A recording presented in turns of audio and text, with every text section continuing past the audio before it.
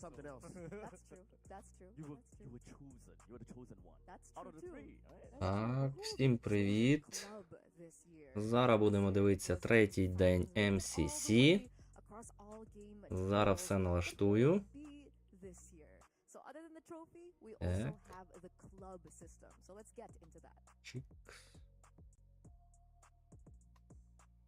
This is the Esports World Cup Club Championship, the ultimate cross-game competition that will crown the best esports club in the world. Let's break down how it works. Чикс. Clubs will be able to compete at the Esports World Cup in as many titles as they can qualify for. The clubs will then earn points based on their placement in each title. To qualify for the club championship, a club will need a top 8 placement in at least 2 competitions. But to win the championship, a club must place first in at least 1 competition. At the end of the Esports World Cup, the 24 clubs with the highest number of points will earn a share of the 27 million. Та як я тільки що це робив? They're taking home a staggering $7 million. And of course, the title of the best esports club in the world. Who will rise above and write their place in history?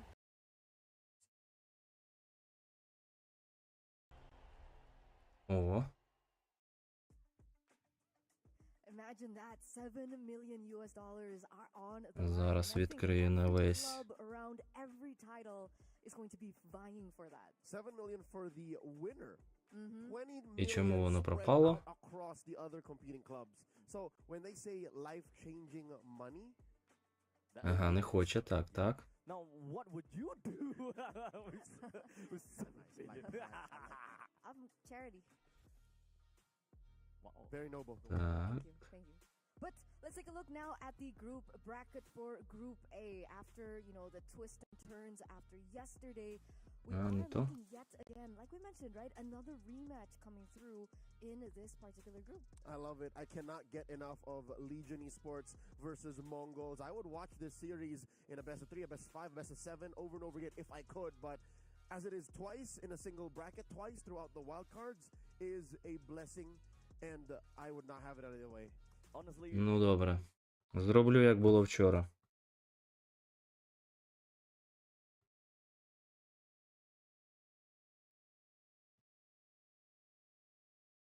Ось так. У мене на голові.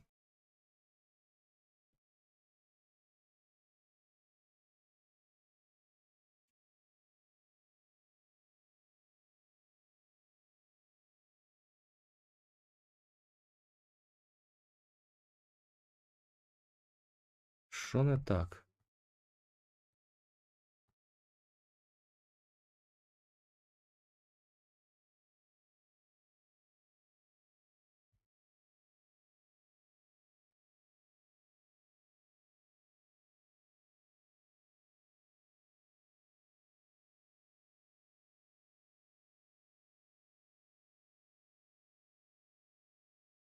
Так, секундочку, щось я не можу налаштувати.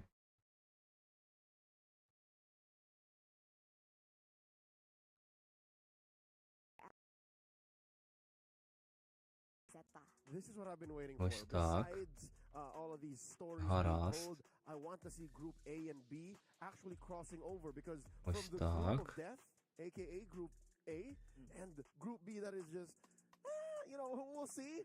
Finally, these teams are going to be button heads, crossing paths, and only one may come from either crossover into tomorrow's best of 5. one thing that I find really interesting about today's game О. is that, yes, it is a revenge match, yes. However, this is slightly Зараз different розтягну because, in все. my honest opinion, this is probably the closest that we have seen when it comes down to the first part of the bracket. Most of the time when we see first part of the bracket, there is a disparity of 2-0, 2-0, 2-0. But it's been a long time since I've seen 2-1s all the way through, to the point that Це що it's kinda таке? tough to even say, oh, Legion definitely goes up next. Oh, or Influence Rage definitely goes up next. Both are coin flips. Mhm. I'll say it now. Так. I can't even say, given the breadth of Захоплення. strategies that Zeta Division have come to the wildcard with, I Ось wasn't так. expecting this much. They were the first to introduce a handful of heroes that we were waiting Ось for, так. and they win with them. But on that note, right, it's time to celebrate a decade of greatness at the Esports Awards because it looks like MLBB has been nominated for 3 different awards. The MLBB for Esports Game of the Decade, M5 World Championship for Esports Live Event of the Decade, and the Moonton for Publisher of the Decade. So don't forget to, appreciate the MLBB tournament. Also show your support at the website earlier on. It was a lower third, but I missed it. We mimed it there. for you. We mimed okay, it for cool. you. Yeah. Thank you. That's so cool. Ось That's, так. that's chemistry. I mugged the camera for you. Thank you. That's amazing. Вирівнюємо по краям. The website is esports. Ось так, дуже добре. Тепер можемо дивитися. As we get into Налаштував. the lineup for Legion Esports. Now, boys, talk to me about this team. Little bit of trivia. Legion Esports and Mongols rolled up in the same shuttle into the venue earlier today. And we ran into them, and they were stone cold. Yeah, no, they were literally falling in line, the same queues, walking through the same doors. It's like, and I get it. You could not speak to any of them. Meow, Joga, Shocker, Crime God, Daylight. None of them recognized me. And I understand because they're locked in. They're fighting for tournament life. Yep. Так, і ще я не зробив. Не вивів чат собі. Did you say hi and they didn't I like did. respond? Де він? I was within an inch of Cram God. And he's like, Ось чат. Hey, I understand, right? Because other than the rematch that we're talking about between both of these teams, Ось again, так. it's another revenge story, right? Back at M6 and the first time that we met, І we відкрити. mentioned that it was the Все, Mongols winning тепер 3-1. готові And дивитися. then in day number 1 of the MSC Фух, wildcards, готові тепер Legion was дивитися. able to fight back, winning it 2-1. So essentially, it's 1-1 now. And the big question is now, who is the better team? I can't tell you. No. None of us have now. Yeah. I have a special place in my heart for Legion. Okay. But Okay. the Mongols are showing us a play style that I've only really seen a lot of in Indonesia and Malaysia. And the fact that they're playing with their own picks, like, dude, the Mongolian Franco Shenlin. I want to see if we're going to see here or else get banned early. That's possible. Yeah, honestly, it's really about Shenlin that I really want to look at, right? Because he's the mastermind of the team. He wants to be the one that kind of draft and be very, very adaptable midway through the series. So let's see if we're going to be seeing that in our first game. Best of 3 elimination match between the Mongols and Legion. Leo, Abstract, you guys know what to do. I don't. We'll take over the draft. We'll take over. She will enjoy the match and pick up on details we couldn't in the heat of the moment and begin the match proper. The draft is upon us. It will resume once our players Прикольно. go through some of these little hiccup, I suppose. But we'll definitely get ourselves back in again. So we can take this opportunity and this time to really just look at both of these two teams, considering that this is the tournament life. This is very different from day one. They did whatever that they did, and they played whatever that they could. They pulled out their aces, or perhaps they learned from their opponents. But now they have to put everything that they have learned in Так, all in pursuit of майже this готов. very key. Oh, they even framed it up! Their very own trophy. They put it up today. Та тепер я готов. Tomorrow is when Так, one що в нас за team перша гра сьогодні? guarantees their own Дивимося, що за перша гра у нас. to this very key. So, a throwback to day one when they first met. Legion Esports won 2-1, and they were on the play all Legion series Mongols. long. They were blue side, no one could stop them. А ось, бачу. And now, Legion Mongols у what нас. a shift of tides because the Mongols now are on the play. Coach Buyo bans out the Kalia and the Fredrin, and then the Mongols, with Coach Sabo at the lead, are going for the double. I would like to assume that when it comes down to the draft, at least for the band side, right? Some of these bands are always І що, піки... dedicated based on Де піки-бани? teams, what they believe is good. Що вони другий раз пропали вже? That we have been seeing Shenlin Що другий раз вже пропали піки-бани? I think that it could be a very valuable ban, maybe in the second phase of it. I don't think that they would reserve their first phase ban for Franco, would they? Oh yeah, no, that would be a little too obvious if you do ban the Franco in the first phase. And yeah, Shenlin, if I'm not mistaken, has only picked the Franco in the second phase, or if not, in Red 3. Yeah, second phase. But very specifically in those cases. So yeah, we'll see. This is Shenlin right here, this young man on screen in the center. And this is Legion Esports. They're still pretty locked in. Even me, I was looking for a response, looking for a reaction. And they can only wait for the match begin. It's nice to see Cram God on the stage here. It's been a long time since I've last seen him. Good old days, good old days. I suppose that it was, I think 3 seasons ago. Oddly enough, I think you spent more time with Crime God than I have. He's played more MPL SG than MPL or MDL Philippines. He's been Mr. Worldwide at this point. That's true. He's been everywhere. Що вони не розпочинають? Has played for Vietnam, has gone around the world. I think this tour for him started in 2023. His first outing with a team other than a team. Всі чекають, не розпочинають. An SBS, if I'm not mistaken. For SBS? Season 3. Yeah. He got grouped then, but now look where he is. But that's the experience. Everything has slowly accumulated to this moment. He's been building up. I think I could say the same for Shocker. Shocker was also then but new to this import game in 2023. And look where he is now. Ну добре, почекаємо трохи. Okay, so at least since we're talking about Legion Esports, right? I'm always looking out for, you know, specific key players, and I guess it's kind of the obvious if we kind of talk about the imports, right? Sure. Because they're imported for a reason. But other than Shocker and Cram God, I probably keep my eyes on Daylight. Daylight, their gold laner. He is a key to a lot of their wins. І ти в гості прийшов. But I'd like to think them protecting him in the draft. Залітай. Залітай, проходь. Parts of the draft, literally last pick in blue. And I guess that's a team decision. But if we were talking brass tacks here, if we were getting into the details, I think the reason why Legion isn't really taking off as well as I think they should. Та, ну вони розпочнуть чи ні сьогодні? Yeah. But he, as a jungler, I would say that they, at least for both teams actually, the Mongols and Legion Esports, Joga and Zetsu, have yet to really show massive consistency in this one. Ну йди. Yet, and I think that it is all Перевірив і пішов. now, right? They gotta be consistent. They gotta show what they're really made of. All the effort and all the training gotta be poured here before they even get knocked out. But one thing that we need to take note of as well. Пауза стоїть. Is a training ground. Та, пауза стоїть. Up against Virtus Pro, and I think that is the big thing. That's the big ticket. Virtus Pro showed great success in their games, but I think that that's definitely something that they're gonna have to focus on later on. But it's all about preparing themselves for that possibility. And here's what's scary. You can never truly prepare for Virtus Pro like you would any other team, not just in the wildcard, but in the entirety of the Mobile Legends ecosystem. They play from MCC. They play from the ECA. They play Brave Draft, sir. Brave Draft. They play Global Ban and Pick.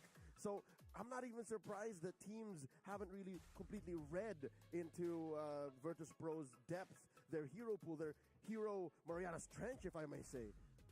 They have a huge pool there. They gotta have the huge pool. Yeah, because yesterday they have proven that. Сьогодні прям з затримки починаємо. Сьогодні прям затримка в нас. Ми чекаємо матч.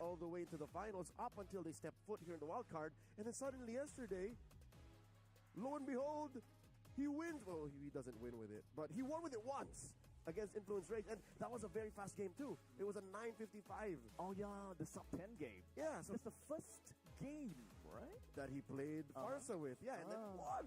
But we thought that, maybe he don't play the Farsa, maybe it's not their thing. Maybe it's a Kimmy one trick. No. Yeah, no. Bear is real. So yeah, if you're either Legion now or Mongols, you're looking up and like, how do I even face potentially Virtus Pro? And not to even mention, you're facing off against a fated rival now. Like these teams don't know each other. They bump into each other in ranked games. Geographically, it's a long shot. I explained this in day one, but Chinese server exists in a pocket of its own. So if you were to draw a line straight from Вони поки розпочнуть, мені йти вже треба. Sans China, then you're clean. Like they do connect. I'm not a geography student. It's something that I can't even picture in my head right now. Math is difficult. I can't English at this point. Now, something that we gotta have to also take a look at is the timeline and how each of these players kind of proceeded, right? So I think that could also be a mental game for either one of these two, right? Mongols, they got knocked early, so they had to play up against Falcon Esports. So the fact that they managed to win against Falcon and knock Починаємо. they do have a mentality that Монголс банять Калею Фредеріна. Команда Легіон банить Лісунсіна і... Та як його? Франко і Урануса.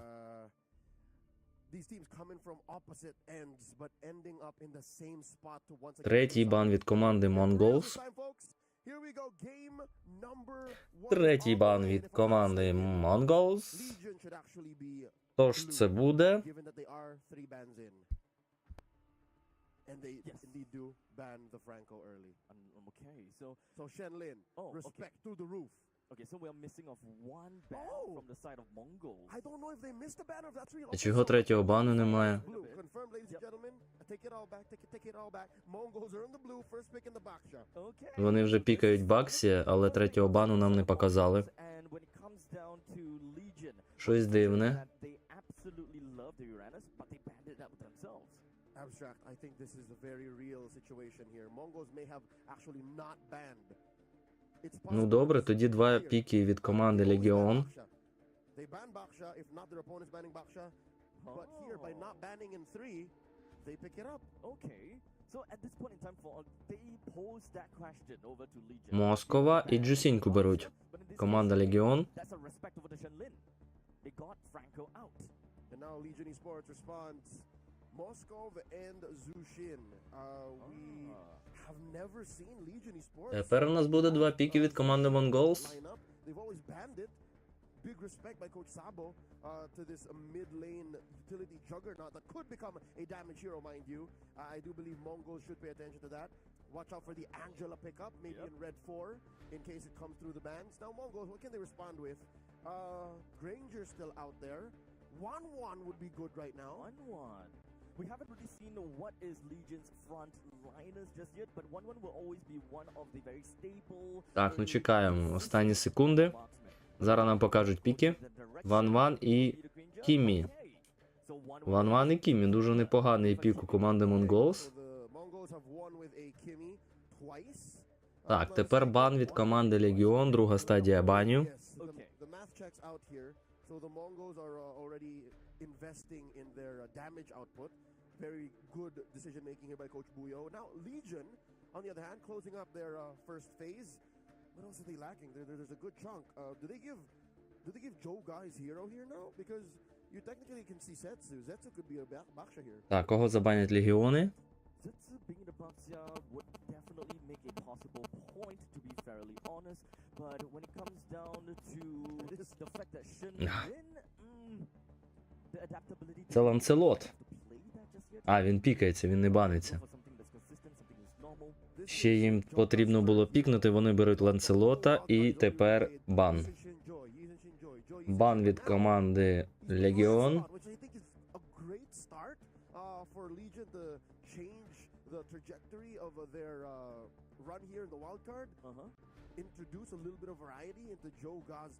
Машу банять. Банять Машу.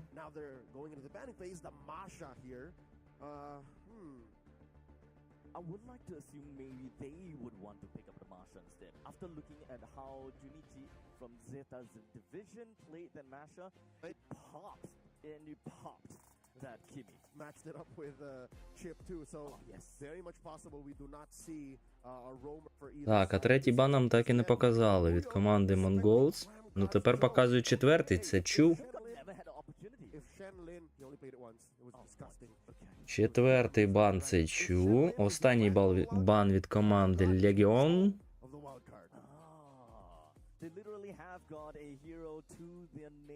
Зараз побачимо всі бани. Це Фовіус. Це Фовіус останній бан. І останній бан від команди Mongols.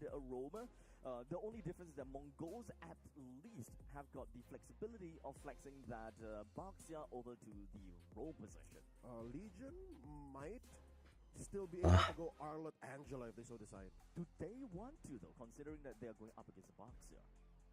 I think that one of the big things about the It's love true. wave. Yeah, no? it's true. The love wave, the heart guard, but Так, ну чекаємо до останнього. we've seen yesterday that sometimes even if you do Карти build не розкривають зразу. a smorgasbord of anti-heal, anti-shields, sometimes just It's still too much to do. yeah, an unhinged Zushin plus an Angela just takes over. It comes down to the Mongols. Will they respect the possibility of an Angela lineup? No. It looks like they're convinced. It's not happening. Це Гатот. Coach Sabo would never do such Останній бан від команди Mongols це Гатот. І тепер вибирає команда Легіон. Їм потрібен So they Експлайн і Роум. on their final pick after looking Ось якраз проходилися команда Mongols по роумерам. Mongols can also play an Angela if they so decide. Беруть. It's possible. Команда Легіон бере It might even be better for them. Хільду. They pick the Esmeralda. Mongols пікає Есміральду. But how naughty would it be? Пікає Есміральду. І останній пік у нас, скоріш за все, це буде якийсь роумер. So you doing it? Команді Mongols також потрібен роум. Considering That's the question. Are they gonna go for it? this is one of the Is things Shenlin gonna make that play? this is one of the things I considered an under when I'm talking about just my thoughts on the metagames because it's feast or famine. It's so sometimes when you're gonna win and when you've taken over as an Angelus and СТС. Нічого собі, щось новеньке. Щось новеньке пікається у нас на турнірі. About damn time. We have been asking for the Так, і останній пік.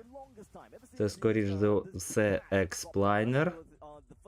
Якийсь лапу-лапу, напевно, візьмуть. Навряд чи Теріка. Арлот відкритий є, до речі.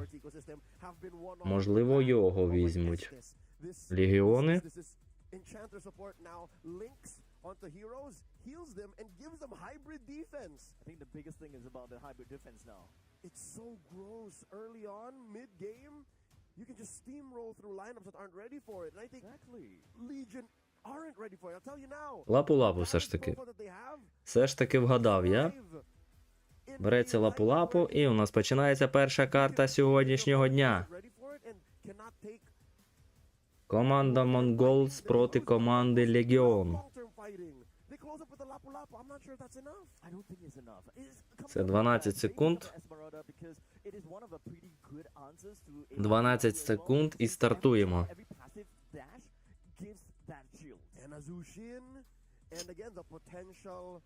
Angela that they were watching out for. Again, I love how Coach Buyo have controlled the draft from blue side. And this is even given their missed blue 3 ban. Might have been on purpose, might have been with intent to say we'll open up the... Ну що, полетіли, команди готові? It's not the first time in the history of MLBB esports. I can remember at least a couple of times wherein a team intentionally did not ban to allow for the picks to open up. Так, починаємо. Баксі забирає, хоче забрати свій червоний баф, Ланцелот на синьому.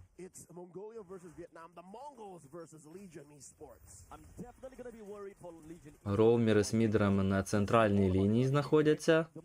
Забирають свої пачки. Підходять, чекають вазон. Чекають вазон, зараз з'явиться. З'явився вазон, а ні, вони пішли далі, вони пішли на верхню лінію і відходять. Кімі забирає вазон, скоріш за все.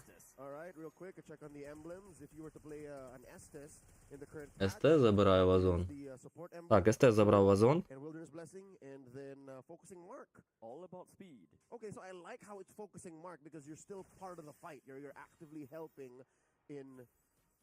Final goal of actually winning a fight, and the Mongols. I'll tell you now. I'll do you one better. Even without the ult, Так, це хто там заблукала? Це Есмеральда заблукала, СТ підхилює. Її підкидають, вона відходить. Ланцелота хватають, але виживає, в нього недостаточно ще демеджу у команди. Раз. І уходить ліс команди Легіон.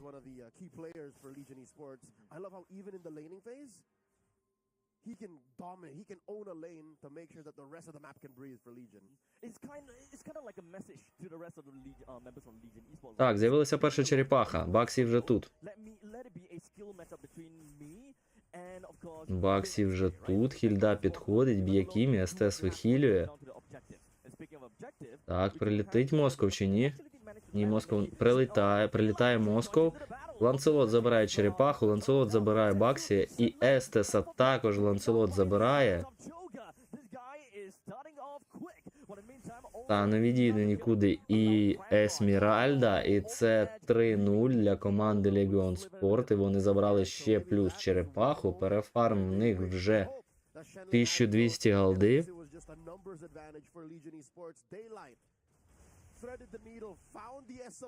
Тихіше. Зробити треба. Тихіше зробимо. Так. Дуже непоганий початок для команди Legion's на першій черепасі. Ланцелот швиденько забирає пачку на міду. Хільда мішає Баксію. Заважає йому фармити свій ліс. Ланцелот приходить, забирає кріпів Баксія.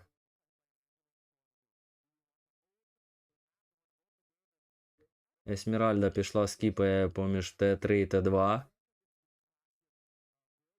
Так, Баксі ловить Хільду.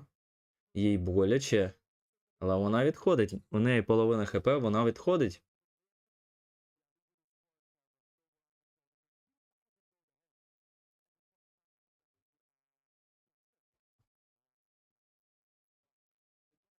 Та розходяться команди, далі фармлять. Ланцелот допомагає знов забрати мід. Стан Естеса. Ловлять Джусіньку, вона прожимає очіш свій. І відходить. З'являється друга черепаха на карті. Так, всі команди вже тут. 5 на 5, Кімі без ХП, але її притягує Джусінька і забирає. Ван-Ван настакалась, мінус Хільда, мінус СТС від Ланцелота. І це фрі черепаха знов для команди Легіон. Забрали тільки Хільду команди Легіон. Але померло двоє і втратили ще черепаху. Дуже непогано. Перефарм на нас 3000. 2,5 десь. 2500, 800. Так, Ван-Ван пригає. Підходить Джусінька, поряд Естес, вихилює її. Хільда. Хочуть забрати Т3 на низу. Ні, кріпи закінчилися і вони відходять. Команда Легіон відходить. Так, зловили Хільду, але ні. Влітає Лапу-Лапу. Боляче йому. Лапу-Лапу забирає Ван-Ван. Другий кіл для команди The Mongols. Так, Есміральда б'ється проти Ланцелота. Не вдається нікому нікого забрати. Так, а тепер Ван-Ван і Естес хочуть забрати Т3, але ні. Москов дефає кріпів і все. Перефарм тільки 400 голди у команди The Mongols. Великий перефарм в лісу. 2400. Нічого собі різниця.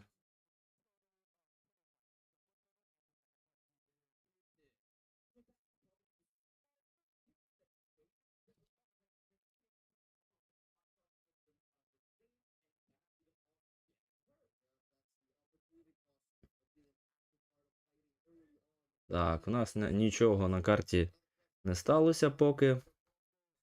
О, ловлять Есмеральду, і вона не піде нікуди звідти. Її забирає Лапу-Лапу. 6-й кіл для команди Legion's. З'являється третя черепаха, і треба команді The Mongols відходити. Ні, вони хочуть забрати цю черепаху.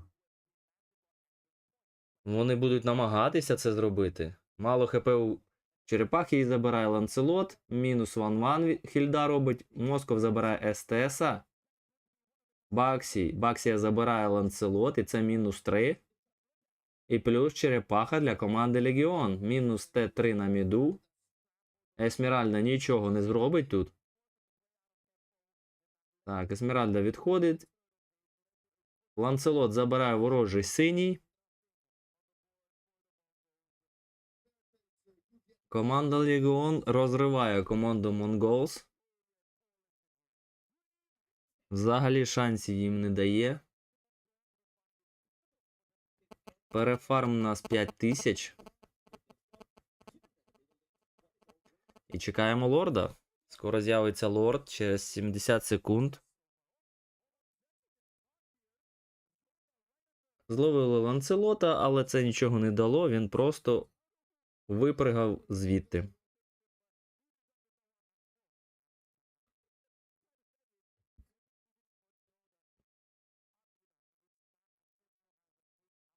Дві 2500 перефарм у лісу. Баксі забирає свій червоний. 40 секунд до лорда.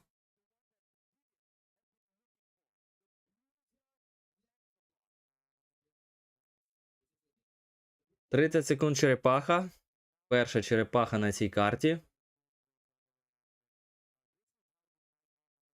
Так, команда Mongols дефає свій нижній лайн. Дефає, 1-1 задефала. І треба перетягуватись під лорда. Треба перетягуватись під лорда.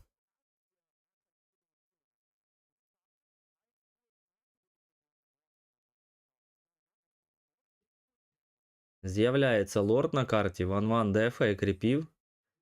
Команда Легіон починає його бити. У лорда, до речі, вже майже пів хп немає. Підходить Есмеральда. Заважає Ланцелот. Ланцелот забирає лорда.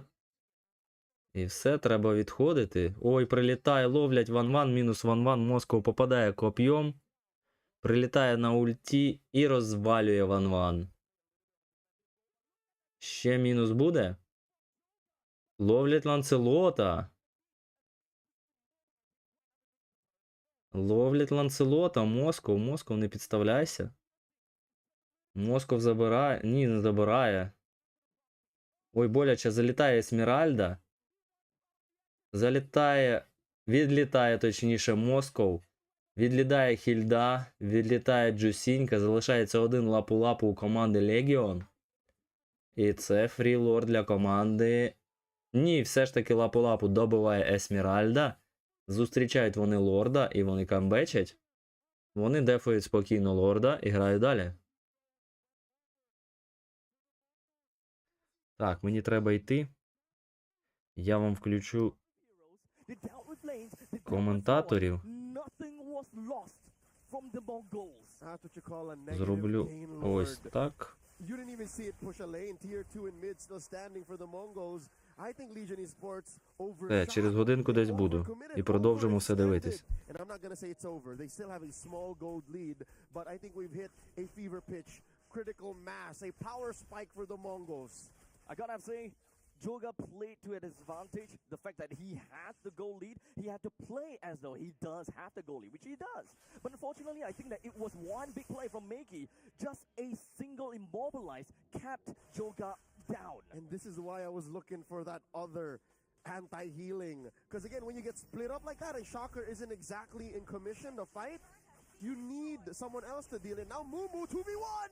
It does seem like don't have any form of reliable healing against Joga. This guy, finally, okay. So he understood if he wants to be the frontliner, if he wants to be the one to go in first, the advanced party. And Joga picks that up real quick. Okay, so it's also on Meow, so I'm guessing this is enough 3 anti-healing items spread across different parts of your formation, your battle line. Legion Esports know what's up. They don't want that last team fight to happen again. They don't want no wipeout. And the Mongols now, looking at their build, definitely a power spike here for Shenlin. Again, weirdly enough, power spike. They like getting cornered. Hold up! He will use SOD to hopefully get himself away, but with a quick little flicker, he will almost hit because he's still burning. As such, SK takes that kill for Mentata while Shenlin flickers on forward to try to catch them and slow them as much as possible. With Cramgod being the crux of the issue, he will run on the opposite direction, pulling all 4 other members with him, allowing Legion Esports to get themselves safe underneath the T1 turret. I don't know how Daylight got in that position. Was it just the Mongols properly flanking him? Now Joga's caught out! He's lost and he's down. This 5-man Ube from the Mongols will keep Legion Esports at bay. They trampled through him. Like history in memoriam, the Mongols, the horse warriors, they're running through Legion and they score a lord. This is the turnaround that we want to see. The Mongols have been behind for quite a bit, to the point that we had 5,000 gold deficit. But by hook or by crook, the Mongols will find the opportunity to turn things around, and with the Lord taken down, they will have a lot advantage, pushing down the T1 turret and moving on forward even more. That's right, they're way ahead of you. They already have turned things around. They own the map. They have 2 tier 2s. All this while, Legion Esports are on their way to losing all of their outer turrets. Say goodbye to this one in the bottom. Mid should be up next. RinXK just picked up a Malefic gun here, so he should be able to pop off and take to the skies much easier now. Compared to then, Legion Esports have to overextend even more. They have to send me out of the back lines. They have to, I don't know, forward. Oh, wait, Joga! Joga! He's a bruiser. He's slightly tanky, but he's still gotta really watch out for the amount of damage that the rest of members from the Mongols could bring out. But in the meantime, the top lane T3 will go down with the Lord and Mumu in tow. Legion Esports now have to deal with this Lord that's marching in, escorted by 5 other members of the Mongols. I think it's mission accomplished already for the Mongols. They take out top lane inhibitor. Up next is going to be in mid. Oh, Joga! Stunned down to the ground as that's crashed right in with the box of shield unity. All 4 other members from the side of Legion Esports, they don't have a lot of HP to work with Daylight as well. Shocker wanting to stagger themselves in and out. Well, Meow, he will at least have that ice crown, and he's going to be fine for now. He goes himself right back into the fountain, while Daylight hoping that he will be able to do enough damage and heal enough from his half claws. But Makey goes on forward when he comes down to the flicker, and he will be aggressive, getting himself a double at a sacrifice of his own life. Makey overshot. Shenlin couldn't get to him, but there's still one more marksman. RinXK underneath Shocker's lights. Shocker flickers forward. But it's okay. There's still the Blessing Moonlight Goddess, and RinXK is still back, and he's still in the fight. With 2 inhibitor turrets down, Legion Esports, they are very behind now. Tranquilo. Legion Esports, all game long, about 14 and a half minutes in, they were the ones who were always overextending, overshooting their assaults, their attacks. Now it's the Mongols' turn. They got punished hard. They definitely could have lost much more than all the heroes that they did just now, but Mikey, I think Mikey felt it in him. He flickered forward. He said, we can end this, guys. We can end it. Never mind, back out. We went too far. So exactly what can Legion Esports do at this point, right? They have lost 2 inhibitors. They need to continue to move on forward, considering the fact that this is tournament live, man. Catch the Mongols when the formation isn't perfect. Pick off. At this point, anybody without Shenlin nearby is fair game. Okay. That's it. If someone is caught out stragglers like this, like Mumu, if they can find Mumu, okay, then maybe they can. But again, the Mongols, game, though. the Mongols are playing such a tight formation. It's so much easier said than done. It's too difficult.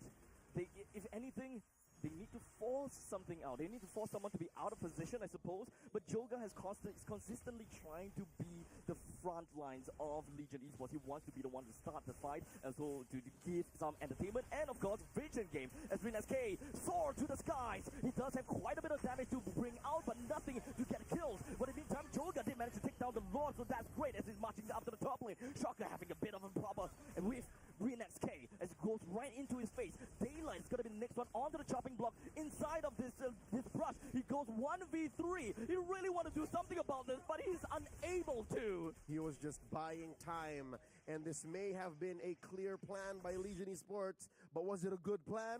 I'd reckon no, because they lost so much on the way towards this stolen lord. 4 members out, just Joga left to defend. And the Mongols didn't even lose a single person. What is that damage? And Joga goes down to an unstoppable spree of ReNSK. The Mongols takes game 1.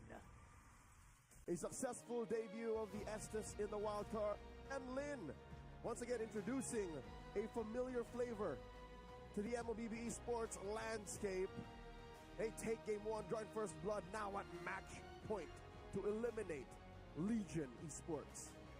Let's remember, when it comes down to day 1, it's pretty much the same story, with Legion Esports coming in with game 2 and game 3 comeback. That's right. In game 1 of the very first day, the very first match, they also introduced the Mongolian Franco, Shenlin, right? Shenlin's Franco. Now it's Shenlin's Estes. Here's the question: does Legion Esports ban the Estes? Because that's the almost instant response, right? Like, that is a little too much, man. They had 0 anti-heal, kit-wise. Items, yes, but kit-wise, not a Baksha, not a. I can only think of Baksha at this point. I mean, he's the only one, right? Yeah, but it's necessary. You gotta have to either, I don't know, even banning the Baksha or just opening up the Baksha is kind of that kind of direction. Do they really want to be in first pick, first ban, first pick under the Baksha just to deny the possibility of an Estes on the opposite? It's a masterful feint. I'll tell you now, Coach Brio leaving Blue 3 open. And then just, we want Baksha first. Yeah. Whatever happens, you Angela, we Estes, one way or the other, we take away the anti-venom to our game 1 winning formula. And this was a very quick match. I'll tell you now, under 18 minutes, was it? Under 16? No. Yeah, I think you might be right. Somewhere around the 18 minutes mark. As long as it's under 18, then we are calculating below the average of, there it is, 17, right? 17. Legion Esports, the Mongols, the first time that they played, I'm looking at an average of about 17, 18. 13 minutes, 16 and a half, 20 minutes. That's where we're sitting at. So this being under 17 is quite decisive. I see. Okay, so they're slowly getting an idea. They got themselves in early and they can close game. They have more than an idea. They got a devilish plan. Oh. Rachel, you see that? He's like, do you like the Estes? You just doxed my name. What? You just doxed my name. I called you Eternal. What are you saying? Are you gaslighting me? It's the same thing, isn't it? On broadcast? People know. Okay, that was a roller coaster ride for me, right? That journey. Earlier on, it was Legion holding their ground, but at some point, it felt like the Mongols finally got to their power spike, and the Legion team was unable to close it as soon. They had a timer. Legion had a timer. They had. I think that Joga was really trying to force something out, considering the fact that he had that lead, and he knew 4 levels. He had like 2,200 gold over Zetsu. Over Zetsu. 4,000 at some point. 4,000. 4,000 gold lead. So I don't think it's wrong of Joga to do exactly what he did. No, Joga was playing with the hand that he was dealt. Yep. But it just seemed as though we at least have Zetsu that is always on time when it comes down to this shield unity. It's just always crashing right on Joga, right on the end of the punctures. Which is again questionable. Like who that specific moment in the purple side jungle, top lane, blue side, like hold up. He jumped onto the tip of the Phantom exit. Who planned that? That's an anime moment right there. There's a lot of anime moments in this wildcard, huh? Yeah. Why wouldn't there? Zeta. I think Mumu's play earlier in that first game was also kind of crazy. Zeta again. And let's not forget about Zeta, right? And Zeta. There'll be an action later on, folks. I'm excited, but entertainment. We live in the now, and we live in a reality where Estes is a must answer. Then I say, like, this isn't cheese. This is real. We've been alluding to Estes for the better part of a week now, and here it finally shows up, and it looks like Legion didn't have the answer past the 12-minute mark. Yeah, as soon as the main cores were able to get to the power spikes, I think it was a little bit too difficult for Legion to find their opening, because they were really banking on the Mongols making a mistake, which is what I saw to be one of the main reasons why the Mongols couldn't find their footing in the early game too, right? We saw a lot of moments where the team fights were a little bit scrappy. It didn't go according to the structure that the Mongols wanted to work with, especially with the kind of ube strategy that they were working with the Estes. So more so than trying to depend on mistakes coming in from the Mongols, I think Legion needs to find a different play style and mission of their own. It's not really just all about playing according to their win conditions, right? I think that Joga did whatever that he could, whatever he was dealt with. If anything, I think he's playing better than he ever was. I think that this agree. game is at least consistent. Lancelot's a power pick. It's just, unfortunate circumstances, right? But I think that there is at least a small little pattern, and that is the fact that the teams are probably starting to figure out a little bit more about Enchanter support. Yeah. All of the Enchanter support that we have, Diggy, Angela, and Estes, are all victories. I mean, Diggy is kind of a far cry though, because Angela I was thinking worse, more. I right? never lost one. I was thinking more Florin, right? He hasn't showed up. Not yet. Exactly. Which is I'm wondering if those kinds of heroes will actually finally pop up, especially with the Baxia. I think the Baxia synergizes better with the Florin as compared to the Estes in particular situations. Yeah. That's why Mr. KB, he was very vocal about it in the back rooms. He was like, I don't like Mongols draft. I wanted it to be Florin instead of Estes. But Shenlin knows what he's doing. We've been hearing that Shenlin is their main drafter as well. He's the leader of the Mongols. Call the shots. But here we are now. I think that was also a little tricky move that Coach Buyo pulled off. Like, no blue 3. We'll get the back shot. I think. What did KB say about that? I'm always interested in Prof. Kabe's opinions. Did he see that? He was just confused. See? He was like, huh? Why? Is there a mistake? Did something happen on stage? Has that never happened in ID? Not very rare. In the Philippines, it's happened at least twice. Okay. That a team decided not to ban just so that the draft would open up. So this is not completely new to me. So I can explain it. Okay, for us in Singapore, is more the fact that if they want to open big heroes, They just OP heroes, ban Layla. they just ban something else. Yes. I something agree. else. Okay. Because I think it took a while for them to get into the drafts again, True. right? Yeah. So which I can confirm was also something to fix. There was something being tweaked with, but also maybe they just timed out that decision to maybe keep it's a Legion on their mental toes. game. Yeah, it's like it's a mental game. It's not a So setup. can we agree that coming into game number 2, adaptations start in the drafts? no. I'll tell you now. Adaptation starts in the mental. I'm hoping that Legion do not lose their cool, and I hope Legion stick to the plan. I hope Coach Sabo can pick up from where they left off, because if not, then it'll sadly turn into another Team Falcon situation wherein clearly game 2, their final game that they play, they were just everywhere. And I'm hoping that that's not the case. I'm hoping that this is more than just calm before the fall, that they actually play well and put themselves in a state of flow and take us to game 3. Why are you smiling? No, nothing. Why are you laughing? What's wrong? Nothing. But Something happened? no, come before the fall, right? Is that the saying? Calm before the storm. Right. Yes. Sorry, I meant calm before the storm. It's like, we know what's going to happen. We know that this is a high-stakes matchup. You have to put your best foot forward. We can't fall for these no blue 3 bans anymore. No, of course, when you talk about mental, I absolutely agree, right? Because when it comes down to the games coming in from Legion, they have lost, as of now, lost 3 games in a row. Yes. Right? Well, in the meantime, for the Mongols, One way they to won put it. 3 games in a row. So momentum. Momentum. That's definitely something that they gotta play around with. And they also have to be careful about these, pocket picks. Shenlin came in with the Franco, and now he's coming in with the Estes. What else can he play? How deep does this hero pool run? Exactly. Yeah, can he play all the Enchanter supports? I mean, Rafaela, revamped Rafaela. Haven't seen that yet. It's so odd that she's the last in this discussion, because we're always like, Angela, number 1 for sure. We've seen Estes, Florin. Kabe was Florin. like, Florin! Where's Rafaela? That's right. Completely forgotten. And this is weird because Bruno is in the meta now. Rafaela Bruno, Rafaela Diggy.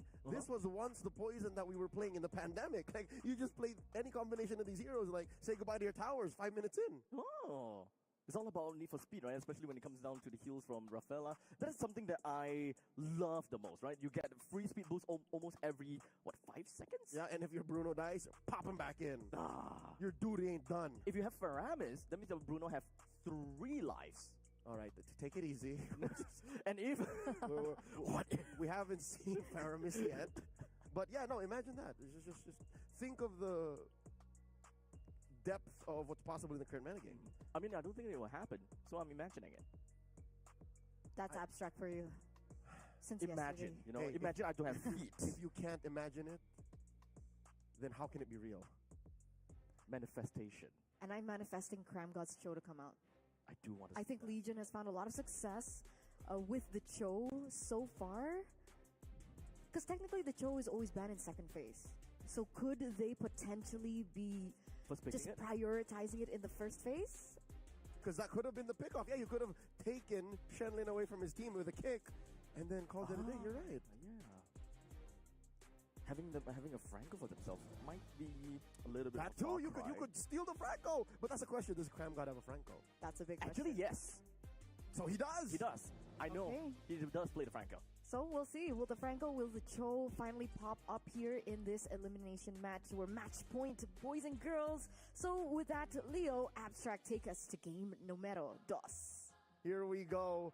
In the draft is where it all begins, and I think with Legion Esports going into blue, they're more comfortable here. It's clear that they made a lot of calls throughout the wild card saying, we want to start in blue.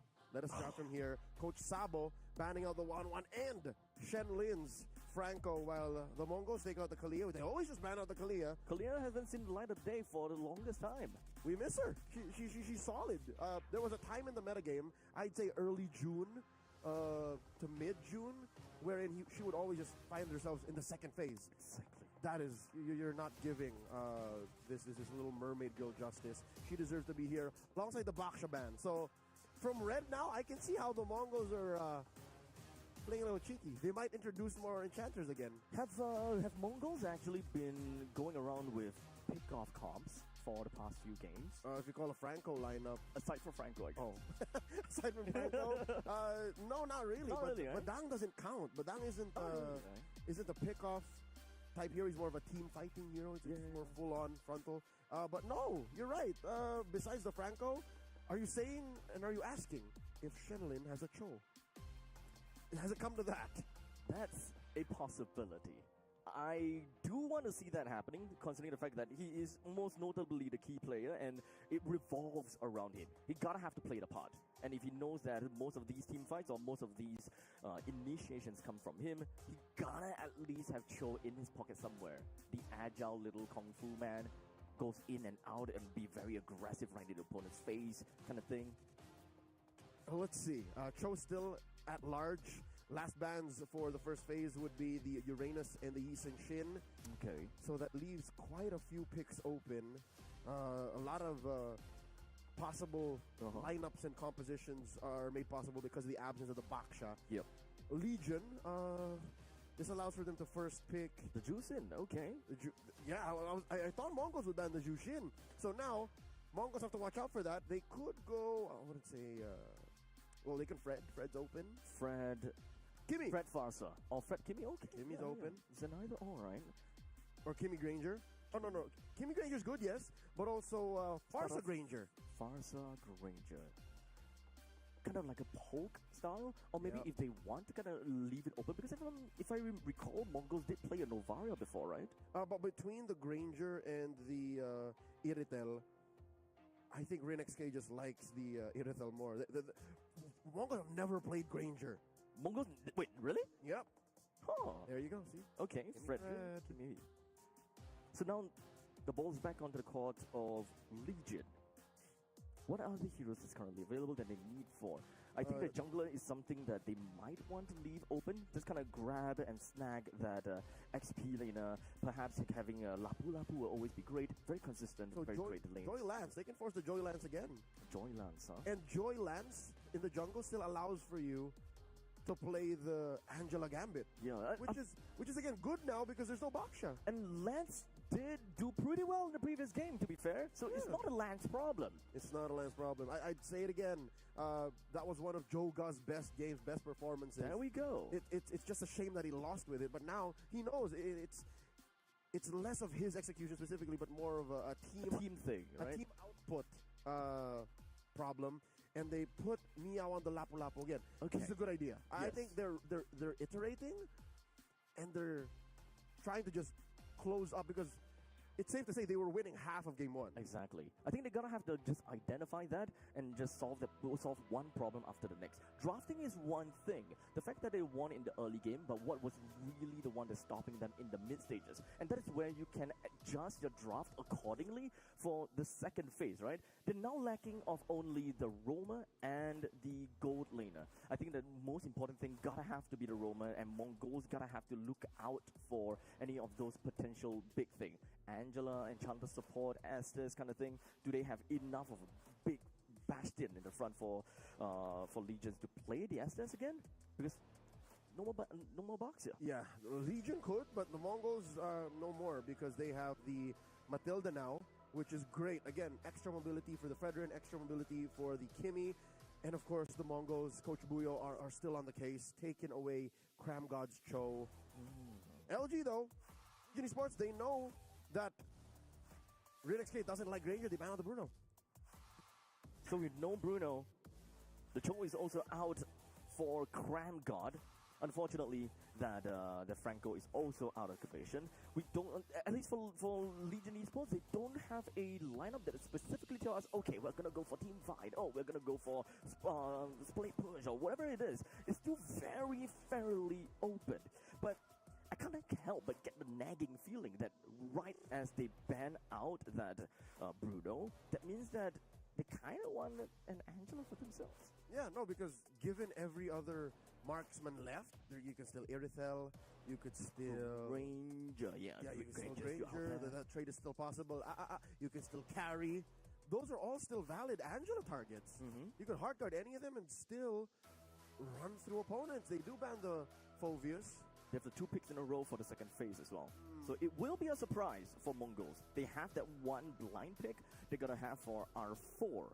I like to think that the Phovius ban is just another feint. It's like, oh, we banned the Phovius, we might Arlet roam. Oh, look. Sleight of hand, I don't know. Both these coaches, Coach Buyo and Coach Sabo, I think deception is a huge part of their kit when it comes to drafting. Mongols, they got red 4 here. One more pick before Legion Esports finishes up their draft. Again, missing gold lane and XP. Yes. And that is the same for both of them. That is exactly the same for both of them. No. Mongols Legion has no roam. Oh, Legion is the roam, mind that, yeah. Because that's what allows for the Angela or the Rafaela Okay. to still show up. There's Irithel. Again, this is a preference for RealXK, for the Mongols as a whole. Now the jig is up. The curtain is pulled back. Eugene, we're going to see if this is indeed an Angela I lineup. really kind of want to see that. This is the nagging feeling right now. Angela and Granger, I would like to see. At least if you put a Granger against the Irithel, it's a skill match of 50-50 kind of thing. So I'm still okay with that. 1-1 is currently out of order. That's in fact the first ban of Legion Esports. It wouldn't even be weird to say Harith Angela. Really? They could use a little extra magic damage. There's not much from Zushin. Okay. But would an Esmeralda be a threat from again, Mongols? Or again, carry. Oh my god! Another debut pick in the Clint. It's past high noon. It's an hour past high noon. It's here. high noon somewhere else in the world. Riyadh, Saudi Arabia. But no, following in the footsteps of Virtus Pro, we see here the Minotaur, previously picked by Pluto, now in the hands of Cram God alongside the Clint, now being played by Daylight. I like that it's burst. I like that this is a burst marksman that could definitely slow down the Mongols and end the game quick. But the Mongols, they got one more pick. They need their XP laner. So this is interesting, right? The way that Legion Esports play this. Very likely we are going to be looking at once again another one of those Bruiser Lancelot. Yep. Then you have a, hybrid tank, hybrid Enchanter from the side of Minotaur. So they kind of want to fill up every single holes, right? And ensure that they have one thing for everything. Yeah, they're not going for cheese. They're not going for feast and famine. Although it is valid to do so in this current metagame. Instead, they're going for a more holistic approach. Balance. The team fighting. And the answer by the Mongols to close up the draft, the Esmeralda, taking shields away from the Lapu, taking shields away from the Zushin. And I think that alone makes it worth it. These two, yeah. Not to mention, Mumu played an awesome Esmeralda game 1. He's literally just pressing load game. Yeah, he's quite a threat. Let me just keep going. Triple kill at one point as well. Yeah, don't forget. The issue though is there's no Estes. There's only a Matilda. At least I was supposed that at least having the Matilda for themselves. They're more mobile. A lot more mobile. Less happy. Right? Less fully sustainable. Yeah. And even when it comes down to Esmeralda, if you want to be super committal with the falling star moon, whether it lands, it didn't hit, it immediately come Pull back. out. Yes. All right. Game number 2, match point for the Mongols. 1 game win away from moving up to the crossover match here in the wild cards. Legion Esports holding on for dear life. Can we make it to game 3? It's up to them. The Mongols will start things off at the orange buff. For the meantime, Legion Esports onto the purple. They are going to be ending on the opposite side of the map, with Legion Esports focusing on the EXP, while the Mongols onto the gold. What kind of pathing that they naturally will have? As the other thing that I'm really curious and interested about is going to be the midwave clear. Having the Minotaur as well as the Juicin naturally should have very good clears. It's a good clear, sustainable clear, but it takes a wee bit longer. Because look, Mikey cleared much faster. Yeah. And I guess that's didn't go in for it. I guess that's just a range issue, you know? Like, Mikey deals more reliable damage from afar, all the while Shocker needs to put himself at a disadvantage. If y'all are questioning and wondering what kind of emblems you put on Clint, this is an assassin emblem Clint with Swift and Master Assassin. He wants to duel. Daylight knows that what they did in game 1 is going to happen here. For about 5 or 6 minutes, it's just you and me, Rin XK. He does have the range, at least in the light of the passive, right? But in the meantime, quick taunt on the Shocker forces the flicker. Even before the turtle spawns, about 20 seconds from now. Mumu and Mia, let's talk about this duel here. Pre-ult, and then even before big team fights and ganks. Yeah, no, Mumu's going to bully Meow here. Meow would realistically be able to be a good fighter the moment that he gets himself the War Axe. And I believe that the direction for Legion Esports is also double bruiser from Meow plus Joga. So as long as he gets that, he's just going in the lanes, clear that fast. And you can notice, of course, Cram God joins in the fray as well. Fast rotation here by the Mongols, not wasting much time. First to the turtle, they're spacing out Shocker, Cram God as well.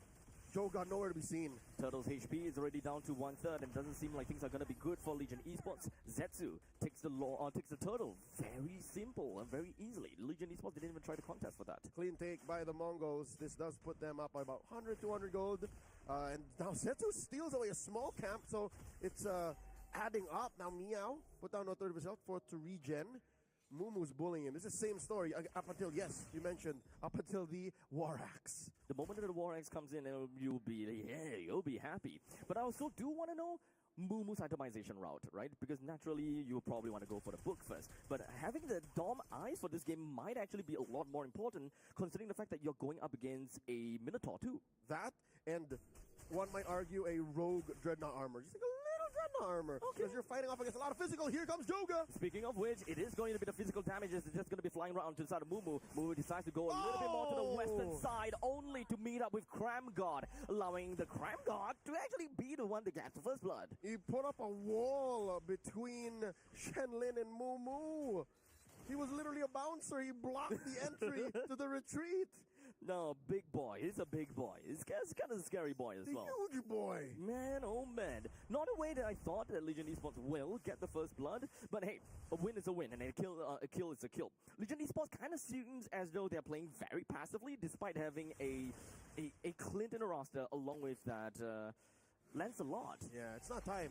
They're fast where it matters. Minoan Fury up top. Minoan Fury is just going to be putting onto Zetsu, and he's taking a lot and too much pot shots coming in from the turret. Daylight taking the last hit. Shocker joins into the fray, gets himself the second kill of the, or rather the third kill of the game for Legion Esports. I'm shocked they didn't like the way you called him passive. We'll show you passive. It was the Mongols. It was actually the proactive party there. But instead, it was the Mongols who got punished. Legion Esports now 3 kills on the board. Nothing for the Mongols. This puts the Vietnamese squad up by 1,000. They're first to the scene. Second turtle spawning upper quarter.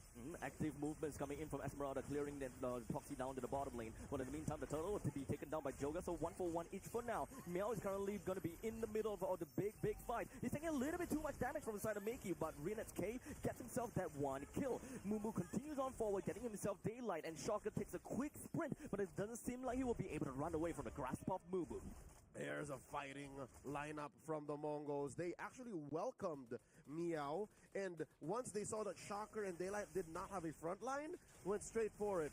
Cram God was just way too far to help him. I think with Cram God in the vicinity, they would have been able to help, but even just a motivation roar, right? That could have changed the tides of battle for Legion, but here we are now. The Mongols finally fighting back, closing the gap. Yep, looking good actually. We're looking at about 200 gold differences only. When it comes down to gold laners against one another, is right down the wire. They're completely not going for anyone. But Lancelot, he's happy. Yep, and then the clapback from the Mongols, a good chunk of their gold lead is coming from Mumu. So expect that Mumu will be making the most of this, because it's the only thing they can do right now, given that Mikey and Rinix are still building up their farm. I wonder what Mumu's building. Shenlin gets caught out here. This is a very crowded Y brush. Oh! Three-man traction pulse! It forces Shocker to go straight in and out of it. When it comes down to Crimson Beacon, Kremgod takes the Vanguard, be in the front lines! While Zetsu slams them out of nowhere. A big home run with a two-man's appraisal's wrath. The Mongols run through them once again, even with Kremgod in that Y brush. I could have been mistaken. Nothing a motivation roar could do. Mumu, nothing home. Tried to go ahead and hit that blind Falling Star Moon, but Meow still gets away with it. The Mongols picking up the pace now. This is a tough game for Legion Esports, right? The fact that there are so many of these AoE that clipped multiple targets, that is massive value. Three-man traction pulses, we don't see that a lot. And especially since they managed to force Shocker into the flicker in the fight before that, Shocker didn't even have any way to really just realistically get out. Nope. At point blank range too. Mikey was very close to it. It's just, I think the Mongols, they decided to comms. We're going for the fight now. Turtle going over to the Mongols here because the rest of Legion Esports gets pushed out. Definite power spike here for the team at match point. This is looking dire for Legion. Joga currently at level 10 as opposed to Zetsu at level 9. But yet, because of the fact that there is just no way that they can get control, Zetsu got a very free Turtle out of all of that. It's a matter of role difference. This is an assassin. You're looking at a core in Joga, while Zetsu's just happy to help. Zetsu's happy to help. Here to finish fights off, taunt members of Legion, and to take objectives. That's all he wants to do. Shocker, at about 7.5 minutes, picks up the glowing wand. What else does he have in his kit? I'm pretty sure he should have more. No way that that's his first item, right? Yeah. Please don't tell me it's the Sky Piercer. Not first. Because No Sky way. Piercer is cheap, right? It is. It's 1,500. Yeah, so if he's only getting the glowing wand right now, that means that he got something relatively Where else? cost effective. Economy. Oh, he went for Elegant Gem and a fully built tough boots, which makes sense. I get it, but this just exacerbates the fact that Legion Esports are down on economy. Save for Joga, maybe a lot of them are starving. Now in comes the rest of the Mongols. And Zetsu is just going to be the one that's just hoping that he will be able to hold the ground pretty well, while RNSK dealt quite a bit of damage over to the side of Daylight and Shocker. Mikey! But Mikey, right in the face of Meow, this guy can't tank for nuts anymore because four-man congregates right over to Meow. He went a little bit too far, but perhaps Legion Esports, they realized, okay, without Meow, we gotta fall back a little bit. Taunt onto Jogan, he wasn't really quite managed to iframe that, but the Phantom Execution gets him right out of that. Mind you, that was a 5v4. In the bottom lane, Mumu was working on proxying that wave, cutting it from behind the tier 2 so he can get that chubby wave to take care of the turret. Oh, Traction pulse into the Praisel's Wrath, allowing Mumu to pick up the final hit down on the Cram God. Yet another stagger, which is big, considering that the Lord's coming up soon. Oh no, the Mongols are pushing it further and further. They're stepping on it, pedal to the metal. They're up now by about 5,000 in gold, more than that. RNXK picking up that Berserker's Fury. Abstract, this is why the Mongols like Irital and not Granger. You can't do this with Granger. You can't lean hard into fights and take advantage of your innate advantage, economically speaking, positionally speaking, macro-wise, with a Granger. Because with a Granger, you got to take it slow. There is a natural ramp-up to your power spike. Yep. But for Irital, you can just keep forcing fights like this. Just press a button and big numbers, big plays. It's the way of the Mongols. The way of the Mongols.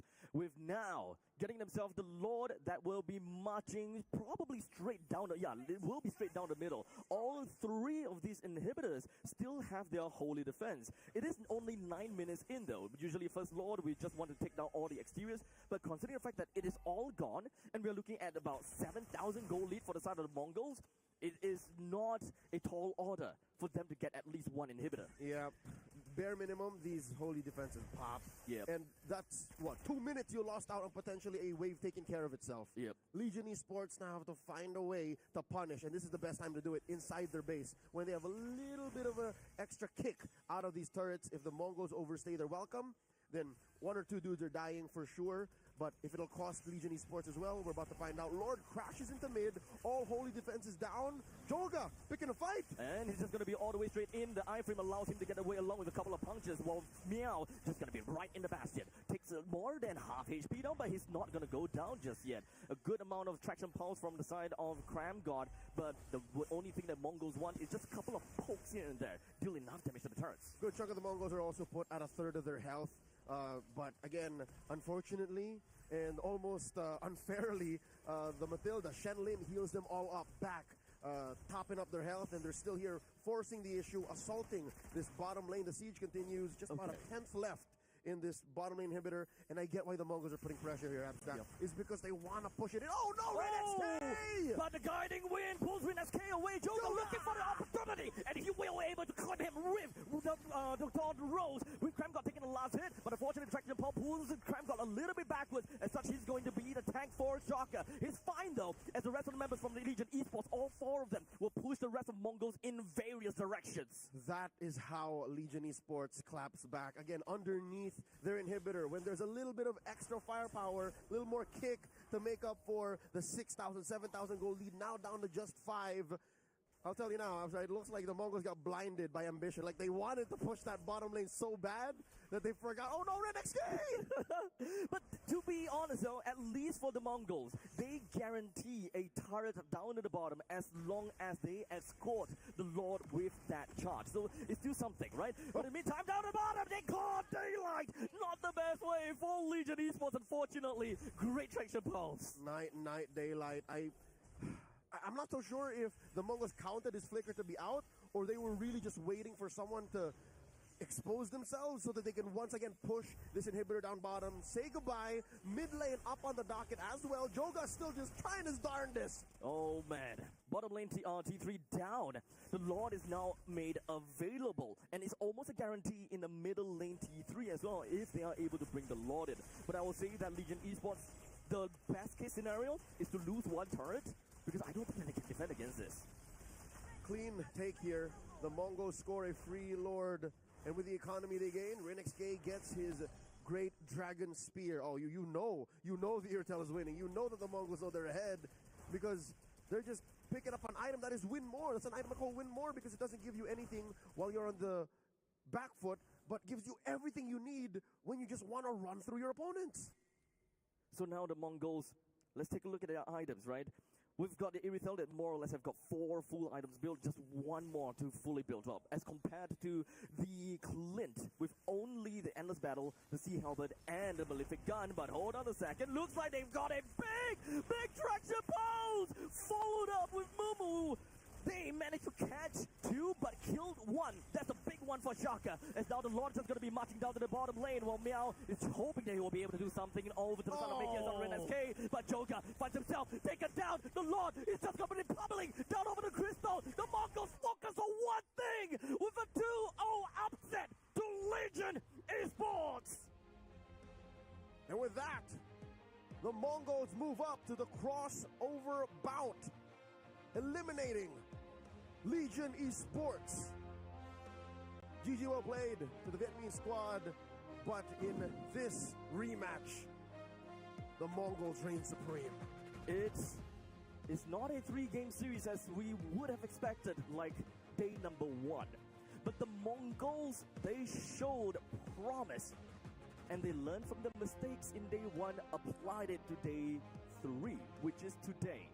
They didn't give Legion Esports any chance to play around, and they had a dominant performance coming in for these 2 games.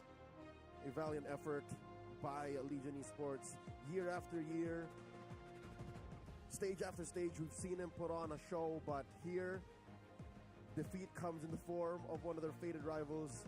Again, they played many ranked games together, crossed paths on that server, and to fall at the hands of such great warriors such as the Mongols.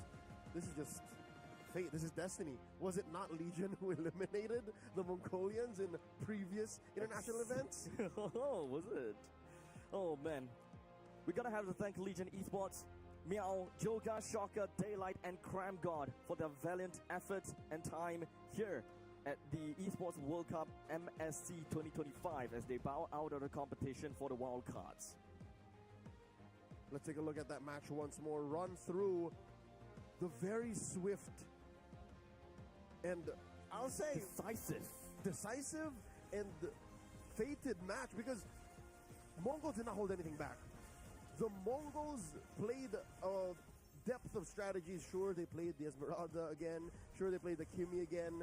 But they showed great responses to what could have been the Hail Mary play from Legion Esports. Legion played a good chunk of the same draft from game one. Yep. And it looked like somehow it was going to work. But I think fundamentally, they were lacking range. Sure, you have Daylight on the cliff, right? That is a good amount of burst, a flick of the wrist, if you will, that could take out one or two heroes from Mongols. But the Mongols had the Kimi. You mentioned over and over again, the single turning point is usually a well-placed traction pulse. As long as it lands onto one person. You don't even care about if it lands onto two, it lands on three. As long as it's one, that's pick-off. And a single member out of Legion when you're down bad like that is phenomenal change. That's it. You're done. And that's exactly what happened here. Again, GG well played to Legion Esports, and congratulations to the Mongols moving up to the crossover bouts. Eterna, we said goodbye to one. Almost every single game that you are in, you say bye to someone, huh? Yeah, it's not pleasant. It's not pleasant. No, But literally every match she calls today. Yes. And yesterday. And yesterday. Yeah. But again, like you guys keep mentioning over and over and over again, that's just that's part of the game, right? That's part of the tournament. That's part of competition. One team moves forward. Who will be facing Virtus Pro? Yes. The Mongols and Virtus Pro? So good. I think That will be someone was something. asking about it, right? Was it Gideon who was asking for this? Now that it's here, I'm asking for it. That'll be fun. That'll be fun. But of course, once again, thank you so much to Legion Esports. Wish we had a little bit more time with you guys, but hopefully this will be the learning curve that you guys need to come back stronger in the next international tournament. So we're waiting. I think a lot of the fans out there, you guys back at home, are waiting for the comeback of the Legion. But Mongols moving forward, I think that was a very interesting game. It was very different to game number one, but we know now that Shenlin has a variety of heroes under his belt, and that's going to be information that Virtus Pro will definitely download. And I think this makes that matchup more equal, or at least something to look forward to in case you aren't yet, because Virtus Pro plays Brave Draft. They have every single player there has like a hero pool of 6 or 7. Shenlin has shown us that he can play about half a dozen heroes too. So I'm excited to see how that goes up against Pluto and the rest of Virtus Pro. Honestly, I'm mostly just really afraid for the Mongols because they had time to adjust against the Legion. But going up against Virtus Pro now, this crossover match, not much prior experience. All they have is the VODs. They gotta watch it, they gotta learn it, they gotta play it. Very quickly, right? In the span of what, a one match? A It's all duration? An hour and a half. An hour and a half. Imagine that. I mean, you know, let's say maybe they were already thinking that they would right? exactly move forward to the next stage. So maybe they have been preparing since last night. So 18 hours. fingers crossed, 18 hours. I mean, looking at Virtus Pro so far, they have been looking very strong. So I think this will be a really good challenge for the Mongols, whether or not they are going to be making it forward here at the MSC Wildcards. But match number 2 will be yet another elimination match. And we're looking at two regions who have been quite strong so far. Zeta Division and their anime arc versus Influence Rage from Latam. What do we think, boys? Just quick predictions before we get into break. My heart says Zeta, but my mind says Rage. Ooh. Oh man. My prediction says Rage, but my heart goes to Zeta. Okay, so the same. He just literally... He just like swapped it. Right. Way to go, Thesaurus, man. But at least mine is like, you know, my prediction. Yeah, we all want to see an underdog win, right? Like, Of course. Yeah, we do. But I'm so Zeta right now. Zeta is so entertaining. I love it. And whenever they even give us a teaser, you know, before they pick up some big hero or something completely underdogs, that's 10.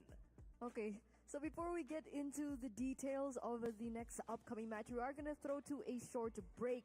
So, ladies and gentlemen, who will we be saying goodbye to after this break? Will it be Zeta Division or will it be Influence Rage? We'll catch you after this.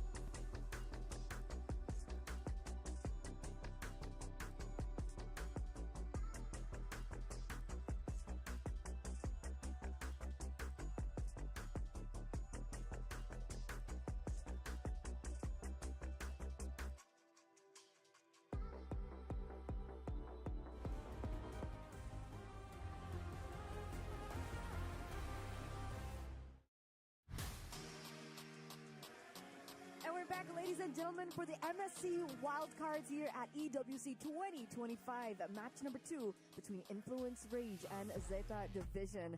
Welcome back to the English broadcast with me, Eterna. Alongside now, we have Leo as well as Gideon. Welcome, welcome, welcome. Feels good to be here once again, casting another game, and especially with Zeta Division at the helm. Oh boy. Luckily, this is an elimination match, Leo. I'm hoping we go all the way to Game Sun. Yes. Yes. That's Nippon right there. I love it. Because especially after yesterday's performance of the reverse sweep coming in from Zeta, the question is how much we were comparing day 1 to day 2, how much they were going to grow. Therefore, day 2 to day 3, have they fixed those mistakes? Because again, we're not saying that Zeta Division is a world-class team, but they are picking up at an exponential rate. It's that growth, that evolution through literally hours of a broadcast that impresses me the most. Like, what could they be doing off camera, off stage, that's allowed for them to do this? Because the word on the street is they haven't really interacted with many other teams outside of Japan. So where are they getting this kind of intel? Where are they practicing? How are they doing this? Or are they just really that good at video games? And I find that a really interesting point to make, and maybe that's one of the main reasons why we've been seeing this region, this team, Zeta Division, kind of play their own flavor of MLBB, right? With the Diggy coming through. What else? Chip Masha coming through. Well, that's a little bit more, normal, we would say. But, the Diggy coming with the Bruno. And we haven't seen a team really allocate resources that much onto the gold lane so far yet. I think right now the audience is a little split on Zeta Division. Was it Zeta Division playing out of their absolute mind? I think they have strong fundamentals. Or with the Laotians yesterday not exactly playing up to snuff considering the draft, right? I think the two polarizing opposites in opinion for this team really boils down to whether or not they can take on a team who is, again, not only experienced, but have already, shown that they can play some pretty standard, pretty global MLBB. Yeah, the fact that they respect the metagame and cater their exotic tastes to show us that they are more than just enjoying the game. They enjoy winning. I think this throws back to the last time we saw Japan and the MLBB esports ecosystem, 10 Seconds Frost gaming. They were then playing Popaling Koopa before it was cool. They were playing Tigreal before it was cool. So now we see Zeta Division bringing in the likes of a Chip Masha, bringing in the other day, what was it, Alilia? It's in their identity. It really is. I mean, with the lineup of Judici, Ten, Yusuke, Kani, and as well as Muminet, at least we did get to see that Kani can shine in these matches. He can be, a big difference maker. We know that Jun and Ten are generally just, hey, we are strong, we are consistent, and it really depends on the hero that he has access to. I want to see how Muimine makes up for the pressure that is put on him in the draft and in-game. Because it's true, yeah, over the past couple of days, we've seen him understand that my role is important, so I got to do better. Better just isn't going to do just isn't going to crack it here on the world stage. You got to give your best. I agree. But of course, there are some things that if we want to nitpick again, for them to kind of repair in their gameplay, right? I mean, you've been highlighting these few players, but for me, Muiminet, sometimes he gets caught a little too far away from the rest of the team. So hopefully that has been repaired today. Meanwhile, on the other side, yet another team that has seen Zeta Division in the first day of the group stages. Its influence rage from Latam. Talk to us. Chino, Jotun, Chan, Paquito, and as well as Fury, I think that as many arguments that can be made about the gold lane, I think that Fury is going to have a good time. Muminet, unfortunately, has not been able to win out his lane hard enough, and I think we've seen more come out of Fury in team fights, in the laning phase, that's really going to start, setting himself apart as the game goes on. I think the scariest part is whether or not we are going to see Jotun go back into the tank, or is he going to get access to the assassins, right? Because we saw his assassins, it's not like he can't play it, but he's not getting the big profits compared to when he gets a tank, and then he feels stable, like an absolute pillar for the team. I mean, speaking of pillars, right, I think that side lane dominance will also be apparent if the chemistry of the brothers are on par. That's right, you're talking about Hotun and Paquito. Hotun, again, we talked about his hero pool. He seems to default to these utility junglers, but mind you, he has a Ling, a Joy, and a Yushin too, so that they're very much capable of that. But Paquito, though, I think something that Zeta Division should pay attention to is his Kalia. He loves his Kalia, and he has a Pocket Franco. The Pocket Franco, we'll see whether or not it's going to come out today, right? Whether he's going to join some of the greats in that Iron Hook competition. But I think that as we've seen the draft, that first phase, especially when we're talking about blue side here, has been looking not too bad. Yes, it's a little topsy-turvy in terms of, win rates so far because there's not a lot of data to kind of back that up. But for the time being, I'm feeling like blue side is honestly not as bad as it used to be compared to the previous, seasons and even our own regular seasons here in Southeast Asia. Yeah, there's so much possible from the blue side. Blue side is where the triple marksman drafts come from. Blue side is where Uranus jungle comes from. So, yeah, also watch out for Chan's Zushin. Ooh. Mr. Latino Savage. Is that his new title? I mean, he's the only one. Latino Savage. He's the only one. I mean, if we're talking about data and statistics, we were just briefed that apparently, you know, he has the highest average kills, he has the highest average assists, and he also has the highest average KDA so far amongst everyone who has participated in the wild card. So that really speaks volumes about the quality that Chan has. So yes, I do agree. I think the Jushin should be monitored very, very closely. This was the Jushin with the Angela, was it not? Yep. The one that ran through Virtus Pro Game 2. They did lose that series, but hey, that's highlights. That's an eternity of esports royalty that you have. It's like, hey, I was the guy.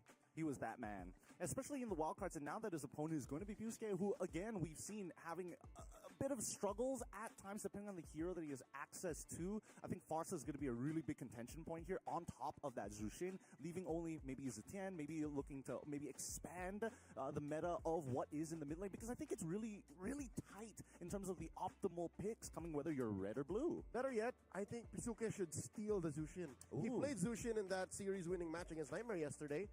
So just to cross out all potential for the Latino Savage to take off, just steal it. I wonder if he's comfortable on it. So we're looking at Farsa and Jushin for Suke. I wonder what else he has in the bag, because let's say one gets targeted and one gets picked up. He has a Lilia and a Zetian. Yeah, but the Lilia didn't work into the Farsa, remember? Yeah, I mean, this is, let's assume, right? We get rid of Zetian, we also get rid of Farsa. Then the real question is whether or not the Zetian is going to make it through into the draft, and are they going to pair it up with Yishin Shin? We take that out of the equation, and what are we left with? Maybe even a Yves, which again we've seen him play during the Japanese qualifiers, and not to mention I'm thinking of, like, you know, other pocket picks. I've heard from different professional players. Odette might come back depending on the scenario. On the jungler side, that's the relationship there. There's also the possibility of, like, you know, let's bring back some of the good old stuff, the Yves, the Chang'es to a certain degree. Ooh. Where is Selena? Where is Selena? In the MPL PH, ID and MY playoffs, Selena was Hot commodity. the hotness. But where is she? She didn't get much of a change. What changed for her? Do you Well, think? I think it has to do with Enchanter supports, but then it's not like we've seen Enchanter supports really, like, absolutely dominate the game just yet. We see one or two a day. Yeah, that's the thing. But I don't know whether this is a wild card thing or whether or not it's like, all right, with an Enchanter support, we get to late game, we win these games. I think only time will tell, right? Again, because a lot of these regions are still sticking to their comfort. We've been hyping up these supports for so long, even since day number 1 of the wildcards, and finally now in day number 3, it shows up. So I'm wondering whether or not these players maybe are not as comfortable on these kind of heroes, and they're more lenient towards heroes that they're used to. You know what? Between Influence Rage and Zeta now, I think it's Zeta who's more likely to bring out the remaining enchanters. I think it's more likely that we see Kani bring out, what are we missing? The Rafaela, The Florin. and the Florin. I think these are the only two Enchanter supports that haven't been touched just yet and really haven't been utilized at all. I'm surprised that the Estes came to the forefront before these two. Before the Florin, for sure, at Yeah. least. But there it is. The Mongols have introduced a new element into the working metagame for the wildcard. But yeah, no, I'm looking forward to Kani doing it, because looking at Paquito, knowing the playstyle of Influence Rage, they would rather fight. They would rather just pick off. I see him debuting Kaja first before any of these Oh, enchanters. does make sense. It does make sense. It does need a little bit more of a setup in terms of the composition, for sure. But we've spoken a little bit about the mid lane. We've spoken a little bit about the roam options. But let's go to the jungle. 10 has performed really well, So good. conditionally on what hero he's on. The Hayabusa in particular. First game only, though. Second game, the Hayabusa didn't do too well. So what do you guys think about 10? Should he just fall back onto, you know, the Fredrins, or do you think he can show off a little bit more of his assassin prowess on the stage? Well, here's the thing, right? Based on what we've seen, the 3 heroes that he's played, the Hayabusa, we've also seen him play the Yishin Shin on top of the Fredrin. Fredrin being his most consistent hero overall, but it feels like a default for most junglers to fall back to when things aren't going well. Oh, I'm not as fast. The other person's got more mechanics than me. Okay, sure, why not? But then Lancelot comes into play, and I'm thinking whether or not, even for Influence Rage, whether they might even consider, hey, as much as we like to brawl, we need to set up scenarios where we have a winning situation by the neutral objective. Where are the split pushers these days. A lot of these teams fight as 5. We don't see teams really taking advantage or full advantage of the map. Between the both of them, it was Fortun who actually brought out the split pusher in the Ling and won with it too. So with that said, I think just for the sake of Zeta Division's chances, right? They should be more open to allowing for 10 to take the back seat. I actually enjoyed it when he was playing the Fredrin. Yeah, no, as weird as it is, right? Sure, you were amazing on the Hayabusa. Even maybe rivaling the likes of Kyrie, Carl Teasy. They're coming to Riyadh in just a bit. But I think for them to actually win, if they want to get there, they have to spread the love. They have to spread the responsibility and the pressure. Allow 10 to flex his game IQ instead of mechanics. Counter argument, what about his Lancelot? Because again, in the game that he did play Lancelot, out of the 3 lores, he was able to steal 2 of them.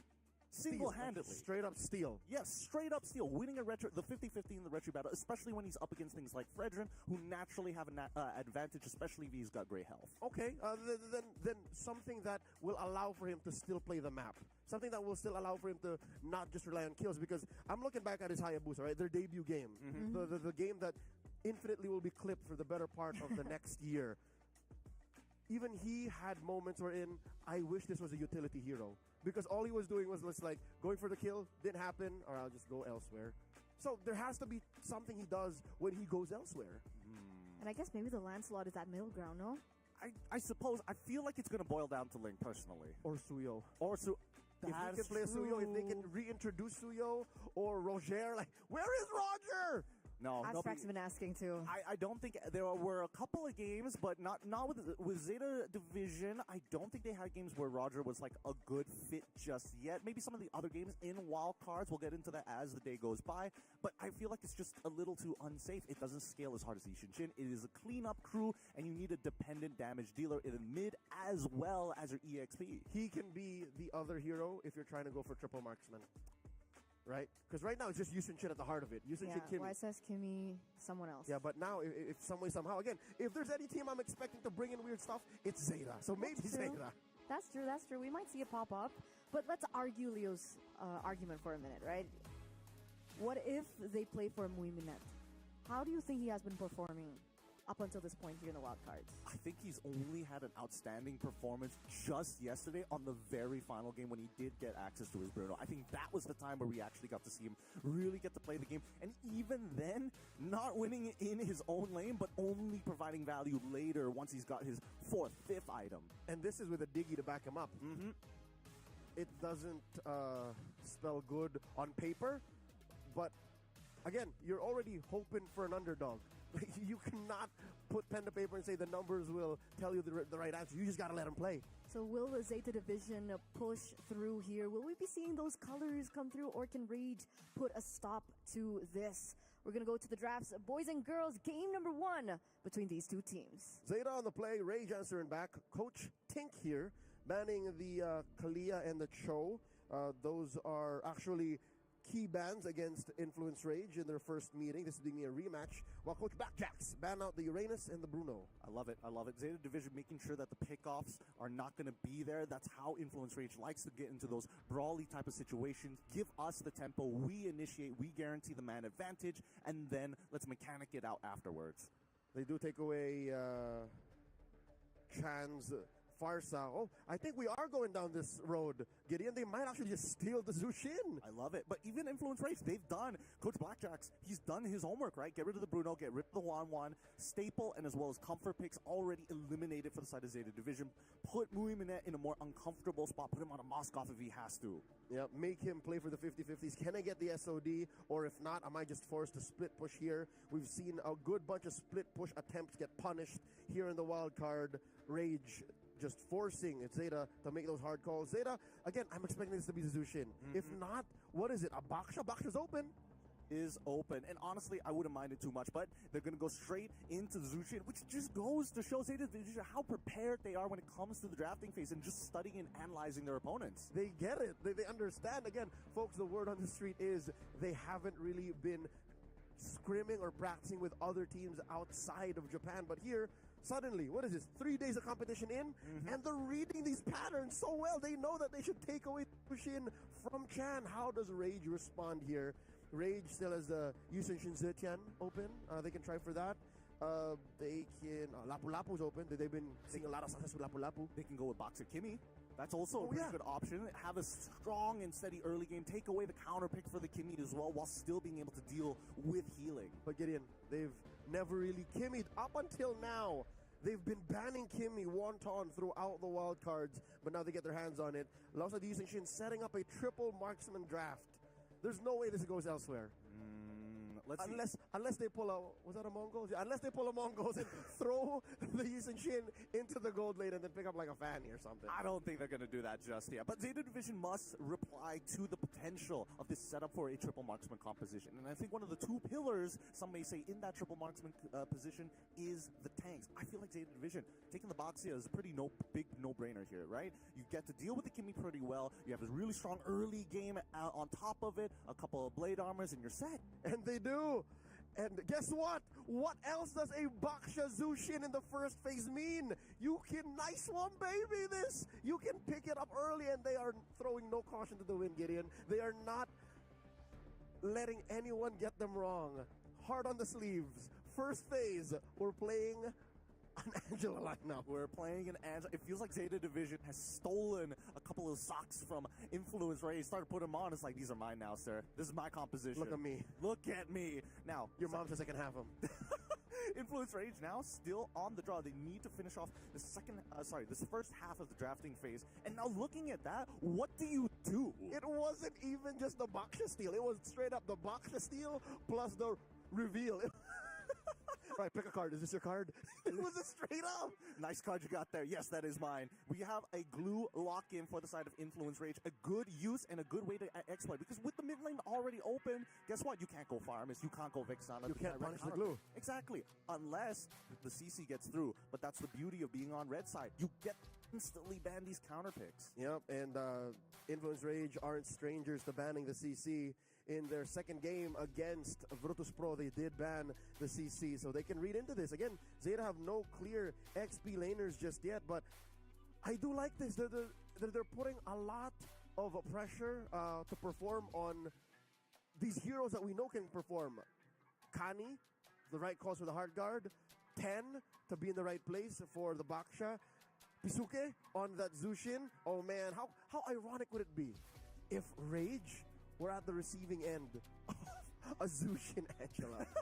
If they get counter savaged? No. I can't see it just yet. But Pisuke was playing out of his mind yesterday, so I don't know whether there's still enough gas in the tank to pump it out against Influence Rage today. We do see that the Moskov is going to be the next follow-up ban coming in for Influence Rage. So really, they are just looking at Muimine. You are the weakest link, and I'm going to try and pinch you as hard as I can. So what happens here? Do they ban Moskov?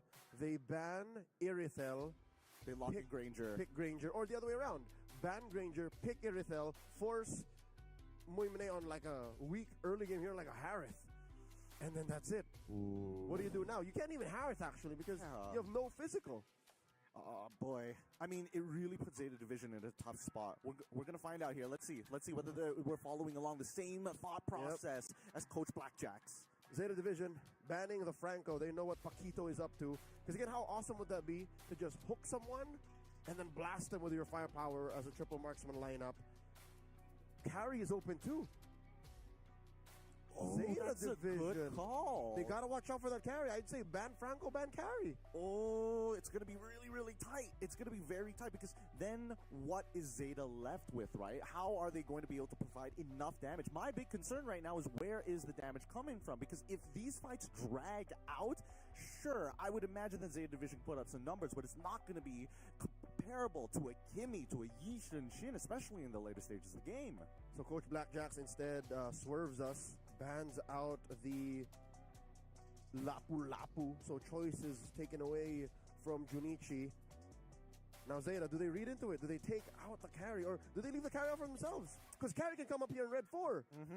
I think they just gotta leave the carry up, right? You leave the carry up, potentially, even if Influence Rage decides to pick it up for themselves, then maybe you can go for like an EXP Yuzhong on your side, kind of stall out that lane, look to kind of eat and chomp down on a couple of these marksmen before bowing out. And not to mention, you're just another source of damage, and more importantly, another enabler for this Heart Guard to be on another target.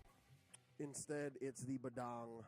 So they don't want to get caught off guard. Again, in their first meeting, Influence Rage, they caught out Pasuke and a good number of other members from Zeta Division with a rogue Badang hiding in the shadows. So they don't want that no more. Rage, it's clear that this is triple marksman lineup, but which ones? I think at this point they should leave their last pick for the counter. The last marksman? The last marksman. I would say that even picking carrier for themselves isn't the worst thing in the world. I just think that Irithel on the side of Zeta Division is just a little more scary.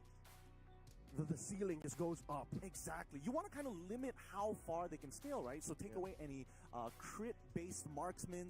True damage, obviously. Oh, interesting. Yep, so they are leaving the last marksman up for Red 5. Zeta Division now, do they go Irithel? And what else do you want to throw into the XP here? Was this the optimal pick? I feel like even a Tigreal would arguably do some pretty good work here as well. Why go for the Minotaur in this position? Is it the healing, the motivational roar that's so good? Yes, Rage just wants something that could proactively help the triple marksman lineup get there, whether it be through massive AoE CC, extra heals, extra movement speed. It's everything they needed. Or just a quick pit stop for the Yijin Shin. Oh, I take a bad trade. I don't want to have to recall here, and I don't have enough HP to actually deal with my buffs. Just top up, get real motivated, and then back into your jungle. Yep. Sadly, it just doesn't do much against the Angela-centric lineup in general. But, oh, hold up. The Yon's coming through. The Harith picked up here by Zenith, by Zeta. But this is what we were saying. This is unideal. The damage profile doesn't check boxes, but they get their hands on the CC at least. I don't know. I'm looking at the players with the faces. It's just, what? Was this what we wanted? Honey? It's a tough call. I'm not a fan of the Harith. The last time we saw Harith here in the wild card, he wiped the floor with that baby's face. He did. But I think the worst part is that there's no ideal battle spell anymore, right? Purify sounds like a good idea, but there's just so many ways that Influence Rage can actually get that Purify out of the Harith easily, right? Flicker Fury. We also have the Traction Pulse as well, not to mention Mountain Shocker's Turtle Boat. How about a 1-3-1? How about an old classic 1-3-1 get in? I'm actually down for this. They're throwing the Ruby into the gold lane and keeping the Kimmy in mid. Unless Coach Jax has this weird mad science lineup wherein the Ruby's in mid. I don't know, man. I mean, he's down to fight, man. If you can tell by the size of his biceps, this guy is working out and is looking to brawl as much as possible. They had a couple of seconds to readjust, so we didn't even see them readjust at all. Man, last I heard, he was benching 350. What? Easy. Oh my goodness. So for him to put a Ruby in mid or in gold in this current metagame is not far from an actual PR. Like, I'm pretty sure he's done this in scrims. Single-handedly. Either way, as we're about to get into this game, only one of these teams get to move on, and the other will drop. Zeta Division is going to try their best and Influence Rage. They've been in this position before. They are the ones coming in with the experience. All right, a 1-3-1 indeed. Confirmed, it's a gold lane Ruby. It's been a while, but there is a precedent. Ladies and gentlemen, welcome to game number 1. This is an elimination match. Let's see who gets the match point first. This mid lane matchup between the Angela Zushin and Kimmy Minotaur. It's not the first time we've seen this, actually. I feel like we've seen this before, We've seen it at least once. Yeah, here in the wild card. With a slightly different iteration. But right now, Junichi needs to make sure that Chino is not going to be able to participate, right? He's got to make sure that he wins this lane really, really hard, because Chino is going to cause a lot of problems for Zeta Division, right? He could technically get a free 2-for-1. He sees the person get into the sees the heart guard being used on the guy, quickly just hop onto him, pull him out of position, and save his entire team. But mind you, that's a very reactive plan. Influence Rage may be coming in half-cocked with a hand tied behind their back if they're going to be playing that way, because they're not playing to their tempo. They're reacting to what Zeta Division is doing, which, in my opinion, as a chaotic team, as a team that wants to fight is antithetical. Like that goes against your nature. Well, if we're talking about going against their nature, I just want to see how good, if Influence Rage does get, let's say, a 2K lead, can they close out this game pre-10 minutes? If not, looking not to push this game any further than 13 minutes, because we've seen so many teams get a huge lead at the very beginning, but not enough to close the game. They are getting a small economic lead. Prior to this, they were about 200, 300, then suddenly the swing. So far, 10 and Hotun at about deadlock for EXP. Now first of the scene, Influence Rage pushing out 10. And he's taking a lot of damage here. Oh no, he's getting repositioned out of the way. They haven't hit level 4 in time, but Ted still able to steal it away. His retribution touched by the gods. Chino left to die as the curtain call falls upon him. First blood for Zeta Division. From the heavens, the gods' claws come down and say, 10, you shall have this turtle. A 10 out of 10 performance in the first 2 minutes of the game. Zeta Division now up by, Gideon, what, 1,000 with just a kill and a turtle? Yep. First blood, man. That's just the way that things go sometimes. Right now, Fury trying his best to kind of keep Muminet in place, but I think Influence Rage need to make a couple of calls. Number one, all right, first turtle is done. Second turtle, we can decide not to contest for it, which a lot of teams usually do, but do we put our resources down into the gold lane, try to get Fury out of there, or just because of their double fighter composition, hey, we need to fight for the second turtle? And that question might be what puts them in analysis paralysis. Like, they might have to make hard decisions when they're not ready. As it is, this stolen camp here by Hotun is one of the few wins Influence Rage can count for themselves, because down bottom, again, we counted this as a win, right? If the CC comes through, then Chino's not going to have a great time. The glue is going to get bullied by the CC. That's already happening. Top lane, we haven't really seen them bear down on Muimine, so Influence Rage really haven't put anything on the board just yet. 3 minutes in. Nope, Zeta Division just slow and steady. They want to scale, and more importantly, they want to make sure that they can deny resources from Influence Rage. If we're talking about just raw scaling, I mean, the Harith, more than ever, needs his 4th item before he becomes a true demon in the game itself. But Influence Rage, if they want to kind of crack open this shell, I think it has to come down to the mid lane, right? We haven't seen Chan get a lot of pressure and space from the rest of his team to actually make these plays, mainly because Batsia just always is in front of his face. And whenever Chan does get a bead on Zeta Division, whoever it might be, in comes Pisuke, threatening a chokeslam to be much closer to Zeta Division's front line. So now the second turtle spawns, upper quarter, Mountain Shocker. They know where everyone from Zeta Division is. Oh, they gotta fight. Here comes the hard card coming out on top of 10. Let's see who gets this retribution battle as we see the Minoan Fury knock up 2. They're gonna fight all the way through. And now, with the help of Akito, he's quickly trying to turn this around as the team disengages. Jotun already at 1 HP. Chad finally finds 10. Dun takes out Jotun at the same time. Fury still very, very healthy. But Zeta Division, without their junglers from either side, do they still want this turtle? Junichi on the case, did not let go, found the trade of all trades, and they find Chino here, forced to give him the spread. It happened, Gideon. Whoever got the heart guard got ridden on by Chino with the grab, but eventually the trade didn't count because Zeta Division still scored the turtle. Shield unity, baby. Hopping over walls, making sure that he's able to get to the neutral objective before Hotun, who does it. Well, I mean, I don't think you want to use the Mountain Shocker just to be able to see the turtle go away from your eyes. You're not going to get there in time. Let's just play to scale. Hotun used it the right way prior to the turtle being taken, right? Make sure that we know where the engage is from. Make sure that we know who the heart guard might be going into, and as predictably as it did, into 10, that's, I guess, they were able to just bear down on him, kill him, and then it still didn't make a difference because they still lost the retribution user in the trade-off. So if this goes again the same way over and over, what's the play here? How do they one-up Junichi? I think Junichi is going to be the key here. Yeah, he really is. And I think that Fury, well, here's the thing. It feels like as much as Fury needs to get an I'm Offended on 2 priority targets, ideally somebody who has the heart guard on top of them, and even Junichi, Zeta Division just has to keep a little spread out, right? We saw that Paquito only got a Minoan Fury on 2 targets, and that's when the rest of Zeta Division started to trickle on in. And it's in this little tight corner that Minoan Fury happened. It was very ideal. It was great for Influence Rage. It's just that I think Zeta Division were counting on Paquito actually pulling the trigger right then and there. 10 Positioning, looking for a response, and wow, look at that. They're opening the map up for Junichi. He's pushing, he's cutting. Yep, they already noticed that CC is not a part of this fight in the Minoan Fury with a flicker very early on as the back line is cut off. Zamanforce is already popping the front lines. Kalapsuke is already gone. 10 trying to disengage his influence. Chino! 3 members already know. Paquito's down. Chino, the next to fall. Traction Pulse doesn't happen in time. It's going to be a 2-for-1 trade in favor of Zeta Division. A man down in the fight. Zeta Division. It was Pisuke, and again, you are okay with Pisuke doing this because you're still winning the trade. If it was just Chino or Paquito who died, I would have counted as a win. But they still got 2 on the way out and still left Junichi to almost take down that tier 1 down bottom.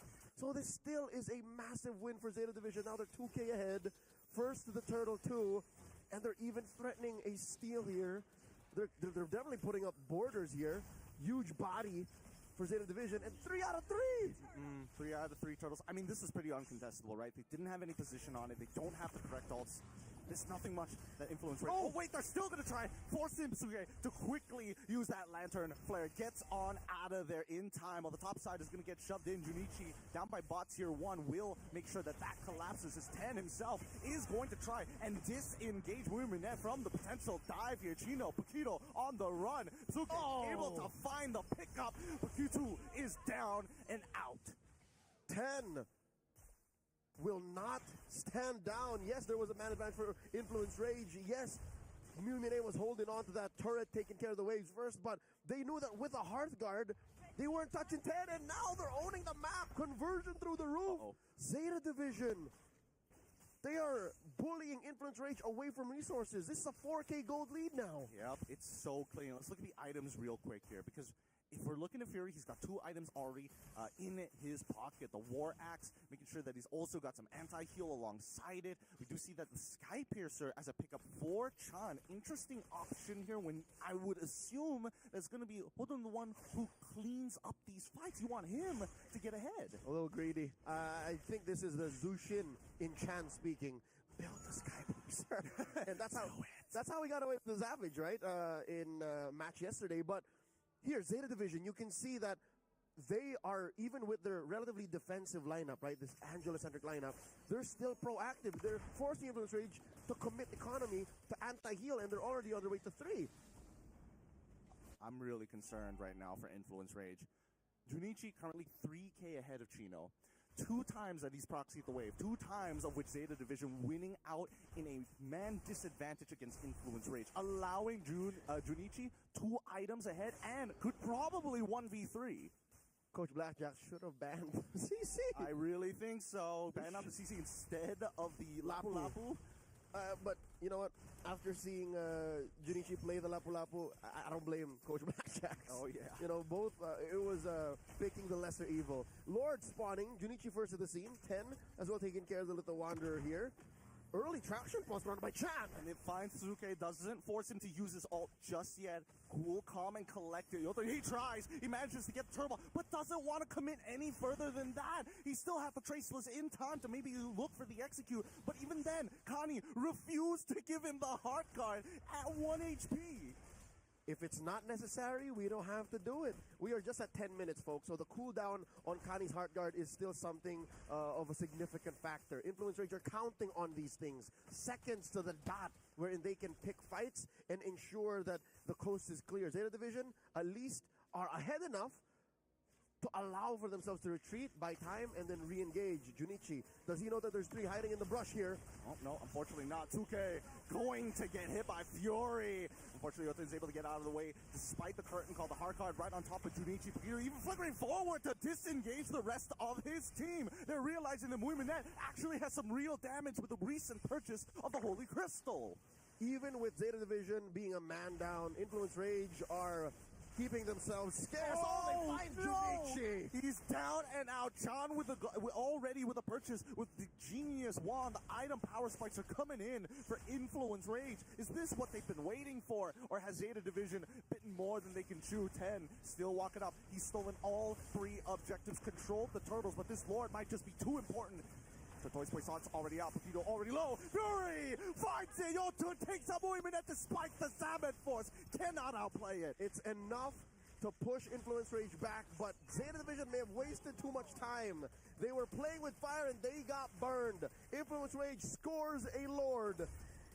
I can understand what Zeta Division was going for the first time that they lost a member, right? But the second time, and when there was such a clear gap between 10 and the chance of stealing, they should just backed out. They should have. Cut their losses. I mean, they were trying to thread the needle, you know, try and get as much as they possibly can. At this point, let's look at the items one more time, right? I'm seeing Radiant Armors being purchased by 10. He is comfortable dealing with Chan, even with the Blade Armor as well. Chan doesn't want to keep on shooting him, especially since he's got no concentrated energy, no Feather of Heaven to keep him alive. Same can be said about your boy, Junichi, also with Blade Armor. There's so many anti-heal right now on Influence Rage. Let's see if that's going to be a game changer. Zeta Division have to defend. The map is looking red. The STC Arena have a lot of Influence Rage fans among the stands. And Influence Rage are pushing the advantage. Now they have the gold lead, about 3,000 as they knock down tier 2 in mid. They're bringing home that energy. They want to make sure that they are ready to fight with everything they have in them. The inhibitors are still standing. We now go into the 12th minute of the game, going to the 13th. 102 seconds until the next Lord spawn. 5-5, a 3K gold lead for Influence Rage. Here's what's dangerous, Gideon. Influence Rage more than anybody knows how an Angela lineup has 2 power spikes. When they snowball you and when the Zushin is ready to go. So Chan has to understand that even if we are up now and we've relatively cordoned off Zeta Division into their base, as long as they're getting farm and as long as the game is going and they haven't lost just yet, it's not over. Psuke forced to use the Crimson Beacon, even threatened the Hearthguard trigger on Kani. Zeta Division have to make use of the next minute. I don't know how or where they're going to find farm, but Hotun has denied them even just that. You got to starve them out, right? Again, it feels Influence Rage. They've heard you, right? They understand these power spikes, and they also understand the potential win conditions from the side of Zeta Division. That's why there's such a big focus on Psuke this entire time, right? That's why Fury's eyes are locked on Psuke, and if he can get Junichi at the same time, it saves their backline from that curtain call. Mountain Shocker here by Hotun confirms the positioning of Zeta Division. They're going to force the issue. June forced to use the Vengeance. Down to half health. Zeta Division clap back. No, Fury, he's trying to get out. He's forced to flicker. Pakitu is able to get away with the help of... Oh, Fury pulls into with the I'm Offended, allowing Chan to run them down. 10 needs the peel. Yota doesn't care as he finds one. Chan gets the double. Chan gets the triple. The Latino Savage 2 kills away. Filling his namesake, leaves a 10, a survivor, a reminder to Zeta Division that you do not pick a fight against a Ruby and against a Kimi, against a Minotaur in such a tight space. Look at Fury, he's feeling that energy. He's feeling not only from the home crowd who's come all the way here to watch this game, but now the inhibitor started to fall. Looking at this game, 10 next to fall, mid inhibitors down, and that's game 1 going over to Influence Rage. One game away from eliminating Zeta Division and ending the underdog run. One game away from moving on to the crossovers. Zeta Division 1-0. The odds are stacked against them, man. Influence Rage. One single turnaround. One single turnaround. I was wondering how much value are they going to get from that Minotaur. And you can see from the members, they're like, okay, we understand. We lost the mind games here. We used our abilities a little too early. Y'all got to disengage. You collapse. Fair play. Fair play. It's not going to happen again in game 2. Let's go again. One more time.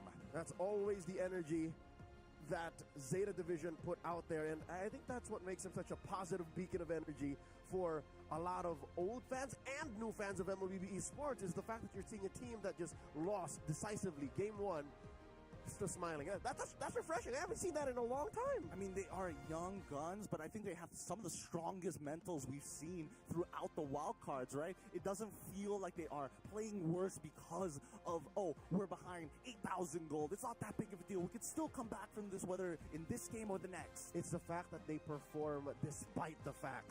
And that's what allows them to be such darlings, such sweethearts on the grand stage that is the MSC wildcards. Another look here at the highlights. Again, these are moments wherein it was Zeta winning. I hope we see the turning point. and what time that came in. Because look, even in such a tight position like this, oh, there it is, no more. That was beyond it. Wow. There was such a fast game. I didn't expect it to happen there. Yep. That's the thing. When it comes down to these, tight choke points, that's when you can see Chan get maximum value from his abilities. Even Psuhye, he's thinking, okay, technically choke points should work in our favor as well, considering the size of the lantern to begin with. But the fact that they were dismantled piece by piece, the fact that Muimine just goes. Question. Should the target of the Hearthguard be Muimine like half the time? Often it's given to the heroes that don't need it. Often it's given to the heroes with extra shields anyways. That's the thing. I don't know. It's a really tough call because you got a lot of different people. There's an argument that you could even put it on 10, but it just depends on the positioning during the team fight, the shape of the team fight, unfortunately. It turned out another game loss for Harith. We both said it was a bad idea. I agree. Again, we've been talking about this all throughout the wild cards. Harith was great before the changes, right? The fact that it requires a little bit more time for the Harith to get rolling is one of the main reasons why we don't see the Harith be as strong as it was before. But other than that, I really like the drafts coming in from Zeta.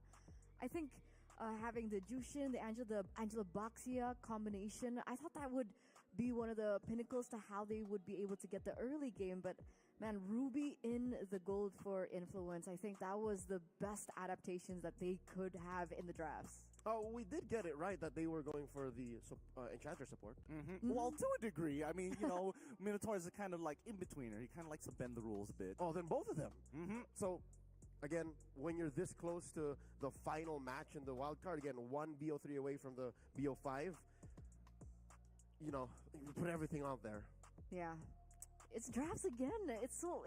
I love this, right? Because we're now no longer seeing that much of a gap in terms of like micro abilities, but more so how the draft is going to be able to translate to the game itself. Because again, the first 3 picks from Zeta were very strong, but the adaptations coming in from Influence Rage were just the cherry on top to everything else, and we saw that easily executed into the game. And I think that's why we're seeing the rise in Minotaur more so, right?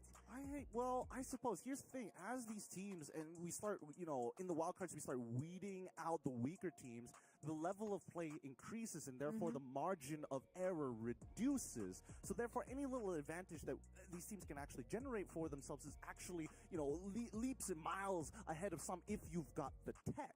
So that's the thing, right? How much can you min-max, whether in-game or outside of the game?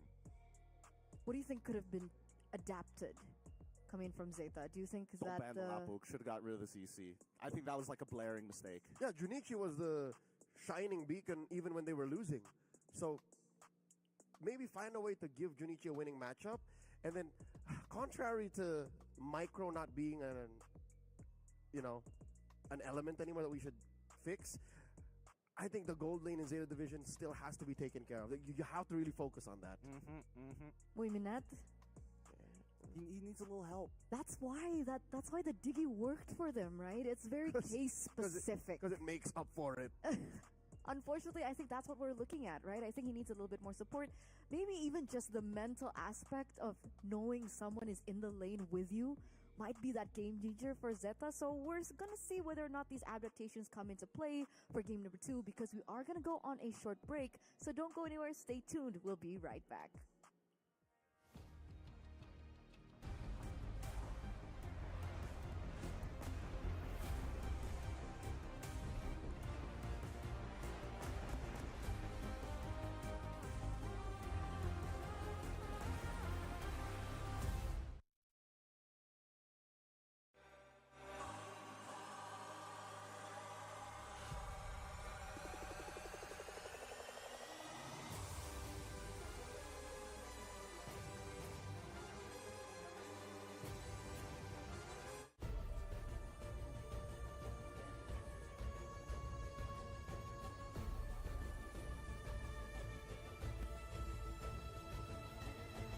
This land is calling.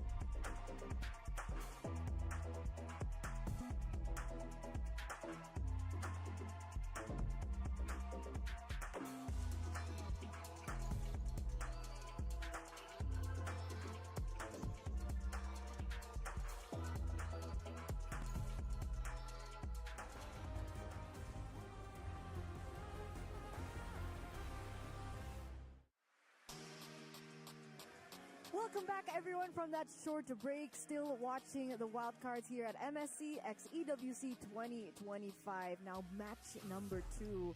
Already at match point here for Influence Rage. And the big question, can the Japanese region, the Japanese team in Zeta Division remain calm, collected, and stoic to maybe look for a reverse sweep as their elimination is imminent? We're back here on the English broadcast with me, Eterna, alongside Leo as well as Gideon. Boys, we talked a little bit about adaptations coming into game numero... Numero ni. Wow, she's just mixing all of the languages. No one's happy. Half the region understands somewhat of what you're saying. I'm trying. But yeah, let's go back to these adaptations. Drafts once again. Influence Rage, how do they close things off? Or did you think that the drafts coming in was already really good? Well, I mean, obviously there's some places that could be polished. I think it really came down to the in-game decision-making to turn it around more than anything else, which Zeta Division can take advantage of, right? Because now this gives us a rough idea of what the priority is if they are on blue side. It's information. Jushin, they want to go for double marksman. Baxia needs to either be taken or banned away.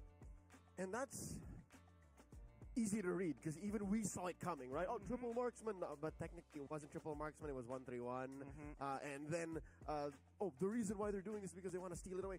So what if they switch it up completely? What if they allow the Zushin? Because again, Zushin given to Chan isn't 100% win, right? Yep. You can still stop it from getting the support it needs in the Angela in the second phase. I don't think Influence Rage is going to do that, not so bluntly, even if going for the win, even going for the sweep. So, in my opinion, again, go back to their fundamentals because I think that's where Zeta Division lost out on. They have to focus on themselves. They have to employ Mushin no Shin, mind without mind. They have to focus on a state of flow and play their game. By the way, I mean, speaking of a state of flow, for the past few days, we have been seeing people come into the venue, but not as loud as this. Hey. STC Gaming Hall is filled with fans from, I believe, Influence Rage. Oh yeah, they've brought out the flags. They've already come on to show their support for their team, and you are looking at the key that they are hopefully going to hold up by the end of the wild cards. And I love the energy that's coming into the arena because of that. Hopefully that's going to give the advantage that Influence Rage are looking for because, again, in MPL Latam, they are loud there. Oh, yeah, no, our good friends here watching Gabro, he's a talent for MPL Latam. He knows. He brought these folks and he's leading the charge and cheering. So that is what Zeta Division are going up against. So again, they have to really internalize their focus. They have to focus on themselves and not be intimidated by this army of fans behind Influence Rage. I would say so, right? This army. I mean, they were all smiles earlier on. So we'll see, ladies and gentlemen. Again, match point. A drafting phase will begin here for game number 2. Gideon, Leo, take us through once more. Okay, Zeta's still on the play, and they're banning in a very similar pattern. They're going to set up this puzzle once more. This is the karakuri that we need to see from Zeta Division. A traditional way to puzzle make against Influence Rage. I mean, it really came down to the in-game more than anything else. In terms of the draft, it's not like Zeta Division were going too far away from the meta. It just came down to the moment-to-moment in the game itself. But let's streamline it a little bit more, right? If we're following the exact same pattern, a couple of adjustments that could have been made. Number one, can we start switching up that Angela? Do we need a disengage mechanic? That way, if our opponents try to do the same thing, we also have a way to kind of back up and say, hey, we're cutting our losses here. So you're saying, give Kani the Matilda. Give Kani a Matilda, give Kani maybe even a Gatot. Or just run it back, give Kani a Diggy. Honestly, that's also a disengage. I mean, it's one of the best disengages in the game, and especially a natural counter to the Minotaur. A motivational roar, time bomb, again and again and again. I mean, the damage is also pretty relevant in these fights. Oh no, but it might not fly because the answer to the Zushin opener is not a Yisenshin Kimi, but instead a Baksha Kimi. So even now, Rage might walk away with both sides of the coin that was flipped in game 1. They might even set up their own Angela lineup, unless, oh man. I would hope not. What if Zeta does it again? What if Zeta does it again? But I feel like Black Jax, he's already going into the superset here, right? He's trying to make sure that it's going to be difficult. He's trying pushing for 405. He's pushing for 405, a new PB. And for Influence Rage, I think this is a very good setup from Influence Rage. You take away the counter pick as well. Oh, we're going back to the classics here. Moskov, okay, sure. But the Hayabusa maybe could find opportunities to take out Chan on the Kimmy. Not going to do much against the Baksha, though. No. So, I guess they're taking points of Mushinoshin. Again, flow. Like, they're going to play what they know, and they're going to play how they play. The odds be damned. Like, they don't care. Like, they we'll just do this. And this makes sense. The double pickup on the Zushin does two things. Number one, it takes it away from Chan. Number two, it allows for them to control mid to maybe alleviate pressure on Muimine, which is on the Moskov, which I still... He has 2 wins on the Moskov. That's the thing. He has 2 wins on the Moskov. It's just the laning phase that's been the biggest problem. We see the Lapu Lapu get locked in for the side of Influence Rage. Kind of an interesting selection here, especially when within the first rotation. But now we need to see the banning for potential counter picks. And I think one of which they need to start thinking of here for the side of Influence Rage is you've got the Kimmy, you've got good tanks, you've got a decent amount of damage. The question is, what is your support? And looking on the side of Zeta, they're like, we don't like you having these pick-off style compositions. Therefore, does Kaja come into play? First, the Franco. You gotta ban the Franco first because the Kalia, the Cho are already out of the picture. So, Coach Tink, Zeta, they have to ban the Franco. And then maybe ban the Angela. I feel like they're going to do that again. I mean, Zeta has shown that they're following the exact same pattern, especially in the first rotation of the bans. Yep. And for Rage, again, they're playing their own game. All they can do is just take away key picks from Zeta Division, taking away Junichi's Masha. I like this a lot. It does go to show that maybe they're going to flex this Boxia depending on how Zeta Division completes their composition at the very end. Like you called it, the Angela is going to get banned out this time round. They are playing for their own game. And they don't have a gold laner just yet, Influence Rage, so I think Zeta should ban out the Irithel there.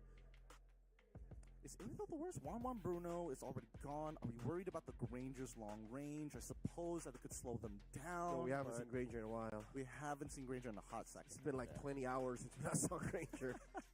It's losing, dropping down. People are selling its stocks. So, Coach Blackjacks, one more red 5 ban here. Zeta Division with bated breath, assuming they'll attack more roamers. Franco, again, that's my guess here. That's got to be the blue 5 Franco ban. CC, Junichi's pick. Bit odd. A little odd now that you've already got Lapu Lapu on your side. But okay, fair enough. They want to make sure that at least Junichi is going to feel a little uncomfortable now that it's not going to be that easy to jump into that backline in the first place. And any other hero at this point who will look to dive has to deal with the Toys Poissons coming in from Baxia. You know, just the residue alone. Oh, Yuzong's not going to get as much value from his passive. Even Arlet as well with the Vengeance. And they're thinking that far in. We've yet to see a Yuzhong, which we've been alluding to for so long now. But Zeta, again, if this isn't the Franco, they might have plans for it. Does Kani know how to play a Franco? Oh, no. Ooh, they're leaving it open. They could have picked the Matilda too, but instead they don't. That's rather surprising. I guess they don't want to... Do they not want to lose value from their battle spells, I suppose? No, it wouldn't make sense. Let's see what Influence Rage comes here, because this red 4th pick is going to be devastating for them, right? If it's going to be, let's say, the Franco, it has a really good combination with the Kimmy at the very least. It's not going to get as much pressure, depending on whether or not he has that Iron Hook off a cooldown. They can just Irithel here. Irithel red 4, and then leave the roam up to 5. Paquito can just flex from there. Okay, I like that. At least he gives more flexibility for the Baxia. For the whole lineup. That's good. That's a good idea. 5 more seconds and Ruby gets put in. Where does it go? We don't know. Also still does not reveal anything.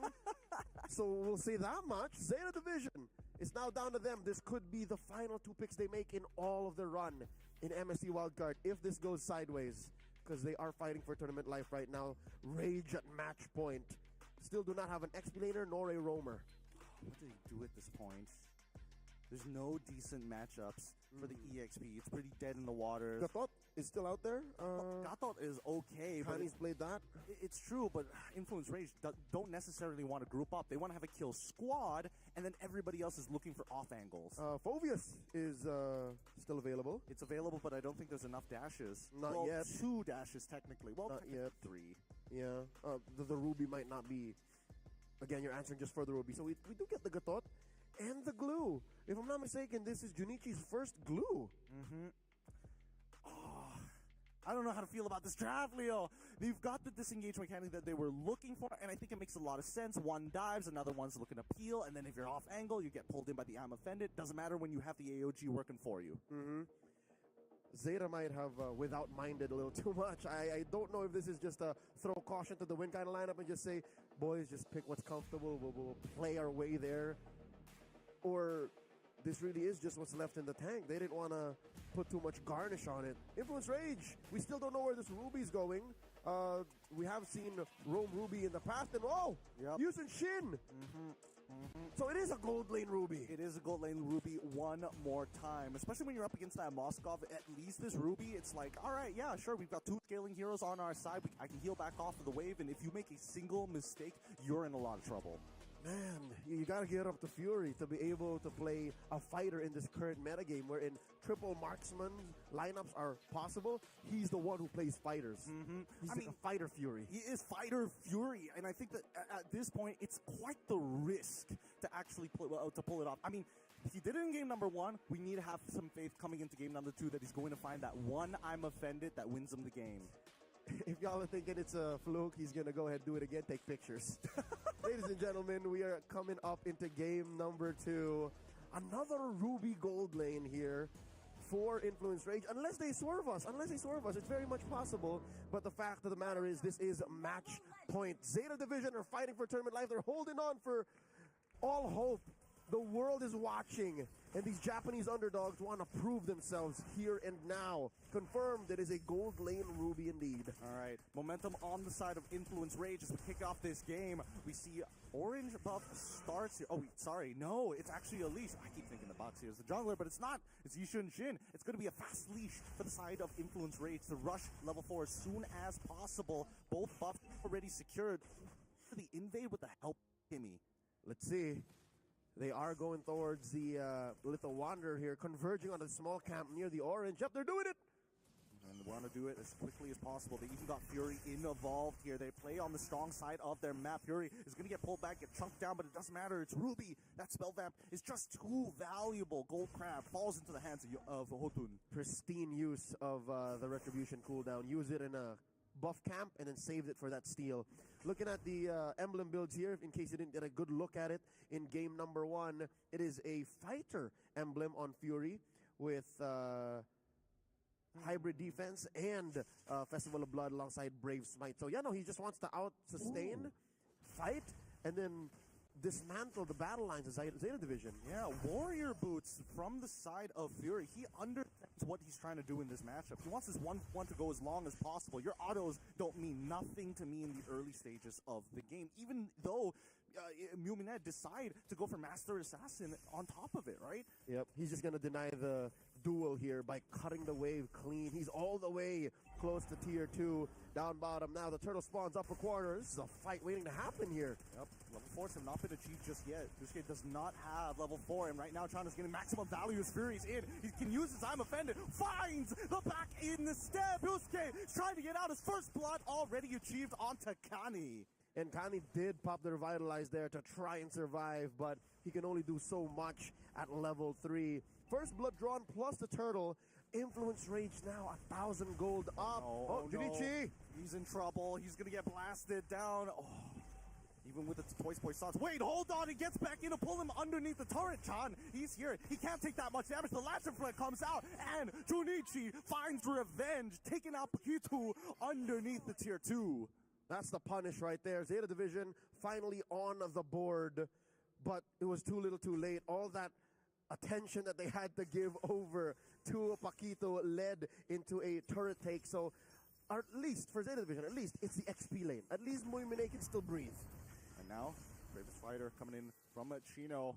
using it very early on, and all of this, so many interesting that they're willing to use these resources just for a little wander, right? It's these small incremental wins that's so important, specifically for junglers to get ahead of their competition.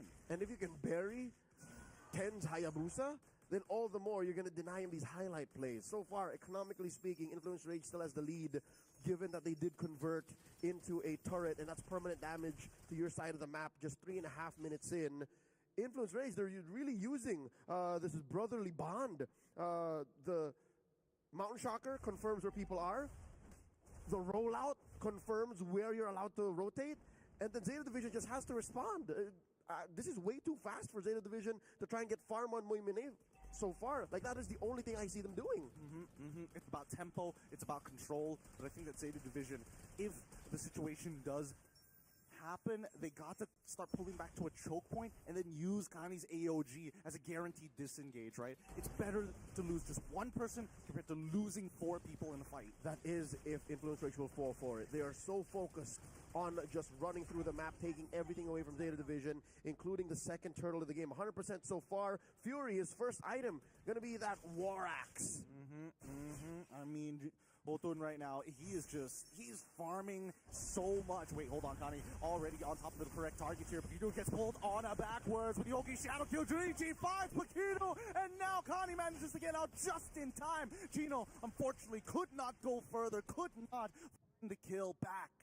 In an almost clairvoyant fashion, Kani AOG's out of the way from the SOD. Again, I couldn't tell if it was going to hit, but wait, look at this. Junichi coming in. And now he's going to try and pull up back. No, John flickers just in time. 10 takes the shadow. And no, 1 HP, allowing Junichi to find the kill. However, Yotun finds one back. Paquito back into the fight. They're going to push out that mid wave, and 10 finds his own purple buff. Any sort of trade at this point for Zeta Division, any sort of presence they can make Influence Rage feel is going to help get attention away from Moimine.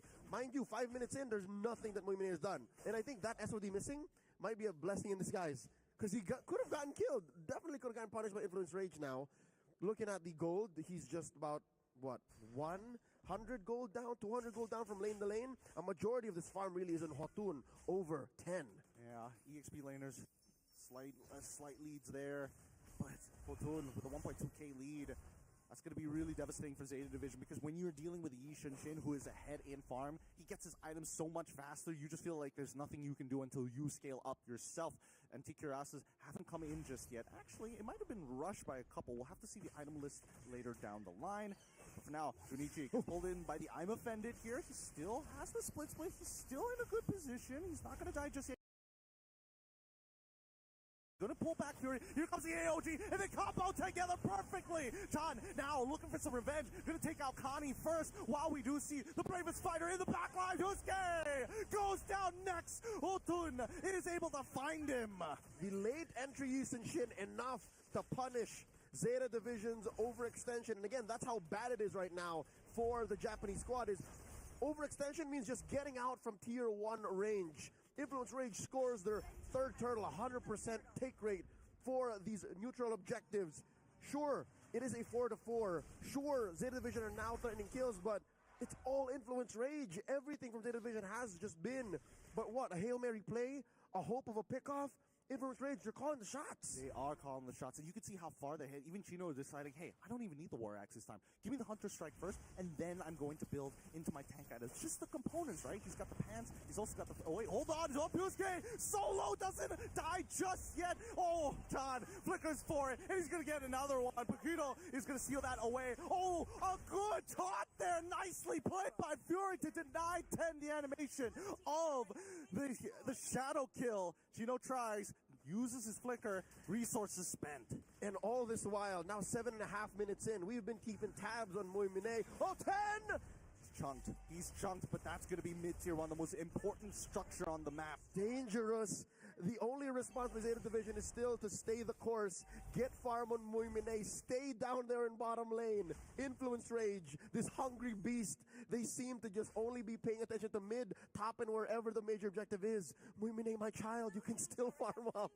He's the investment here. He's Zeta Division's everything right now. It's the only way they can actually win this game at the very end. But notice, so many blade armors are being purchased. Sure, if we all group up together and you pierce through 4 of us, you're going to be taking more damage than you can even imagine. The Influence Rage are prepared for the coming of the one. Oh! Get the one, Muimine! What a play! And now the back line getting attacked as Junichi tries to cut them off. The Oki Shadow Kill is good enough for Fury, but underneath the tier 2, they can't get any more than this. Gold laner trade here. Zeta Division, as painful as it is to lose Muimine even before he was ready to go, at least they got Fury. At least they got Fury. But really, what Zeta Division need to do, if they can do this, if they can kill Hotun, then we can start talking. But as it is, they're saying on a 5,000 gold lead.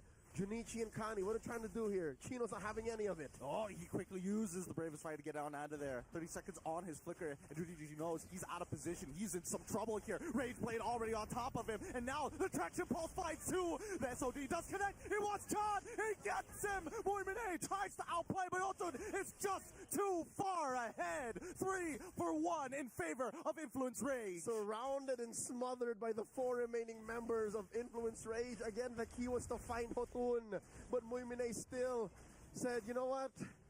It's something. It's something. Went for Chan and lost himself along the way. 3 for 1, the trade on paper, plus the Lord Influence Rage scores the first big one. They're going to be pushing in, getting rid of all of these outer turrets. Zeta Division, looking at the farm. Yeah, there's a lot of money on Muimine. Actually, the most money out of all of Zeta Division on Muimine, but what are they doing with that? That's the question. I mean, the problem is, even though he's got the most money, he doesn't have the Trinity built just yet. He's just a little off from getting the DHS, and once he gets it, at least he'll be able to deal with people like Paquito. And then you have to start thinking, how many stacks does he need to actually provide some real value in these team fights? Because a lot of it just comes down to, hey, I'm just out healing you. I'm just out damaging you. We're not going to give you the time to find that consistency. And not to mention the firepower difference across the board. You're still looking at Chan. Chan is just as legit a threat as any, as Hotun. When you're staring down Influence Rage, when they make a push, which they are doing right now, bottom lane tier 2 gone, mid lane up next once this chubby wave comes through. Purple is going to get stolen away, but wait, the concealed play. Who are they looking for? All right, false rotation. 10! Oh, he's going to use the Oki Shadow Kill to try and clear up that wave. A good idea, but Influence Rage respond perfectly. The Holy Defense going to collapse as well as the second waves are looking top and bottom. Zeta Division have to make a choice in Influence Rage. Say, come down bot side. No, they clear up these waves. Don't worry. We just got to chill for a second. We're 10 minutes going into the 11th minute. Hotun, he's just been crop farming the entirety of the map. It's working out perfectly for Influence Rage. His pants are real tight. He's got bills on bills in them trousers. Influence Rage pops the Mountain Shocker. They know where everyone is. Traction Pulse on the Junichi. It's good. He might need to go and reset off of this. Quad Shadow comes in. AOG deep in the background, but it gets canceled out. Tusuke forced to use the Lantern Flare. Influence Rage are playing this perfectly. They don't get the inhibitor, but they've got the resources. 7,000 ahead. More than that. 8,000 gold between Zeta Division and Influence Rage. 10. He is farming up, yes, but look at him on the damage rankings. He's literally on the lower half. He's not died, yes, but he's also not getting any farm. I think Influence Rage has played this game too near perfectly, right? Track where 10 is early on. Attack Yusuke, then turn and converge on Muimine once we get into the mid to the late game. This has been planned out from beginning to the end. Blackjacks, he's got his superset here. Coach Blackjacks, he's going for the 405 now. Going for the elimination. The 2-0 Eminent, stealing away the orange buff, further starving Zeta Division. 10, he's been using Shadow Kill, what, for the past 2 minutes now just to clear waves? That's how dire it has been for Zeta Division. And I was just about to say, here's another painful truth to swallow for Zeta Division. They have really bad wave clear. They have extremely bad wave clear. The only person who can technically do that is Muimine. And even then, he can barely walk up to the wave in the first place. We saw what that looks like down by mid inhibitor. Here comes the conceal though. Turtle Ball lands onto Kami. They want to force out the AOG. Traction Pulse, nope. AOG out. SOD does land. Junichi, he's thinking about it. Does he take it? No. They back away. They take their time. Slow and steady. They gotta count their blessings, thank their stars that Influence Rage has their conceal on cooldown. If it was off of cooldown, best believe they would have engaged. Zeta Division, able to use their kit, their ults, their resources, they're revitalized just to survive. And this is no dance. This is a stomp. Bravest fighter already from Chino. As they're going to try Junichi. He can't seem to get anybody. Todd takes him out. And now, with the OK Shadow Kill all out, Zitens, he's going to try and steal it. 10 gets it at the very end. A double for Todd. Zeta might have just bought themselves an extra 4 minutes. They may have lost out on the trade. 10 gave his life away, but he said to the high heavens, let me have this Lord. Let us steal it away to try and play for a late game comeback. Junichi and 10 for the Lord will save at least a base for Zeta Division. Influence Rage want to punish hard. Down They've goes got to mid do and it. top. They've got to find out Fury. Flick is forming the Abbott Vengeance. Tula Yota takes him out. AOG is the spawn from the Lord comes to block the minion push traction pulse. But Todd, he's got to deal with this. The glue is on top of him. Flicker's out of the way. It might just be a little too late. The waves is there. Dusuke's going to try his best, but 10 needs to deal with the problem. 10 gets on out of there. Still Chan alive. Junichi, he's trying his best, but he's going to get gunned down, and that is going to be it. 14-7. Influence Rage tries to close out this game, but the waves are not there. The wave, the only one left is the top lane, and Pasuke and 10 can take care of it. It's not over till it's over. They are saved by the bell. Zeta Division, bring it back. 9-15 so far. 14 minutes into this game. They've got their 4 minutes. And a massive swing at that. Finally, they are able to take down Hotun. A shutdown. Muimine gets it on Chino. Oh, presses it. He takes it.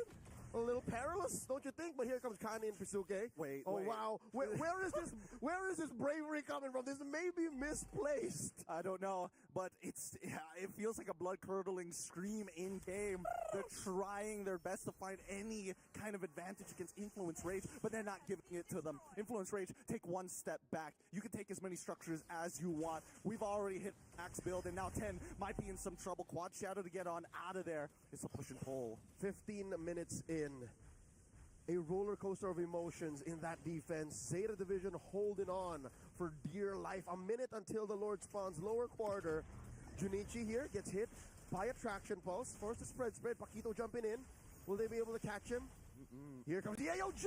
I mean, the AOG collapses onto 2. The frontliners don't mind taking damage. Quickly moves away. Muiminette getting on top of Paquito. He's lost 50%. Bravest 5 coming. Chino flickers forward. He's going to try for the range play. No! He gets him! Chino and Chan find a kill of their own, and Chan is unstoppable. Paquito still alive with a sliver of HP. Double for Chan. And now they're looking for the end game. Oh, wait! Hold on. 10 getting right on top of Hotun. Finds him. Does he still have his ult? No, he does. And finally collapses. That's all the members. But Busuke, he's all by himself, and he can't clear this wave. Pisuke defending for dear life, but I believe that's going to be it. That's a GG. Well played. The last to fall. Zeta Division put it all on the line, but Influence Rage comes out on top. The wildcard reps out of MBL Latam are moving up to the crossover match, the next stage in the wildcard. GG, well played to Zeta Division. What a reintroduction to Japanese MLBB. And again, you can tell it was quite a hectic match, but all smiles from across the board. That's the most fun that these teams are going to have before the main event itself. It's frustrating, but that's the nature of competition. Despite the brutality and the savagery put on display in the battlefield, I've yet to see a more wholesome post-match handshake and congratulations between two competitors in a while. Zeta Division, happy to be here. Great to see them in competition. And I can tell you, even if they lost this best 3, even if they have become eliminated, they had fun. Oh. That being said, that means the hopes and dreams of Latam are still alive to maybe get a second representative into the group stage of MSC if they could just get through the next challenge. That's 2 elimination matches out of the way. And we only have the crossovers left. You know what? That match was so good, I'd love to see it again. It felt like it went the distance. I know it ended about 17 minutes, give or take. They definitely bought time for themselves, Zeta Division, with that Lord Steal. But there were so many beats, there were so many chapters to this long journey that Zeta Division went on, going up against Influence Rage. Again, they're still the underdogs here. They still were the underdogs. Influence Rage were the favored ones to win this match in the first place, but you could see the heart coming out from Zeta Division. Despite the odds being stacked against them, they made intelligent decisions in the game to try and staunch this bleeding. And here as early as, what, 6 minutes, 7 minutes, the writing was on the wall. It was clear that if they were not going to kill Hotun, if they were going to take care of Chan, it was over. But even then, even in the face of imminent defeat, Ten said, you know what, as long as I got my retribution off of cooldown and I have my trusty Hayabusa, miracles can occur. It's so ridiculous how many neutral objectives he has stolen. A crazy amount in these past couple of games. Just goes to show there is more room to grow for the Japanese region as a whole, for the MLBB esports space. But at the same time, how can you not be excited for what is to come the next time they hit an international? There is promise and potential in the reintroduced Japanese MLBB. I'm excited to see them in M7. I'm excited to see them in M7, but we got to sing the praises of our current winners. Chan, oh my goodness. This man, he's deadly, he's dangerous. There's a reason why he got a savage yesterday. I love Chan. There's a special place in my heart for the Latino Savage, but I'm also impressed with Fury. He is the only fighter gold lane so far that we know of in wildcards. There's still more time. Who knows? Who knows? Hey, but to be the first. But to be the first is always great. Hey, Eterna, who do you like from that matchup? Who are your eyes on? Hotun. Just say it like Just she answered my question. Like that's how a Am I conversation wrong? works. You're not wrong. That's how a Was that conversation wrong? works, right? I ask, you answer, and then Did I do something wrong, guys? Don't worry. I'm just glad the cameras were on us. We're gaslighting her, but don't worry about it. Either way, I mean, considering how the match actually went, Eterna, I feel like I don't know about you, but like thoughts on first Zeta Division and then afterwards for Influence Rage. I felt a roller coaster, honestly, in that particular game, because I thought that maybe Zeta Division, with the draft that they were given, that would be the groundbreaking moment where maybe they might be able to force a game number 3, but Influence Rage, just every single member on that team, you know, there's an argument to be made about everyone, right? Hotun, Chan, you guys mentioned it earlier on, Fury as well, even Chino had his moments. It feels like in this particular game, that's when we really saw just like the gap of performance and execution. That's a personal opinion from me. Other than Ten, I think Ten tried his best to prolong the game. We saw that crazy anime moment once again from him. But it's just Influence Rage and, you know, the fan buff is just too much, I think, in this game. Fans played a big role here to keep They were Influence really Rage. loud. They were. You can hear it from the back as well. I can. That's fun. I loved it. I loved it. I felt Sola Tom. They're Sola nearby. Tom right now. They're literally right here, like within a few feet away from us. They're still there. I'm kidding. They're probably going to be cheering on to their team. They're waiting in the back. They're like, come on, let's They'll be back get later. out of here.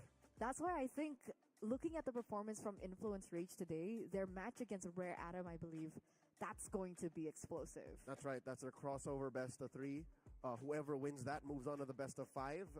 But up next is going to be Virtus Pro versus the Mongols. It's going to be a good time here. Again, I'm surprised after, you know, dropping a couple of games from the side of the Mongols that maybe that my predictions were going to be wrong. But the fact that they have to face up against Virtus Pro, who I think is cut above the rest, we'll see. We've got to roll the dice. I'm so VP right now. You're so VP. You're so ECA. I'm so VP. I'm so ECA, guys. Because legit, I was actually kind of second guessing myself, because as we were doing our predictions for who gets that final slot into the group stages of MSC, I was looking at your prediction. I was like, I'm so VP, but why is everyone not on VP? Because there were a lot of questions prior to VP True. performing. Again, there were weird patterns in the way they were playing, even in their own qualifier, even in MCC. So now that they've proven us all wrong, and even with the injection of a new jungler, my boy, the Nightmare, I think I would also like to say I'm very VP, even all the way into the final five. Like I believe that as much as I love the Mongols, I think they're going all the way. I think they're going to play in the best of 5 and maybe even win. Oh, do you agree with this? I gotta stand my ground. I made an early prediction. I gotta stand my ground. What was if I your back prediction? out now, I was gonna say Mongols, that we're going to make it out of the wild cards. But VP, they've definitely surprised me. And considering the weird factors that we talked about, the fact that they're playing with a slightly different draft system, and not to mention not having their initial jungler and after playing with Andori, the Nightmare, your boy, I thought maybe that was enough to maybe, shake it up a little bit. Help me with one thing. Ask what Abstract thinks after this break, because he is going to come on before we get into game number 3. Unfortunately, yet another elimination match, and we will be seeing who will go forward. And with that, we're going to throw to a break. You guys are watching the MSC Wildcards. We'll see you soon.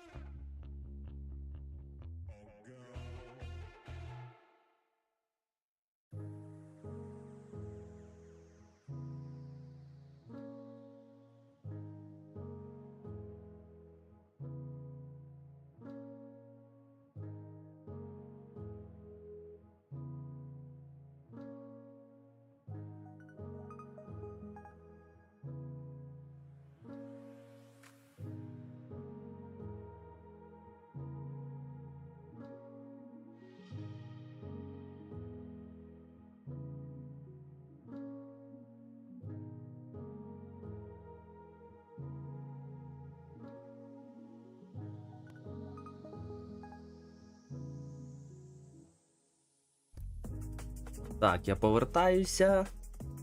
Пропустили ми 2 гри.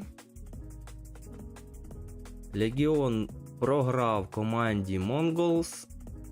Rage виграв у команди Zeta. Легіон і Zeta відправляються додому.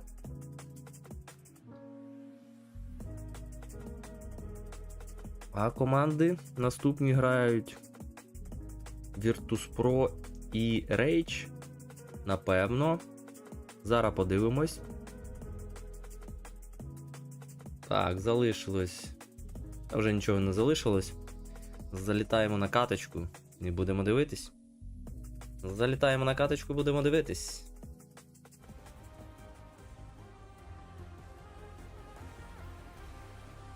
Так, зробимо пост зараз. Так, ніхто нічого не писав. Нічого не було. Голосніше собі зробив.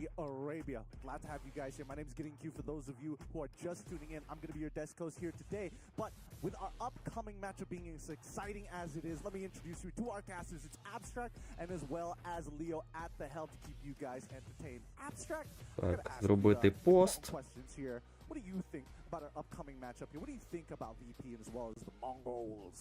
That's a very good question. I will hit you with another question. No, sorry.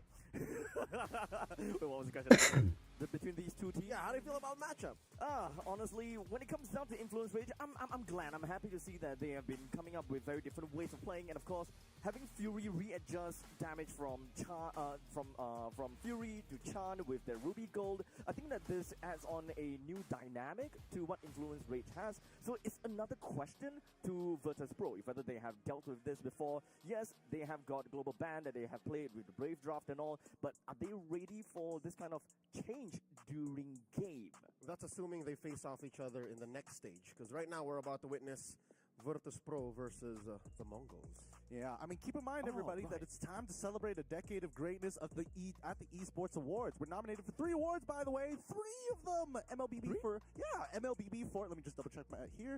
MLBB for Esports Game of the Decade, M5 World Championship for Esports Live Event of the Decade, and Muntun for Publisher of the Decade. Так, чекаємо. Keep in mind for you all. Go onto their website. Чекаємо. Давайте подивимось, хто зараз буде грати. Так. Second stage, this is where it's going to become really, really difficult. The margin of error is very small. It's tight. MSC. It's tight. And in these tight spaces, MSC. is exactly where you're going to see teams flex. And I'm so glad to see Mongols earlier flex, because when we opened up broadcast, MLBB. I'm a big fan. How does Virtus.pro respond? Does Pluto have Так, something дивимося. to clap back with? Can Andoryu share more about Так, the wildcard. He does come from the land of Ube, from the Philippines. He's Так, the хто зараз грає? Virtus.pro alongside Bad God, Bober, and Super Gorka. Yep. I'm really looking forward to how Andorra is gonna play this, right? I mean, he has the moniker as the nightmare, right? Season 14, Q lead, Так, Rage. back-to-back MVP for the wildcard game stars far. Ага, Virtus.pro Mongols. І Rare Atom буде грати проти Rage. Ага. Зараз Virtus.pro Mongols грають. А ну дивимось, так, це закрить. Ось так.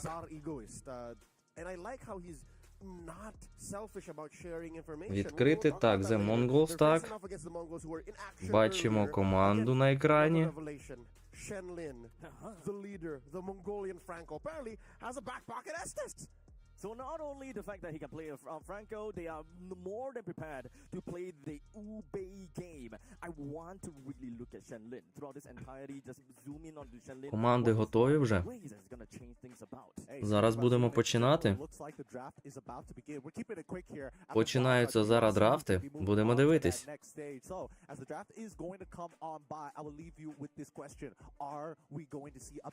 Зараз будемо дивитись. У нас Best of 3 серія. Тільки фінал буде Best of 5. Тому чекаємо. picking 2 after the bans because they've had a good amount of success either way. If anything, they're more Чекаємо, коли стартануть драфти. won 3 of their 5 games out of blue and only lost 1 in red. So I would guess coach Fly Solo would Цікаво поглянути, можливо, щось цікаве зараз будуть пікати команди.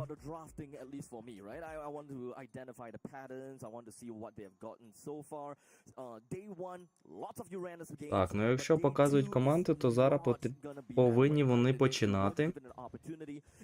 Починати пікібани. Uranus is so scarce right now. I can't remember the last time I seen him all day long. Again, Що пишуть? Prior was 20 Дивимось. hours and counting alongside Granger, him and Granger, but more because Uranus gets banned. Yes. Granger just totally like it's not fell off. he was forgotten, man. He's literally Woody in that Toy Story meme. It's like, I don't want to play with you anymore. Oh man. But why though? Так, ну чекаємо. Because of the fact that Irithel does Чекаємо, коли команди залетять. Her payoff is easier to. It's more palpable. Easier to execute as well, perhaps. I wouldn't say easier to execute. It's still much safer to play from range as the Granger, but Це я вимкнуть I'd say хочу. her damage output is more. Ось так. You feel the payoff Ось sooner. так. And more. It's a more concrete damage output. Опа. Okay. Починаємо драфти. Faster if you're able to Virtus get Pro there. So банить now Матільду. confirm it is a Virtus Pro on the play here. Наступний Mongols бан answered буде back. You see the Matilda? Mongols They were watching банять player. Баксія. And also showing us that Не хочуть бачити Баксія. Ой, що це сталося? Інтернет. Ти куди? Пропав інтернет.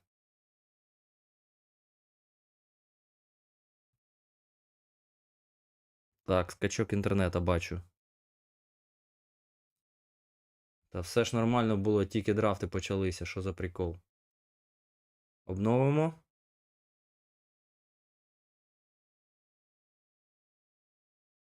Ну, трансляція йде.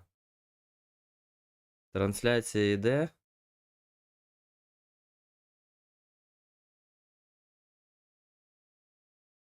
Ну давай. Щоб я не перезагружав нічого. Nowhere to be found. Так, повертаємося. Buyo don't want it here. Nowhere near this match.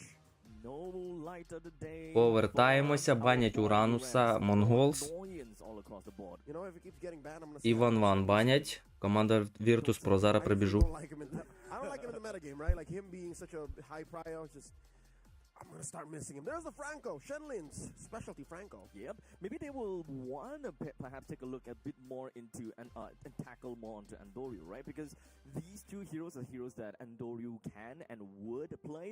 So moving on forward, jungle heroes, Yi Sun Shin. Yep. Not seen the ban just yet. Mongols might look at that for the last one. Given that Yuzin Shin is often paired with a Zetian these days, Yeah. I can see how that could be. But mind you, Kalia is still at large. Oh, right, you're right. We usually see Kalia banned out this early. Lapu Lapu also left out in the open. We're waiting to see if this is going to be another Andoryu ban, but no, it's instead the other half of that combo. Okay. No Zetian. So wait, So they don't mind giving the Yi Sun Shin to VP, but on the other side, they would want to pick up the Kalia for themselves. yep, they're setting up such a powerful trade here. No matter what Забрав happens, доставку. Mongols walks away with Та two повернувся. Так. solid picks. Забанили Франко, забанили There is the, Дзетянь. aforementioned Kimi in the hands of Bober. Пікають Кімі, Virtus Pro. Наступний пік, дабл пік в нас від Mongols. Так, мікрофон вімкнув. So if they want to look at more Наступний of the пік pick від of Kalia Mongols to у show нас. something, I would like more of a Farsa. Oh yeah. Yeah. A little bit more damage in the early stages, less utility kind of thing. So it's one or the other really now. Так, дабл пік. The fact that both are available. Очікуємо. Oh, They yeah, can you don't pick have two, to. Yeah. pick two something else. The Kimi has already been picked from VP, so yes, that is absolutely fair. Unless they want to prioritize a bit more onto the XP role, right? Allowing 10 секунд. Так, перший пік це у нас Гатота бачу. А, і Фаша. Гатот і Фаша пікає команда Mongols. Prioritizing in game Тепер даблпік в нас від команди Virtus.pro. Okay, I don't mind that. At least if they don't give VP the opportunity for playing the Gato to kind of cancel all the Farsa. Так, чекаємо даблпік від команди. Команди не поспішають, до останнього чекають час. До останнього вичікують.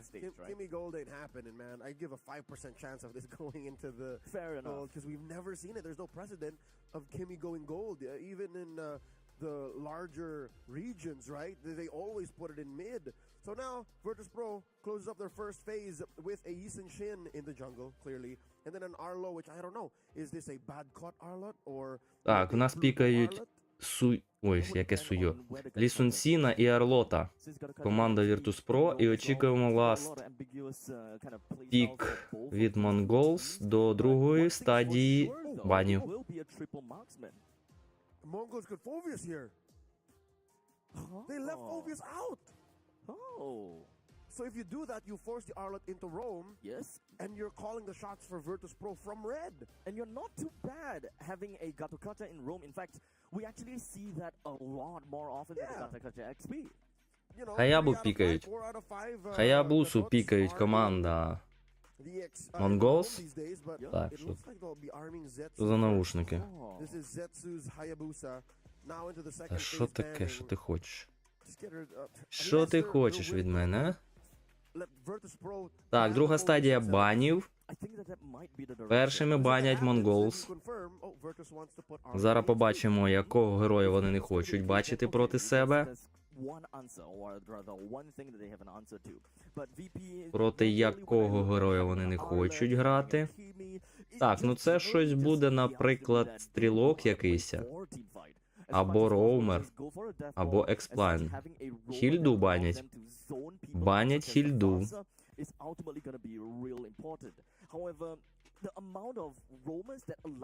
Наступний бан від команди Virtus.pro. Їм потрібно забанити також стрілка якогось. Стрілків немає в двох команд. Або експлайнера. Можливо. Можливо, вони дивляться в цьому напрямку. Зараз побачимо. Залишається 20 секунд. І це Ірітель. Баниться Ірітель від команди Virtus.pro. Останній бан від команди Mongols. Останній бан від команди Mongols. Чекаємо, що вони забанять. Можливо, також стрілка.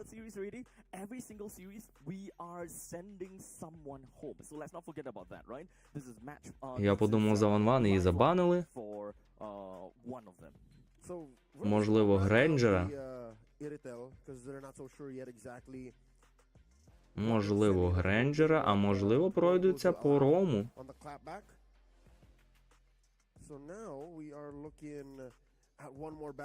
Москова банять. Хтось возьме, скоріш за все, Гренджера зараз. Можливо, навіть команда Virtus.pro. Virtus.pro останній бан. Будуть банити далі стрілків. Або пройдуться по якимось танкам. Хоча Гатот є. Експлайн. Якогось Баданга, можливо. Можливо, якогось Баданга. Зараз побачимо. Останні 10 секунд. Останні 10 секунд. Так, Баданга, я вгадую. Нічого собі. Аналітика працює.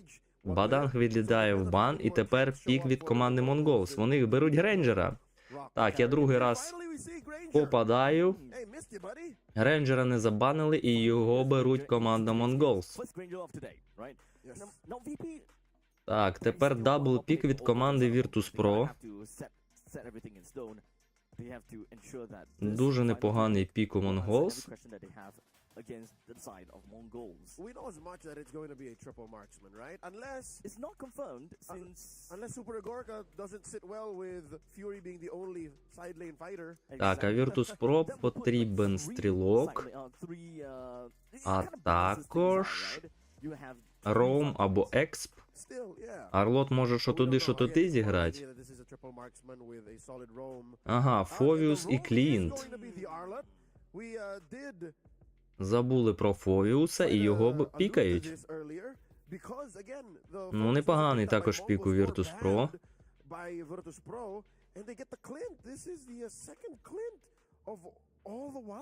Останній пік. Хто піде в Mongols на Експ, напевно, якийсь лапу-лапу. Або, можливо, щось інше цікаве викотять команда Mongols. Зараз подивимось.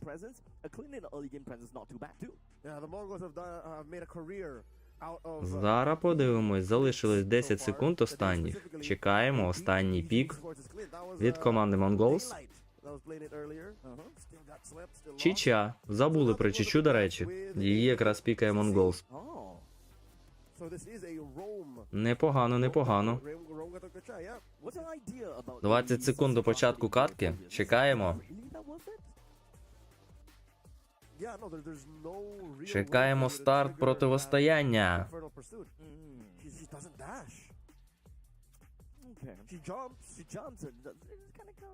I mean, it's not too bad per se if everything is just manually triggered by the Phobius. You would still be attacking en masse and life stealing more. So, looking at that, again, I think there's a potential for Mongols to win the EXP lane in that situation. Okay. So, lane priority wise and... Так, роблю тихіше. Роблю тихіше і ми залітаємо на першу катку. Команда Mongols проти команди Virtus.pro. Поїхали! Лі Сун Сін забирає свій синій баф, а Хаяба забирає свій також синій баф. Мід та Роум на центральній лінії забирають пачки. Так, і чекають вазом. Та, влітає Орлот. Влітає Орлот по двом. У Орлота мало ХП, у Гататкачі також мало. Прожимають хілки, Орлот полетів на базу. Орлот полетів на базу. У Клінта мінус пів обличчя. Гренджер дав прокаст. Показують нам емблеми на екрані. Так. Екс-краб. Його забрав Хаяба. Чича підлазить. Менше половини ХП залишається у Чичі. Але вихиляється зараз на кріпах. Так, Хаяба. Хаяба знайшов Орлота. Орлот мінус флік. Гатот. Гатоту боляче. Гатот може не пережити це все. І він не переживає. Його забирає Лі Сун Сін. У Фаші теж мало ХП. Забирають іще і Фашу. І Хаяба забирає Лі Сун Сіна. Ось як вони розмінялися гарно. Влетів Лі Сун Сін, але поряд був Хаябуса, який забирає його. І це плюс для команди. Для якої це команди? Для команди Mongols. Забрали ліс і, скоріш за все, зараз заберу, скоріш за все, черепаху першу. Virtus.pro забирає. Ні, Хаяба вирішив не підходити. Ну, дивно. Команда була, а Хаябуса не підійшов до них. Мінус Фаша. Гарно, мінус Фаша робиться. Фаша померла вже 2 рази, до речі. Так, хочуть забрати Гренджера, підходить Орлот. Орлот ультою попадає. Гатот залітає, відганяє Орлота і Кімі. Гренджер летить на базу. У нього мало ХП залишилось. Рейнджер полетів на базу. Паша ультує, забирає Арлота разом з Хаябусою. І Гатотом. Кімі відходить треба. Так, бачить Лі Сіна. Рейнджер забрав у голдового кріпа.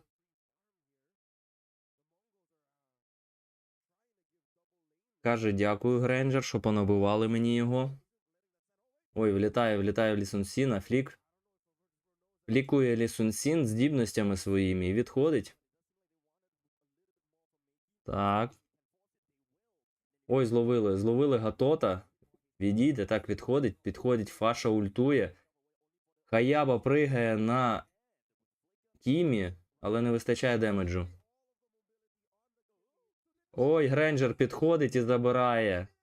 Забирає з помощью фліка. Грейнджера не відпустять. Підходить Клінт і забирає разом з Арлотом Грейнджера.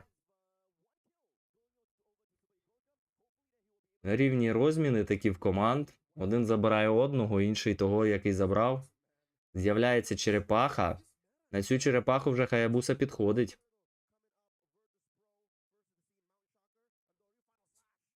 Так, Фаша ультує.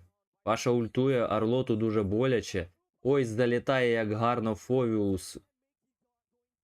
Залітає дуже гарно Фовіус, а це мінус Фаша, мінус Гатот. І мінус Хаябуса. Так, Чичу душить. Ну, це фрі черепаха для Лі Сіна. Рахунок 7-4. Ой, боляче. Чичу забирають. Але Кімі сама помирає після цього кіла.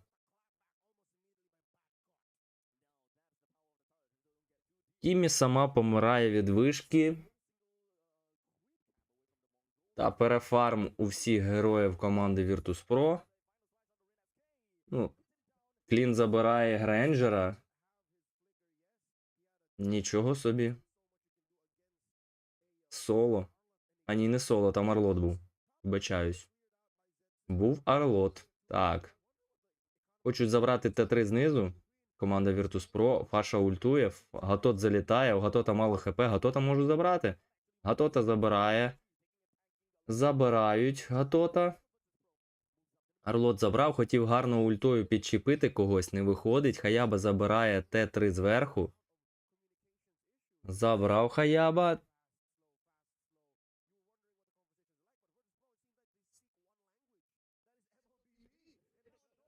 Лі Сін забрав синій, так? Так, забрав синій ворожий.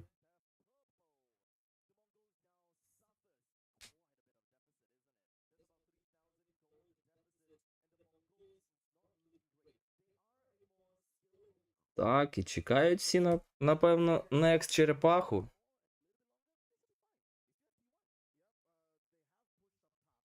По одній башні позабирали. Лі Сін забирає свій ліс. Так, підходять на мід всі. Так, зараз заберуть Т3 на горі. Команда Virtus.pro. Так, забирає. Нікого не було поряд, щоб задефать. Так, по Гатоту Фовіус. Але відходять. Боляче Лі Сін пробиває. Так, підходить Чича. Гатот ультує, мімо. Мінус Гатот. Мінус Гатот робить Кімі. Грейнджер забирає Арлота. І розмір 1 в 1. З'явилася черепаха. Ой, залітає Фовіус, боляче в Чичу. Забирає черепаху Кімі. Мінус Грейнджер, мінус Чича. І мінус Хаябуса до цього був. Залишається тільки Фаша. У команди The Mongols. І вони не забрали черепаху. Команда Virtus.pro забирає третю черепаху. Так, Кімі хоче забрати синій ворожий баф.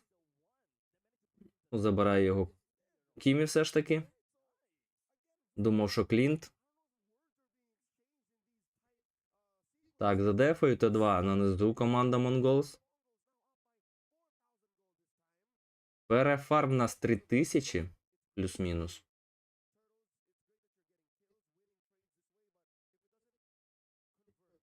Клін перефармлює Гренджера. Маг перефармлює. Та всі перефармлюють. Всі майже на 1000 перефармлюють.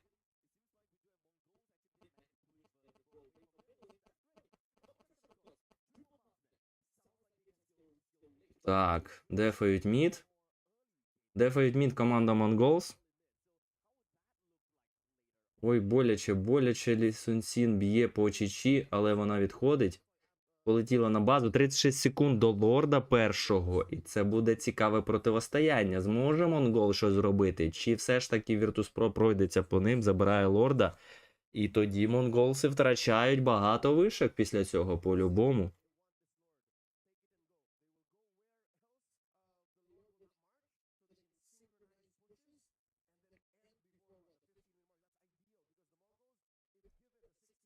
Так, чекаємо. 10 секунд до лорда. Гренджер пішов дефать вверх. Так, гонять команду Монголс подалі. Ой, Чіча помирає. Помирає Лі Сун-Сін від Хаяби. Розмін 1-1. Експер замість Лісу помирає. Дуже непоганий розмін. От зараз би забрати команді The Mongols лорда. Але Хаяба пішов дефать нижню лінію. Хаяба пішов дефать нижню лінію, тому ніхто не буде забирати лорда. Таке приймають рішення. Починають бити лорда, підходить Лі Сун-Сін, підходить Хаябуса. Та, ульти у всіх є. Арлот ловить, Кімі вбиває Гатота. Вбивають Гренджера. Вбивають Кімі.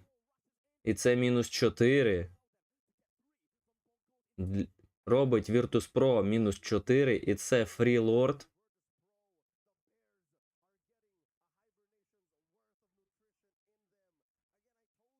А що -4? -3. -3.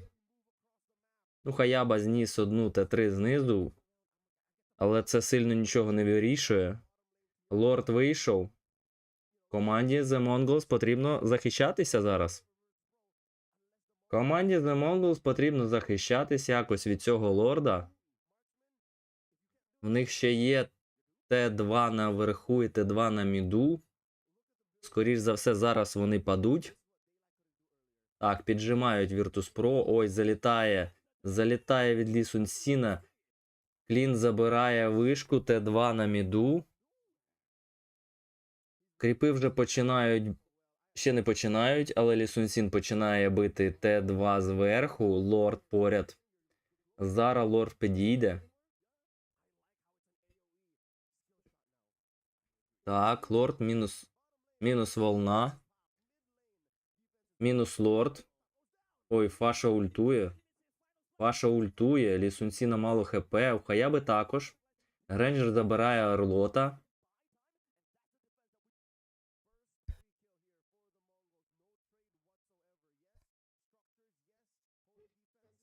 І все, команда Virtus.pro відійшла. The Mongols команда задефалась, дуже непогано задефались. Стоять всі Т1 тавера. І це дуже непогано. В принципі, вони втратили мінімум. Мінімум те, що могли.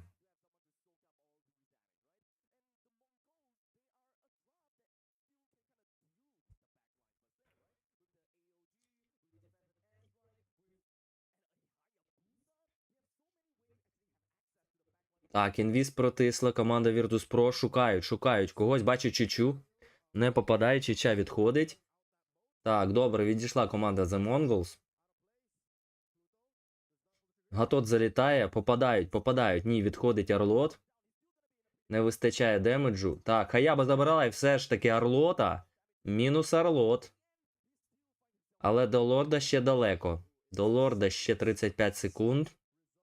Він повернеться. Так, Клін перефармлює 1500. Арлот перефармлює на 1000. Кімі на 1000. Лісунсін майже на 2. Не майже більше, ніж на 2. І 1000 на експорах. 5 секунд до лорда. Команда Virtus.pro дефала верх свій. Так, всі підходять. Гатот. Гатот дивиться, як всі підходять. Так, Гатоту боляче. Гатот на мінус. Гатот дуже швидко на мінус від Кімі, і це проблема. Вони залишили самі Гатота, він не зміг відійти, і його вбили. І будуть ли тепер підходити The Mongols? Кімі вбиває Чичу ще, це вже -2, і по любе вони вже підходити не будуть. І це знов лорд на рахунку Virtus.pro. Арлот забирає лорда.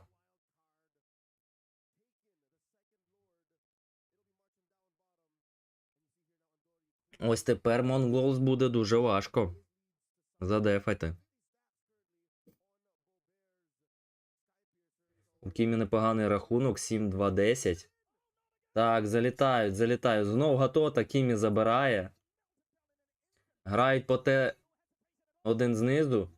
Так, Клін забирає Хаябусу. Це вже -2. Чичі дуже мало ХП. Якщо вони зараз так будуть підставлятись, то гра закінчиться для Mongols.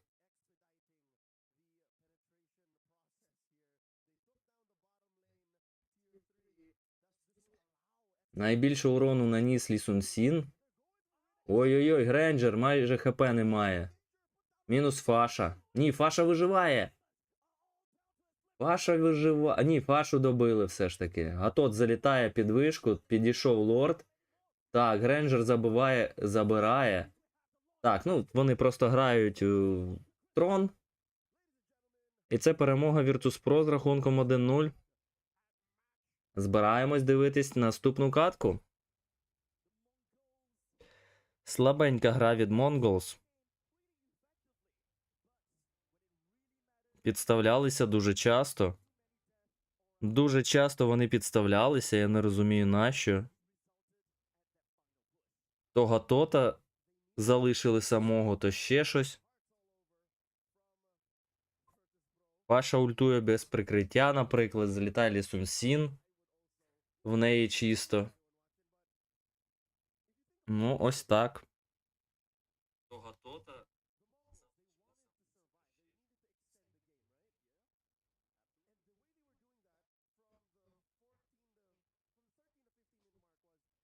Ну, якось так. Так, включаю коментаторів.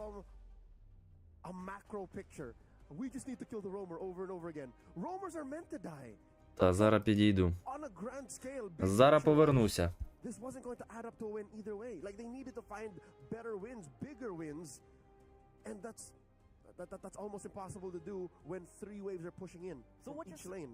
So what you're saying is they're just delaying the inevitable, right? Yeah. You kill the roamer, it buys you time, but the goal laners are still farming. Yes, full items. It was a game for Virtus.pro to lose. It would be their mistake that would cause them to lose. That's the only way to put it. And again, I don't know if it was mental conditioning. I don't know if it was just Pluto overextending, making the rest of Mogul say, yeah, I think we can fight. I think we can win. Dude, that was too much damage. You know what I mean? Like, gave them a false sense of security that they could extend. Maybe it's all part of their plan after all. Yeah, which allowed them... He's a very committal hero after yes, all. which made them overextend. I think that was key here. Even in the defense, Mongols were forced to overextend, and Virtus.pro punished and ended. Pluto always was trying to look for opportunities, right? Like this, right? That is their one way of bringing one person closer over to a line of marksmen. This way, the 3 marksmen don't overextend themselves, but only one person, meaning Pluto, overextends. That's all. Yeah. Ladies and gentlemen, another look. Again, this is the 14-minute mark, 14 and a half. This is where I think they get to penetrate. Yes, game ends shortly hereafter. I don't think they make it to 16. it's just pull and pull, right? 15 minutes and 21 seconds seems like the final timing by the end. And I just gotta have to say that this is a pretty impressive game from Virtus.pro all the way through. They showed exactly what they needed to do. They played their early games and they ensured that they know, okay, we have a timer. The only one that we are missing all the time is just Romus. Pluto is just being put in a very tough spot time and time again, but they still have got their win condition.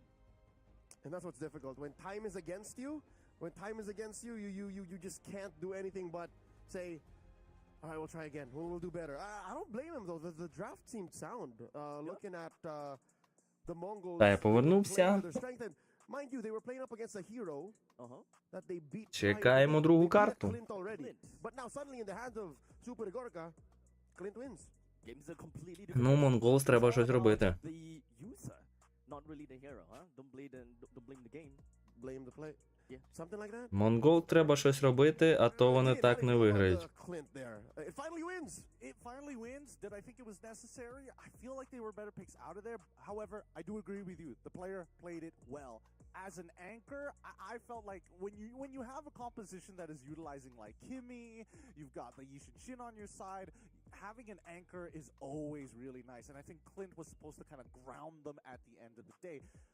The scary part, bad caught. He's supposed to have a bad matchup. He's Phoveus into the CC. He's winning out his lane. He's walking away with more EXP and outscales him at the very end here. I think that was the big difference maker, right? Because Pluto, I'll give it to you. He was looking for plays, but considering the amount of times I saw him flicker final slash and completely whiff, I don't know how much you can align it to. Yes, he was looking for a play, and he's found some good plays, but at the same time, he's also made some mistakes. But what's amazing about this is Virtus.pro played to a certain level. They played so clean, they played so well, pushed the envelope so much against the Mongols that even if Pluto misses, there's very little punish.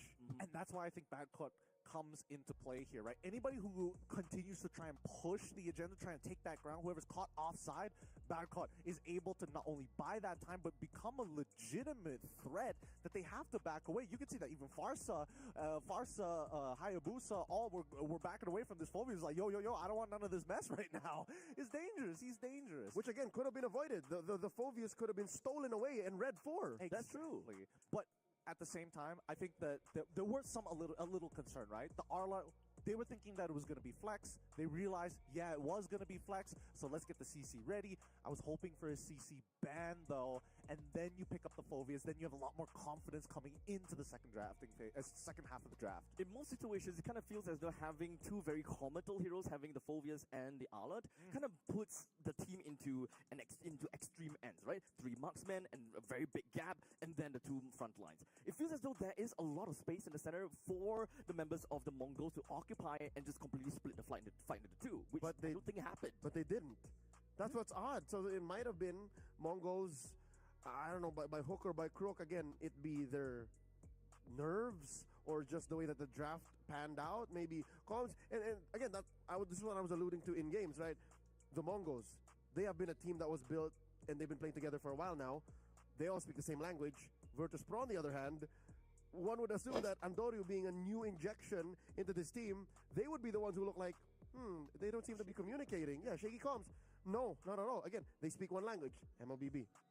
It's pretty crazy how far Virtus.pro is continuing to show us how good they are at the language of MLBB, because I think, again, I cannot sing their praises enough. They seem to be a cut above the rest, whether it comes down to the team fights, their fight IQ, their just natural habits, and I think that Andoryu has definitely shared a little bit of experience with the help of Pluto to kind of get this team up to par, to some, maybe even to a world-class level, which we're hoping that maybe that they were going to show up later down the line. But for the most part of it, that means that the Mongols have to claw their way back. They're going to have to push back against Virtus.pro.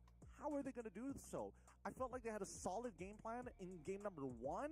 It looked like the draft could have gone in their favor. Sure, yes, you botched it up, but their early to mid actually not the worst, right? We did see some pretty decent trades.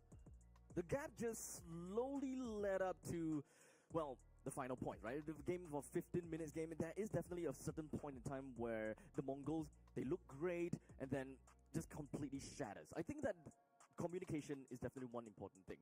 I can't help but think that Shenlin, he's definitely trying to look out for those opportunities for the team and soak up a little bit more, but as a Gato catcher, you do have the AOG to get yourself out of the danger, but most of the time, this is a triple marksman comp. You don't really have a lot of time to channel that entire ultimate just to run away. It's weird now, given Shenlin's performance in the match prior against Legion, where he played two enchanter supports, right? Roamers in Matilda and Estes. Now that he's playing Gatot, a frontliner, like an initiator, a setup tank, it's weird that I like him more as the former. You know, I like him more as the healer. I like him more as the backup instead of being the front line. I don't know how they reconcile that. I think there was a game plan coming into this because again, let's take in mind that VP, when they have Kimmy in their hands, and I think they knew that the Kimmy was going to go into their hands. How do we deal with this? The mid lane was getting shoved up, and then they go for the invade.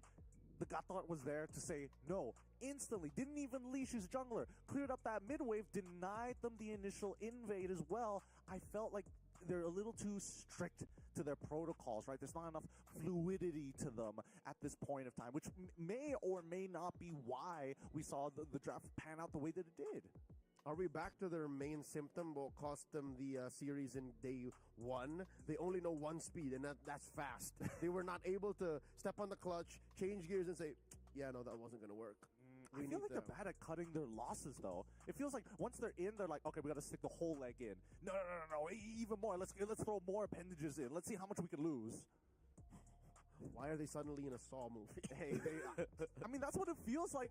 That's what it feels like. That's exactly how it feels like. Just, you got to try out. You got to test things out before you actually feel the full level of the consequence. I think now that they've got a bit of a taste of what VP is able to put on that table, I think now it's like, all right, I'll give you a finger at most. The gloves are off, pal. Wait, no. The different image. Different image. All right, but yeah, no, I agree. I think the Mongols have to show us a different speed, a different approach, a different attack, and a different angle. Because it was too honest. It was so clear that they need to get past a certain time frame here in game one. If they don't, they're dead. There was no plan B. Honestly, it kind of feels like the upcoming game number 2, is just a battle between Shenlin and real Solo. The next one is about whether Shenlin is able to kind of adapt based on whatever they have happened in game number 1. As long as they're able to kind of find a way to adapt, maybe kind of change something just so that they don't have to focus so much about timings. Interesting. It's been a while since I've heard a matchup of a rover versus a coach.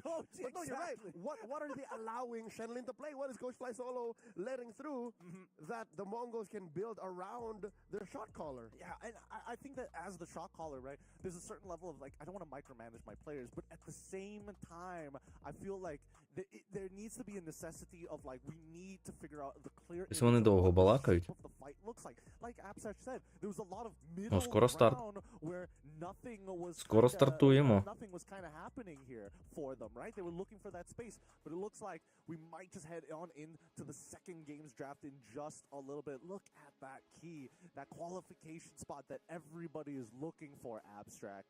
This is what they are looking for. And only by tomorrow, someone will take this key back home. When are Так, we піки gonna- бани. Well, not back home, Back but home, at least to the At group least stage. to the group stage, yeah. I'm hoping at the very least next year, 2 Хвилиночку. are given away. Hey, with that being said, the draft has begun. I'll leave it to you, both Leon as well as Abstract. Please take it away for game number 2. All right off the bat, what we have here, okay? Well, we do have the Uranus, we have the Yisun Shin, Matilda, and the Baxia that has already been taken away. Not too much of a difference as compared to what we have seen in game number 1. And like I said before, Shenlin kind of like the mind behind the entirety of the Mongols. We still don't have the Franco being taken away by VP. Так, у нас забанили Урануса, Лісунсіна і Ланцелота. Команда Virtus.pro забанила Матільду, Баксія. І чекаємо третій бан. Fair enough that Mongols are banning 3 Andorio heroes. We're back to this. That is true. We're back to this. Uranus, Yisun Shin, and Lancelot. Now, Virtus.pro, I think, yeah, you are onto something. Because again, there goes the, those two still are Shenlin picks. Кімі. Except for the third. Virtus.pro самі забанили Кімі. That is a Mikey pick. What does it leave for the Mongols? Katia out there. 1-1. Yes, but isn't that just... Так, Монголс пікає 1-1. Boberic and Farsa. Перший пік від команди Монголс, вони пікають 1-1. I think Fovia's gotta have to be one of the main priors for VP, right? It's just kind of, it feels like a little bit of a too dead of a giveaway, isn't it? Here's what's hard Далі to нас say. чекає дабл пік від команди Virtus.pro. І перший пік не бачу. Хто це? Це Фредерін. Yeah, if they Fovia's here, CC is gonna show up for the Mongols. Okay. So if anything, it gotta have І to be a R3 pick. Джусінька. І залітає Джусінька в нас. They're not jumping the gun yet because they know that they can get punished. So yeah, Virtus.pro answer with a Fredrin and Zushin. And you're not Тепер scared дабл of the пік в нас від команди Mongols. these high intensity situations. Зараз побачимо, хто залетить в нас. You might get swerved by an Angela. 'Cause Кого still, хочуть Fredrin, пікнути Zushin, Mongols? very Angela-able. Okay, for me, I feel that the scary part, it really just boils down to the fact that both a Juicin Fredrin opening is super standard, right? You can't go wrong picking these two. It doesn't exactly tell the opponents how I want to play it. Also questionable, why would you run a Fredrin Так, with останні only one? секунди. Зараз побачимо, кого пікають. Команда Mongols. Лукас і Дзітянь. Lucas! An early Lucas. Okay. Last time we saw Lucas that really... І, можливо, Лукас піде в ліс, як ви вважаєте? Може бути такий варіант, що знов щось сталося в них.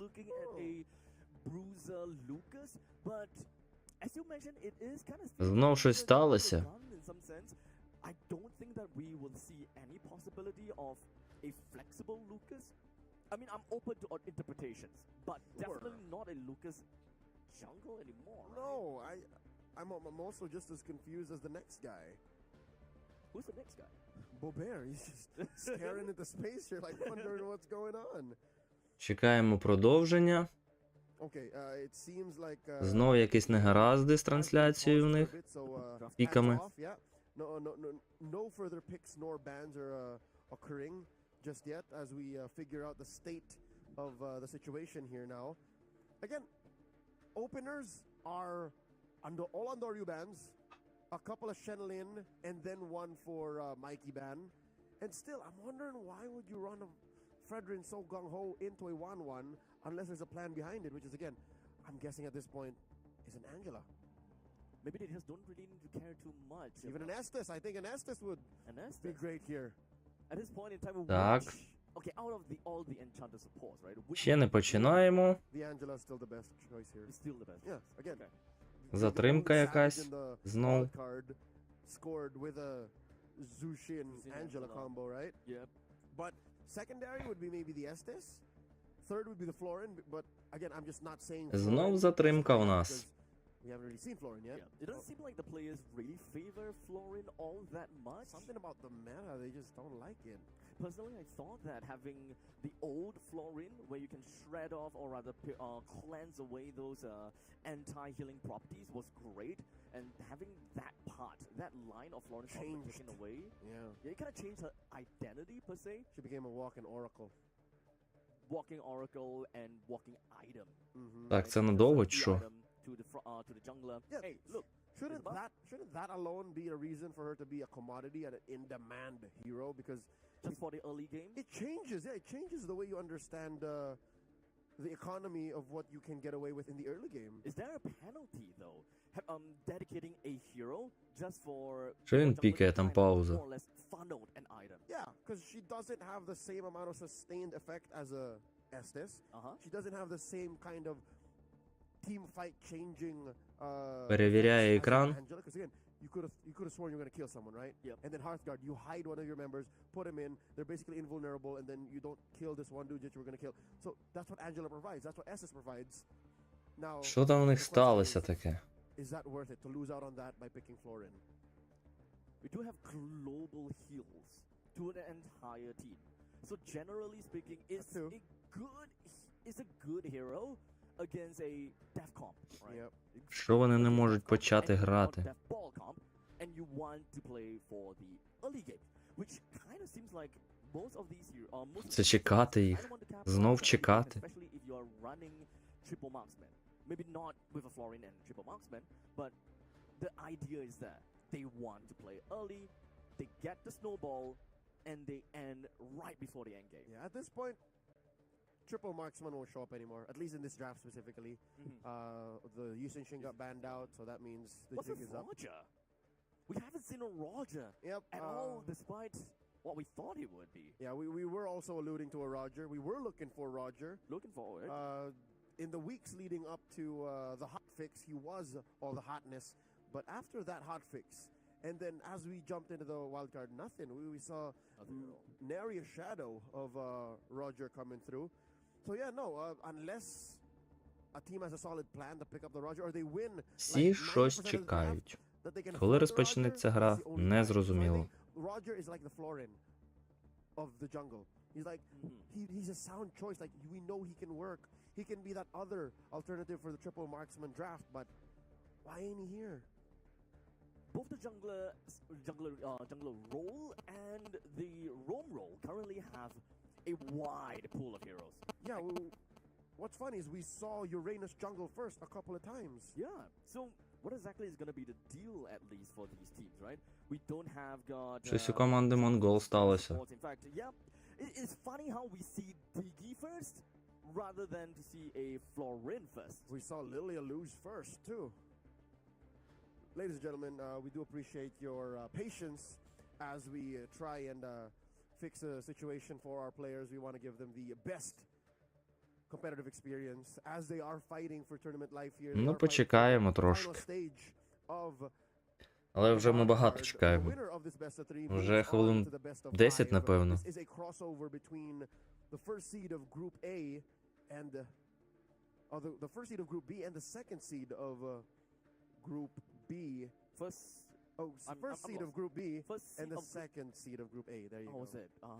Yeah. Okay. So positionings are confusing. Crossover again. Crossovers are like that, huh? The nature of this. Crossovers be like that. We have yet to get word on exactly what is going on holding up the draft. So please hold on a second. Bear with us. Yep. We want to ensure the best experience for both teams. They have the best time when it comes down to the drafting. Make sure that we will be able to ensure that competitive integrity is upheld. Well, of course, in the meantime, we gotta have to look out for whatever that has happened thus far, right? But let's talk a little bit more about their journey, right? Because I would say that between Virtus.pro and the Mongols, Virtus.pro has got they have the greatest experience, right? Their time in the EWC, MSC wildcard has been going swimmingly, right? The very first series that they played in a 2-0 yesterday, yes, is a 2-1, but I would say that Influence Rage definitely gave them quite a game. Yep, their only real loss was a swimmingly amazing loss, a loss for the books because they got savaged by Chan, which is again, if you're gonna lose with style, lose amazingly, extraordinarily, and then they almost just as quickly won a 20-minute game against them. So again, Virtus.pro so far, they're at match point now. Mongols have to play out of their minds. How about Mongols though? They are okay. They didn't really quite have. I was expecting them to have full 6 games for the past few days. Yeah, no, but Mongols have won 4 straight. Okay. And then lost this one. So okay. Their streak has ended, and if they want to continue, if they want to go into the next stage, or even just go to game 3, they gotta win this one now. Okay. So you understand why this draft is so important to them and why it has to be perfect. Every decision, every allowance you give to your opponents to think and to shimmy through and get an advantage, you must minimize. You have to be aware of.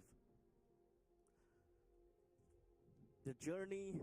Так, як довго вони налаштовують це? They definitely played so much more games as compared to Virtus.pro. considering that they didn't drop a single series. Що ж там таке сталося? Go for one extra series. They had I would say that the mental game is definitely on them. Mongols had more games to technically, kind of get warmed up per se.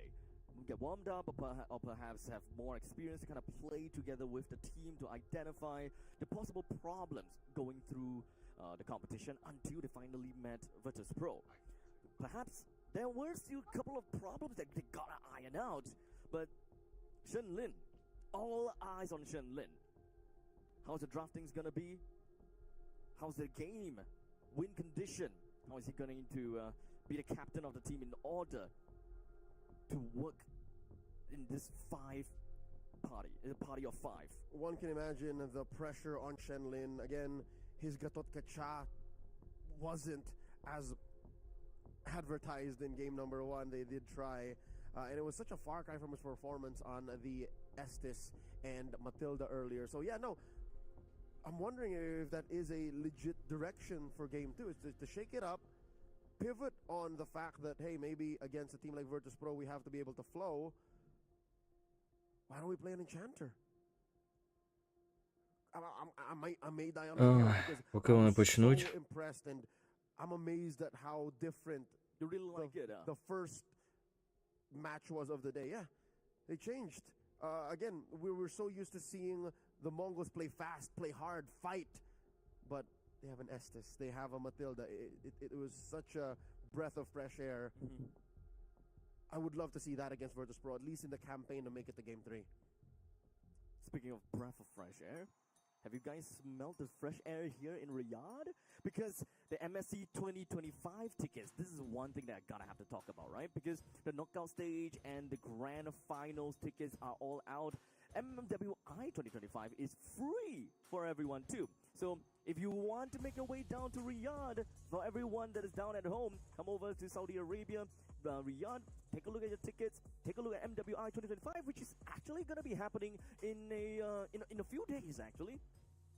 How many more days? I could imagine that some of the athletes competing in the MLBB Women's Invitational are on the way here, if not mid-transit, have already landed, because they will be competing in just a couple of days, as well as the talents. So yeah, folks watching at home, if you are in the area, if you have free time, it would be awesome to see you guys here in the studio, in the stadium, as the best of the best in the realm of women's MLBB compete for the chance to be called MWI champions for 2025 here at the Esports World Cup. I've gotten word from producers and from the marshals down at the stage that they are recreating the lobby. Given that there was a little bit of a hiccup going into the draft midway through, we were, as a recap, at blue 2 and 3. Blue last we saw. Oh, okay, yeah. Blue so 2 we and 3 were kind of picks. looking at a third pick, right? Yeah. We are looking at R3 being the next pick, and so far what we have for the red side, for the Mongols, right? Yeah, the Mongols, we only have the Fredrin and the Jusin. Oh no, that's Virtus.pro. Oh, that's Virtus.pro. Okay. Yep. Okay. The Mongols opened up with 1-1, and then Virtus.pro answered with a Zushin Fredrin, which again, I'm gonna let him cook, but I don't know why that is what you run into a 1-1. There's a breadth of attacks that you can do. Instead, they tease us with what could potentially be an Angela opener. But it still doesn't really stop or rather doesn't really tackle the question, right? Where the Fredrin is ultimately that one guy, the big guy that gives off free witness exploits. Exactly. The 1-1. It's so counterintuitive, right? Like, why would you run it into a hero that eats you up alive? Yeah, that's what You said just now. Or right? lunch. I mean, or dinner, or supper. There is a way around this, but this is a long shot. But that means that we won't see the Angela roam. Because we kind of seen how Zeta Division kind of deal with the problem with their Masha, wanting to go over to the back lines and kind of tackle that directly. So, well, as long as the Masha's open, then yeah, that is a definite answer. But what if I'm looking at Chip. What if the Masha gets answered? How about Chip? If they can chip. О, ми продовжуємо. Нічого собі. That at the bottom of the pecking order, because of the 1-1, then at least what we have is a concealed chip, jumps over backline, drop portal, and boom, your 1-1 have the opponent's 1-1 can't maintain a composure. They have to focus on running, pushing themselves out. Допікують все, що було. During that heat of the battle. Something to consider. But now we have successfully Та, 1-1. recreated the draft. The lobby is solid and safe. Now we open up again with the Фредерін same був. picks as mentioned. The Джусінька 1-1 була. winner for the Mongols, while Virtus.pro answers with the Fredrin and the Zushin. Now the answer. What do the Mongols put together Тепер here? даблпік від команди Mongols. Продовжуємо. Lest they allow Virtus.pro to pick it in red 3. Also, something to consider would be how do you respond to the Angela without banning it in the first in the second phase? Here's the Arlot. Так. Likely going into the hands of either Mumu or Shen. Арлот і Дзітянь. Okay, so something a little bit different with the initiative of picking the Zetian first. Most of the time is only because of the fact that we are looking at the combination between Yizushin and Останній пік від команди Virtus.pro. or the other situation, you see a Farsa being picked on the opposite side. Okay, pick up the Zetian for myself just for a free negation of the Feathered Airstrike. Which is nowhere to be seen anymore. Yeah. Чекаємо, що вони виберуть. So this is completely different. Yeah, no, Completely different idea. it's literally investing in the global the Фовіуса вибирають. just lane presence. The answer from Virtus.pro, I told you. There's the Phoveus again. It answers not just the 1-1, but even the Arlot. So now you question the Mongols' priorities. Like, why this Так, early? тепер бани, друга стадія в нас. Okay, so at least... Okay, so it's kind of like a tier for attack. So 1-1 deals with Fredrin, but the Phoveus deals with the... Друга стадія банів. Банять Virtus.pro в нас. Зараз побачимо кого. That can go over to the roam, so at least you can still pick up a CC if you want to, but that is dependent if VP takes it away or not. And you're also allowing so many ways to proc Infernal Pursuit. Like, whether you gank the gold lane, the 1-1's there. Oh, yeah, Just double happens. dash. Франко банять. Yeah, and then the dash-in from the Vengeance marks on the Arlot.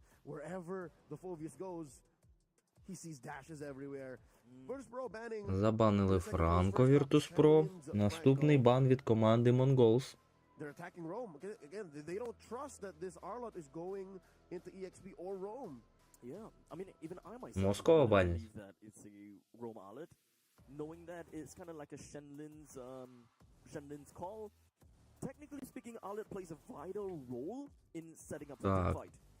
However, there must be some other possibilities, and you of course did mention... Лісу немає, до речі. Лісу немає у команди Mongols. All Mongols with a higher want, right? A higher want, a bigger want from... Або, можливо, продовжать типу But that- Роуму. said, I Зараз подивимось. actually put so much bans onto Shenlin. Again, Why not?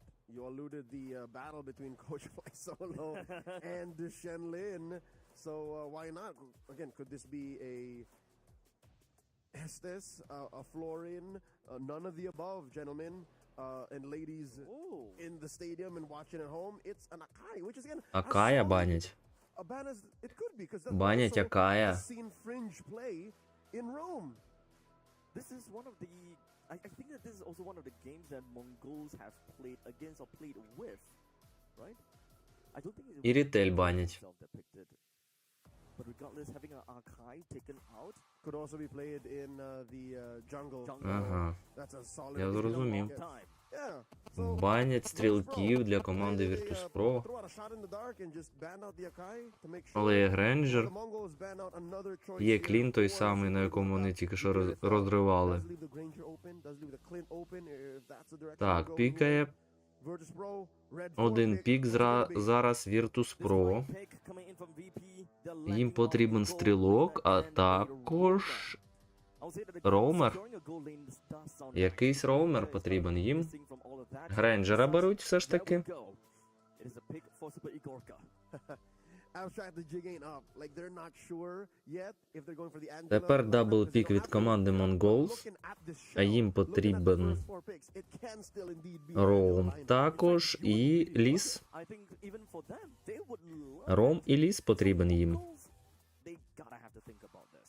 I'm pretty sure it's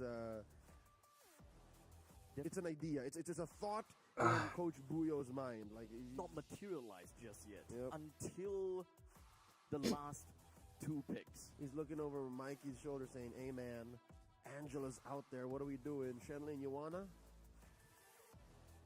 They pick up the... Чекаємо. Так, Бартс. Another debut pick. Welcome to the wild cards. Бартс і Дігі. Oh, Plus a Diggy. okay. So Shenlin heeds our words. He's playing another enchanter. I don't know if the boys of Virtus Pro are ready. Ну, нормальний контроль. Doesn't that mean that VP, the more the reason for Їсть picking up an Бартс. enchanter support to Кидає другу Дігі. do this Не так просто basic service втекти. goal lane? Yeah, because it doesn't matter. Ой. Like if you play a healer or Вибачаюсь, like a Panther or мікрофон something of зацепив. the like, you deny much of the utility of a Diggy. You just lean hard into a fight. Like you Так, don't останній care. пік від Okay, Virtus there's Pro, a їм choice, потрібен right? роумер. You only dodge it, which is the former, or you overload it. But overloading it now doesn't make sense because there's not enough. Можливо, ага, Флорін. They do an enchanter makes their way once more onto the battlefield. We were looking for her. Мурчалку We spent a good, what, 10 вибирають. minutes talking about Florin. Yep, And just now, finally, here finally. she is into the hands of Pluto. Virtus Pro debuts Florin. Okay, so what's the deal gonna do for, or what's it gonna do? What's it gonna do? Is it gonna do for Fredrin? Зараз починається друга гра. Funnel into Super Igorka. Команда The Mongols проти команди Virtus Pro. Першу виграла Virtus Pro.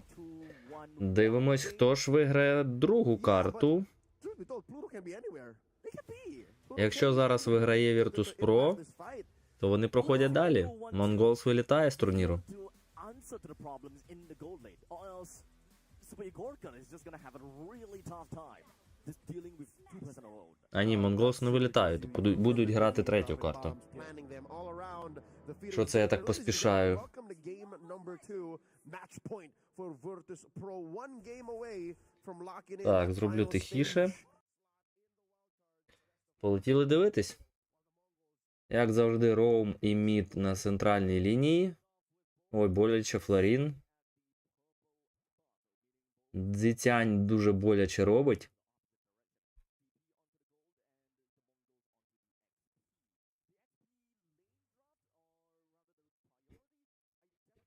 Так, Ван хоче голдового краба забрати. Орлот влітає в Фовію. Сама половина ХП у Орлота. Ой, Флорін боляче. Вона підхилюється. Емблеми на вашому екрані. Емблеми на вашому екрані.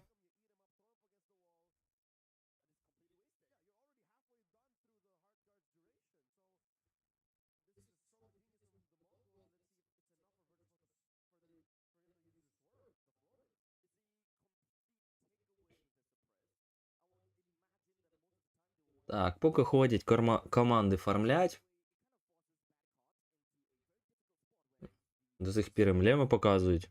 Розглядайте. Так, Орлот залітає, але не попадає. Фовіус не дофармлює, до речі. З'являється перша черепаха.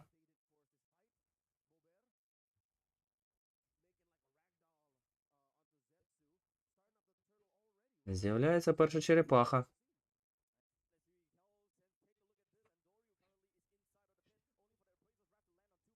Забирає Фредерін першу черепаху. Фовіус забирає Орлота. Фовіус забирає Барца. І рахунок 2-0. Плюс черепаха. Перефарм 1000 вже. За командою Virtus Pro. І тайм-аут.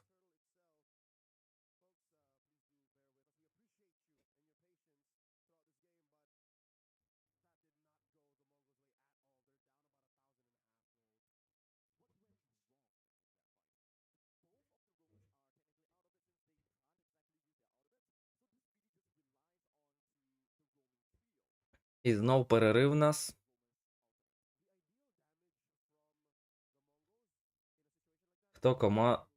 Хто протис тайм-аут?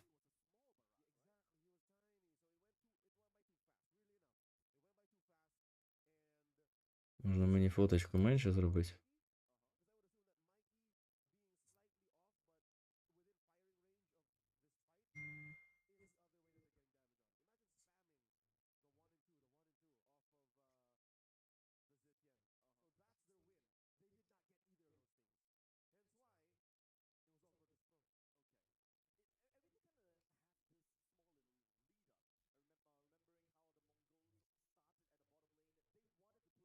Менше фоточку зроблю.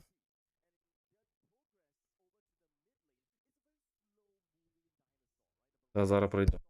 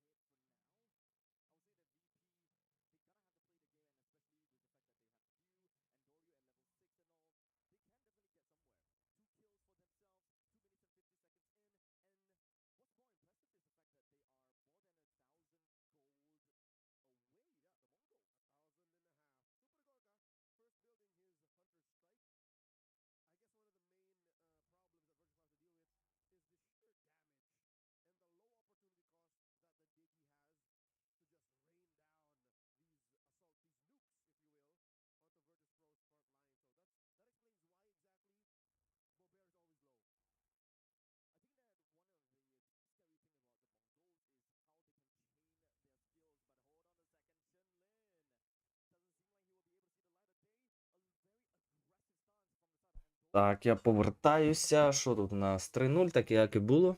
А, Дігі ще раз вбили. Було 2-0, стало 3-0.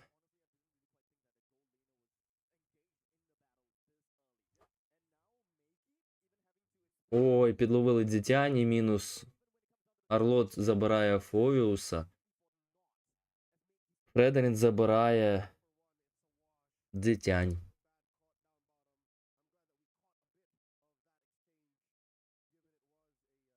Так, Фредерін підходить з ворожий ліс, хоче забрати, але у нього нічого не виходить. З'являється черепаха друга в нас на карті.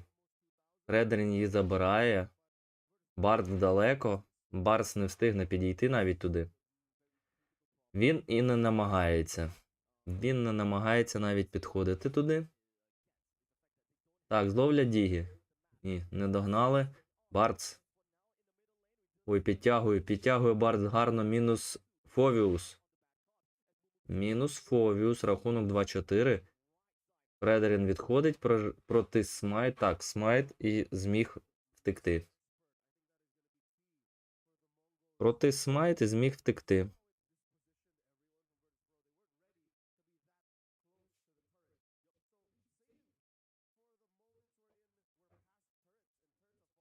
Так, Рейнджер.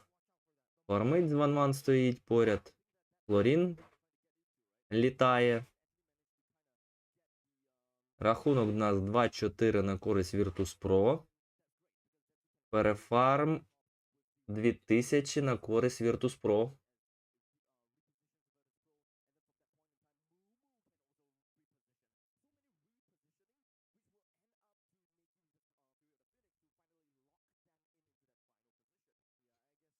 Команда Virtus.pro в 4 ходить.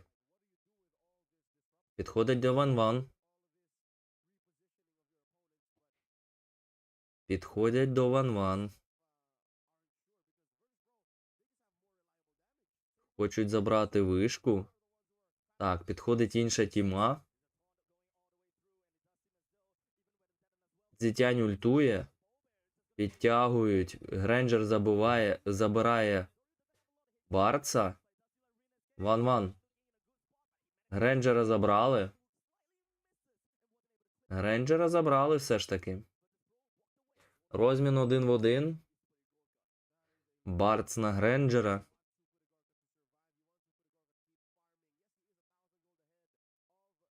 Гренджер перефармлює майже на 1000. А інші більш-менш рівні. Фовіус забирає Дігі. З'явилася третя черепаха. Фредерін, скоріш за все, просто її забирає. Так, він її забирає. Без боротьби. Забирає без боротьби.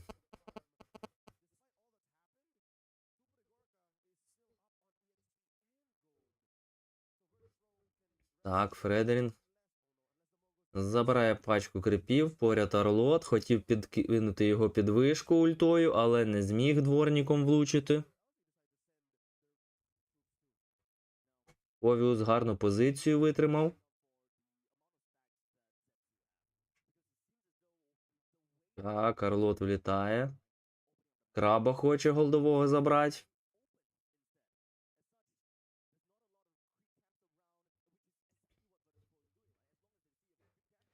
Бачить Барца.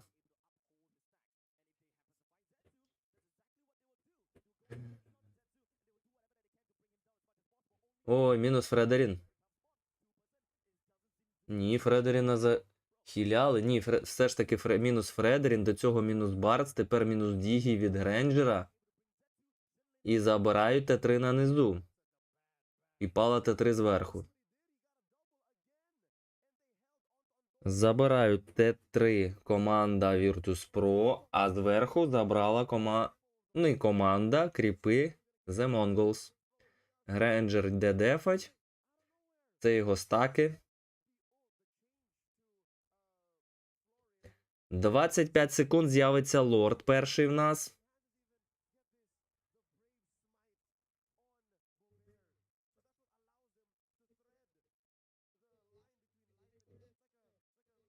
Повтор показали файту нам.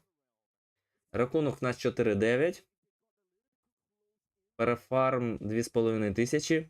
На користь команди Virtus.pro. З'являється лорд. З'являється лорд. Підчепили Фовіуса. Фовіусу боляче, але ультує Флорін. Фовіус мінус Дігі. Ван-Ван мінус... Ван-Ван робить дабл кіл. Мінус Фовіус і мінус Флорін. Цепляють Ван-Ван. Мінус Ван-Ван від Фредеріна. І ще в нас мінус Гренджер від Зітянь. Так, в нас лорд. Команда The Mongols 3-4. Команда Virtus.pro також 4, але з'явиться Гренджер і Ван-Ван через пару секунд. Команди в оптимальних складах. 2000 перефарм.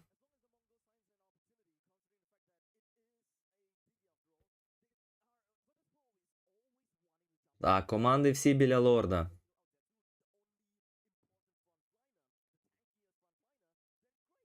Ван-Ван мало ХП. Треба кріп, щоб підхилитись. Так, Фовіус починає бити лорда. Починається файт, Фовіус влітає, ультує, Дігі ультує, нікого не забирають поки. Фовіус забирає Дігі, Джусінь забирає Дзітянь, Гренджер забирає... Це мінус 5. Коротше, це мінус 5 від команди Virtus.pro, вони забирають лорда. Вони забирають просто лорда. Зносять Т3 на міду. Фредерін забирає самотужки лорда. Вони зносять Т2 на міду. Дуже гарний файт. Дуже гарний файт в виконанні команди Virtus.pro. Так, лорд вийде на 10-й секунді.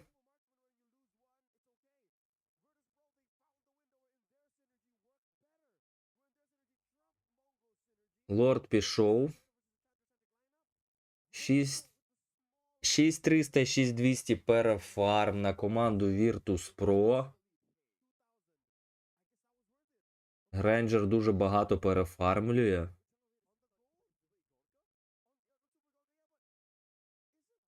Та і Ліс багато перефармлює, і Експлайн. Так, заходить лорд по міду. Влітає в вишку. Кастує.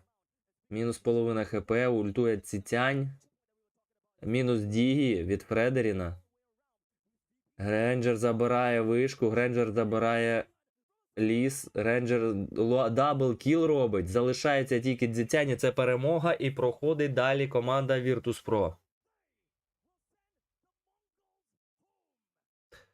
Команда Mongols вилітає.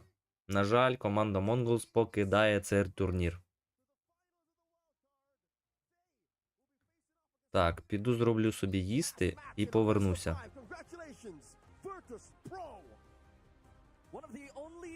Оба.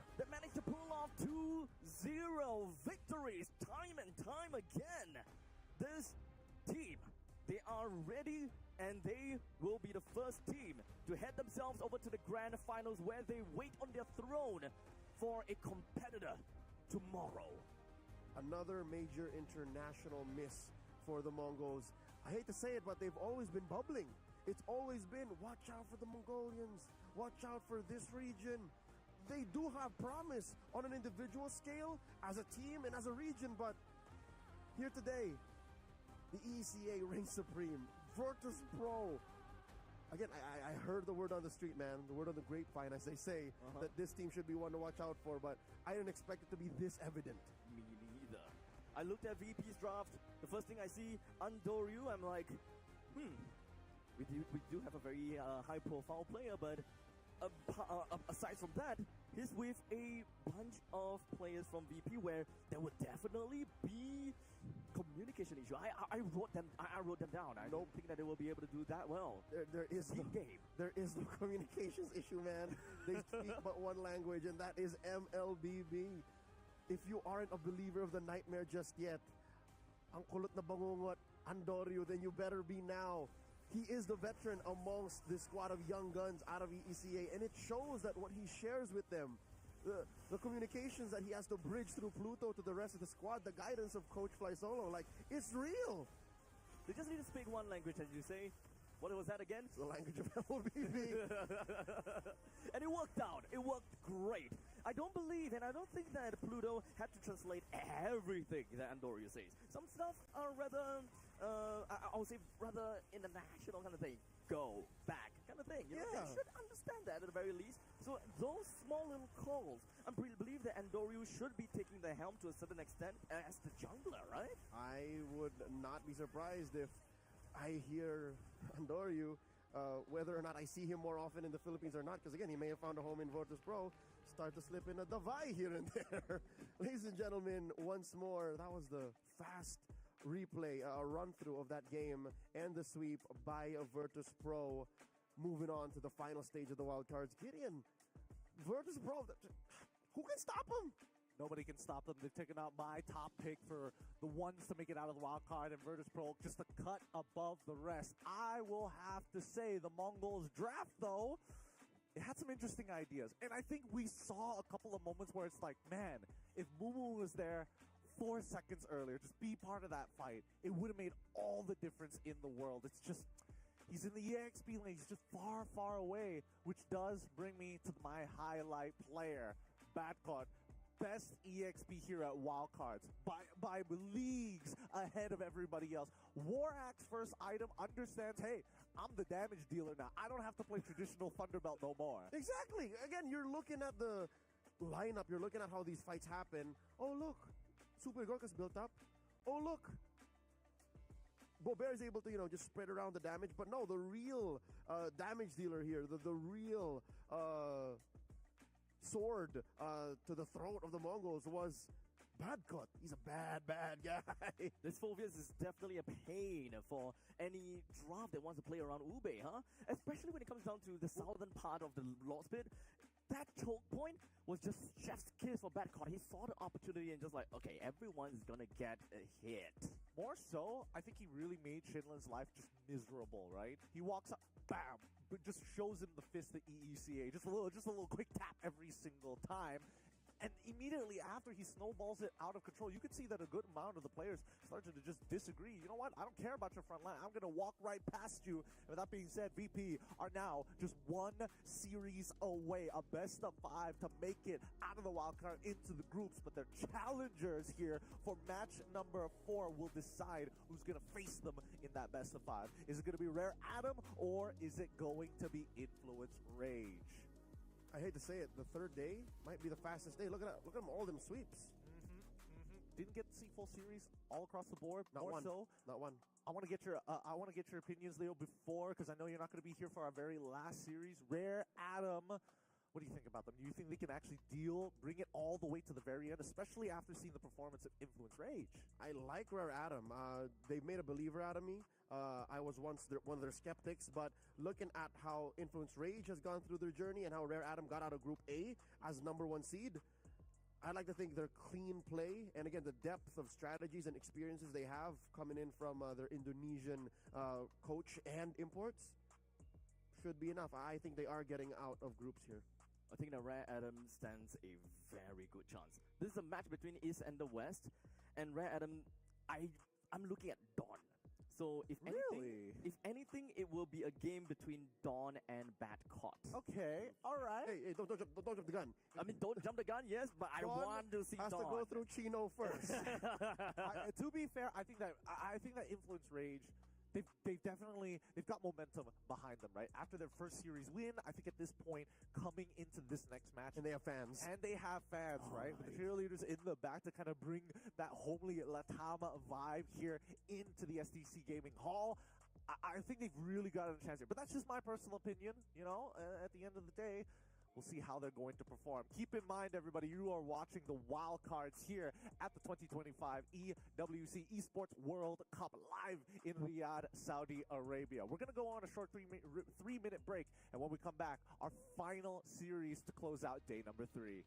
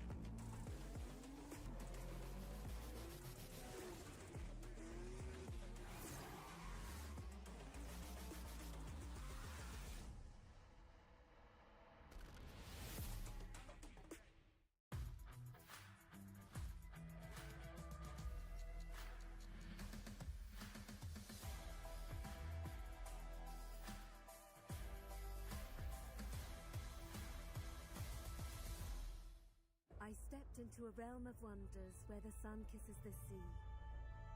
Two worlds inspired by each other. Two worlds making one. This land is calling, Saudi Red Sea.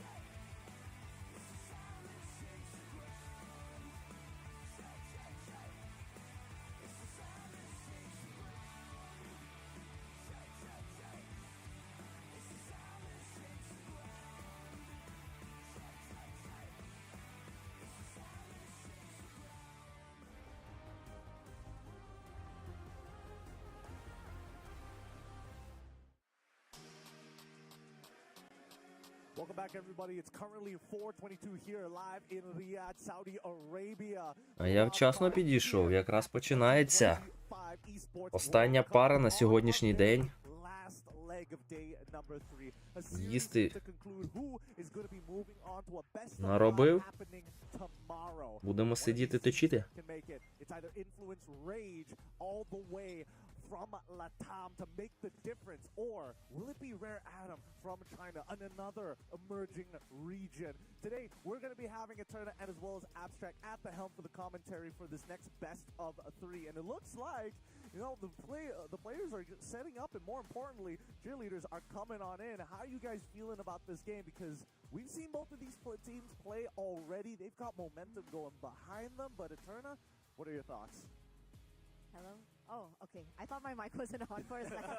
It's a little bit of PTSD over here, but I think this next matchup is a classic tale of East versus West. Ooh, right? We have an emerging region in China that you guys mentioned earlier on, as well as from Latam, and we saw Rage and what they're about, and I'm thinking that they're going to bring everything that they can here up against Rare Adam today.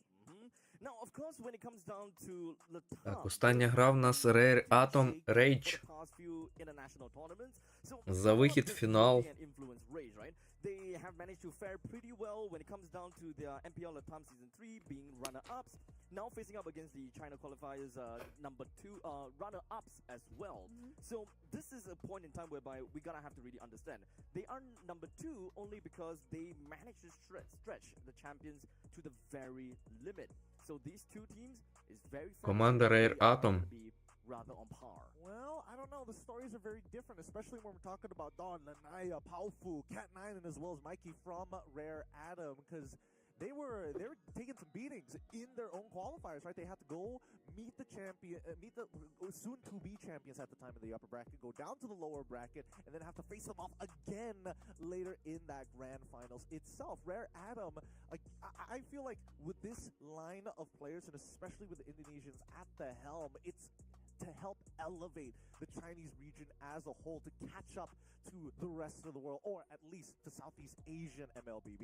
I agree. I think it's been a while since we've seen the Chinese region come to play, especially on the international stage. So I think this is one of the rare cases where we're going to see opportunities being opened up for that recognition on the international stage. And I can't say that that's just exclusive to the Chinese region, but also for Latam, because I think ever since that Та команда Rage на екранах. we haven't really seen much of Latam on the international stage either. Well, this was a team that was supposed to be their replacement, right? This was with Gino, Hoto, Tan, Paquito, as well as Fury. They were dominating in their side of the world. They were dominating Latam all the way to the very end, knocking down the Corinthians down to the lower bracket, and then losing to them right at the grand finals. Everybody was thinking that Influence Rage was going to be first seed. So let's be honest here, that won't be too big of a surprise for either one of them to make it over to fight against VP.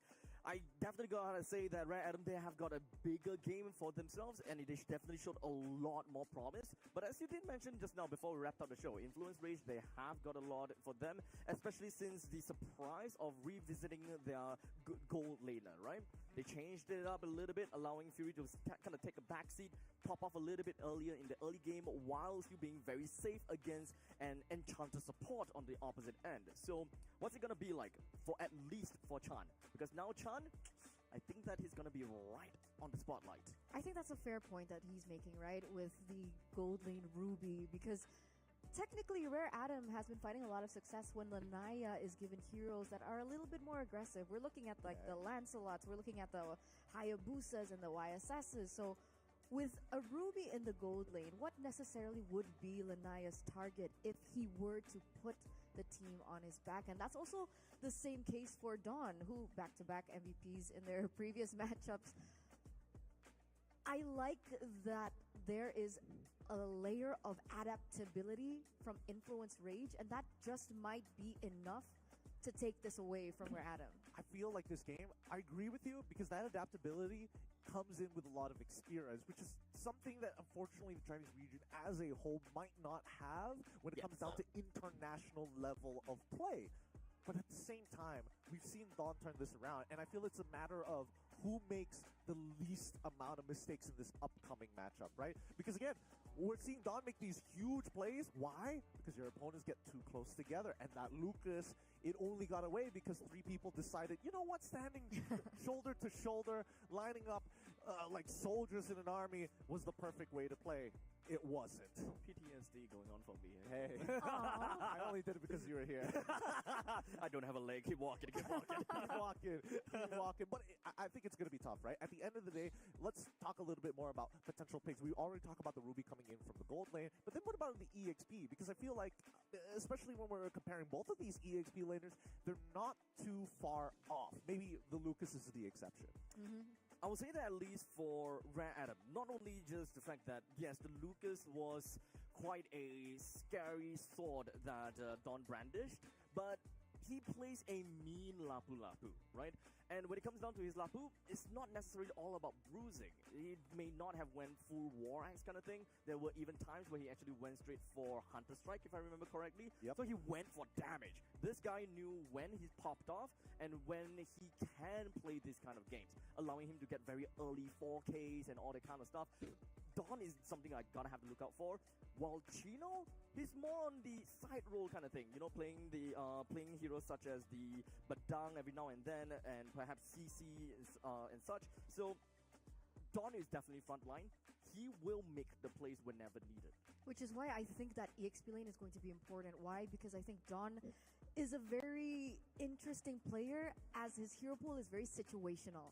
The Lucas came out as a counter towards the Uranus, and we saw that the damage was there to kind of stop the Uranus in its tracks. So I think it will be important for Rare Adam coming to the drafts to get a winning lane for Dawn, right? And the fact that if, let's say, the enemy XP laner Chino has a CC in his belt, that might be a problem for Rare Adam. Okay, so I'm imagining what first rotation of the draft is going to be looking like, right? I'm thinking like we're still getting rid of the Boxia, we're still thinking about getting rid of Kimmy as well. Uranus. But then where do we go from that? Oh yeah, Uranus as well. But where do we go from that point onwards? I feel like the openers that we have seen thus far have either been really, really good for some teams, pretty painful for others. 1-1 as an opening pick seemed like a good idea initially, and then later down the line, it really just boiled down to the supports, like our previous matchup. I would say, personally, I was still pointed towards the XP direction. Lapu Lapu is actually a hot commodity for both of these teams, Rare Adam as well as Influence Rage. Both of them love the Lapu Lapu. Whoever's going to be on the first pick, first ban might not have the opportunity to ban the Lapu Lapu, because I'm not too sure if whether they actually want to focus on the first pick on the Lapu. It could definitely put quite a bit of I will say difficulty to the opposite side, because they actually do kind of picked up a lot of that. Other than the Lapu, at least for day 1 and day 2, it does seem like the only other hero that Chino played was the CC, and as for Dawn is the Lucas. So aside from Lapu, we don't know anything else. So what is a counter towards the Lapu Lapu? I think maybe that might be the question that we need to, put on the table here. Yeah, I think can't contest Lapu Lapu. How do you shut it down? I think a lot of it comes down to how much peel do you actually have, how close you clump up together, and the types of heroes. Like, I was thinking initially maybe the Zitian might be a good way of dealing with it. Oh, you're going to come in with the Bravest Fighter, I'm going to push you away real quick before walking backwards. But then there's the anti-CC that we need to address. And at that point, I'm thinking like Matilda has come into play, Enchanter-style supports, which we're again seeing quite a lot pop out today in particular. I think now we've kind of checked all the boxes except for Rafaela. That's the only Enchanter support that we haven't seen touched here in Wildcards. Now, speaking of that might be a problem for Rare Adam now. Oh. Because coming into this, there was information that Cat9 can only play the Hylos and one other hero. I forgot. What was the other hero? Hylos and Baxia. Hylos and Baxia. We saw the Arlet yesterday, but it wasn't like... You're right. A lot of people... I think Leo was повертаюся. and Leo was like, Повертаюсь, будемо дивитися останню катку на сьогодні. because he's not necessarily Останню пару, но не останню катку. I think it's okay because we've seen the combination of the Zushin, the Fredrin, plus the Arla be like a very powerful trio moving forward in a lot of these drafts. But then we've seen Diggy pop up like more than enough times that makes me uncomfortable from teams that again, I wasn't expecting it coming out from Mongols that many times. Do we have to lean back into some good old classics is what I'm trying to say. Are we eventually somebody has got to figure out a way to play Tigreal in this particular meta? Again, so many times there were angles where, hey, we need an instant engage. How do we achieve that? And I think Tigreal could be one of those potential answers. But now that the one team that does play Diggy is gone, I don't know how much it has influenced the other teams to maybe consider it as an option. I mean, even Latam has decided to play Pakiru 2 games in a row, playing Minotaur. In fact, I think that the entirety of the wildcard is just a Pandora's box itself. There's so many unexpected things that we've seen. Yes. The moment we open it, it's like, wow, I'm surprised. Wow, I'm surprised. Wow, I'm surprised, kind of thing. Oh, the Barats as well. Barats Diggy. Oh, that was something. That was something. That's for sure. As the teams look to get ready up on the stage here, where do we start to see momentum shifting? Do you think that the mentals is going to play a part in this matchup? Influence Rage. Let's talk about them.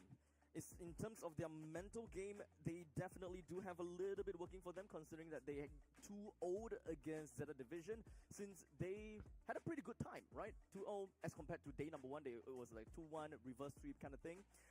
As for Rare Adam, they didn't play previously, so they have quite a lot of time to kind of sit down, take a look at what Influence Rage has got for them. So in terms of numbers of gameplay, that kind of stuff, I would say that Influence Rage definitely comes in a little bit more confident because they're warmed up. Okay, all right, that's fair enough. Let's make a comparison of regions here, because again, if we are looking at the history of MLBB, Latam generally has a leg up in terms of how long they've been playing competitively as a region in comparison to China, which only just started not too long ago, right? Except the acceleration of which they have progressed in their own metagame, and not to mention, you know, some early access heroes like Zutian as well. But other than that, it seems that we're kind of closing the gap. Because despite that argument being made, we do still have veterans on the side of Rare Adam. Sure, the Chinese region as a whole might be a little bit younger as compared to Latam, but remember, Rare Adam is fielded with, you know, imports, right? We have Lunaya, we have Dawn, who's been playing for quite some time, along with their coach, Ryzen. So to say that that is an argument, sure, we can argue that, but on the other side, these players have been playing for quite some time, and I think when it comes down to like the mental fortitude from Rare Adam, I don't really doubt them, because even in their opening match from the first day of the group stages, they lost that first game. But then they were able to come back really slowly, looking for a reverse sweep, which they eventually found. So in a best of 3, I don't think I'm too worried about Rare Adam. Okay, all right. Let's talk about research then, because the homework has played a large part in day number 2, and we're seeing that teams that have strict protocols in day number 3 have been significantly punished. Mongols being number 1 when it comes down to, like, we've had a set plan. We thought you were doing this. We got the first half of it correct. The second half, we could not. We could have been seal. It's a little too much. This is where the surprise and the wild card part appears, right? We have limited amount of information from the Chinese region. They started small, rising and accelerating so fast when it comes down to their prowess. Joined in with Indonesian players, they are just sharing information at this point in time. So Rare Adam coming into this with only a total of 5 games to their belt. I would say the Influence Rage, they've done their homework. They know what they were expecting. And like us, we will be expecting, Cat9, Baxia, Опа, показують команди. Зараз почнемо. So let's tackle that. Let's tackle the frontline issue. And then suddenly, boom, Cat9 actually plays something else. TBH, I don't think you should be worried about the Arlet. At all? No. For Cat9, I don't think so. Okay. With that being said, we're going to head on into the draft and turn on as well as my boy here. Abstract, please. Take it away. Enjoy. No, you don't tell me that. Починаємо. Команда Rage проти команди Rare Atom.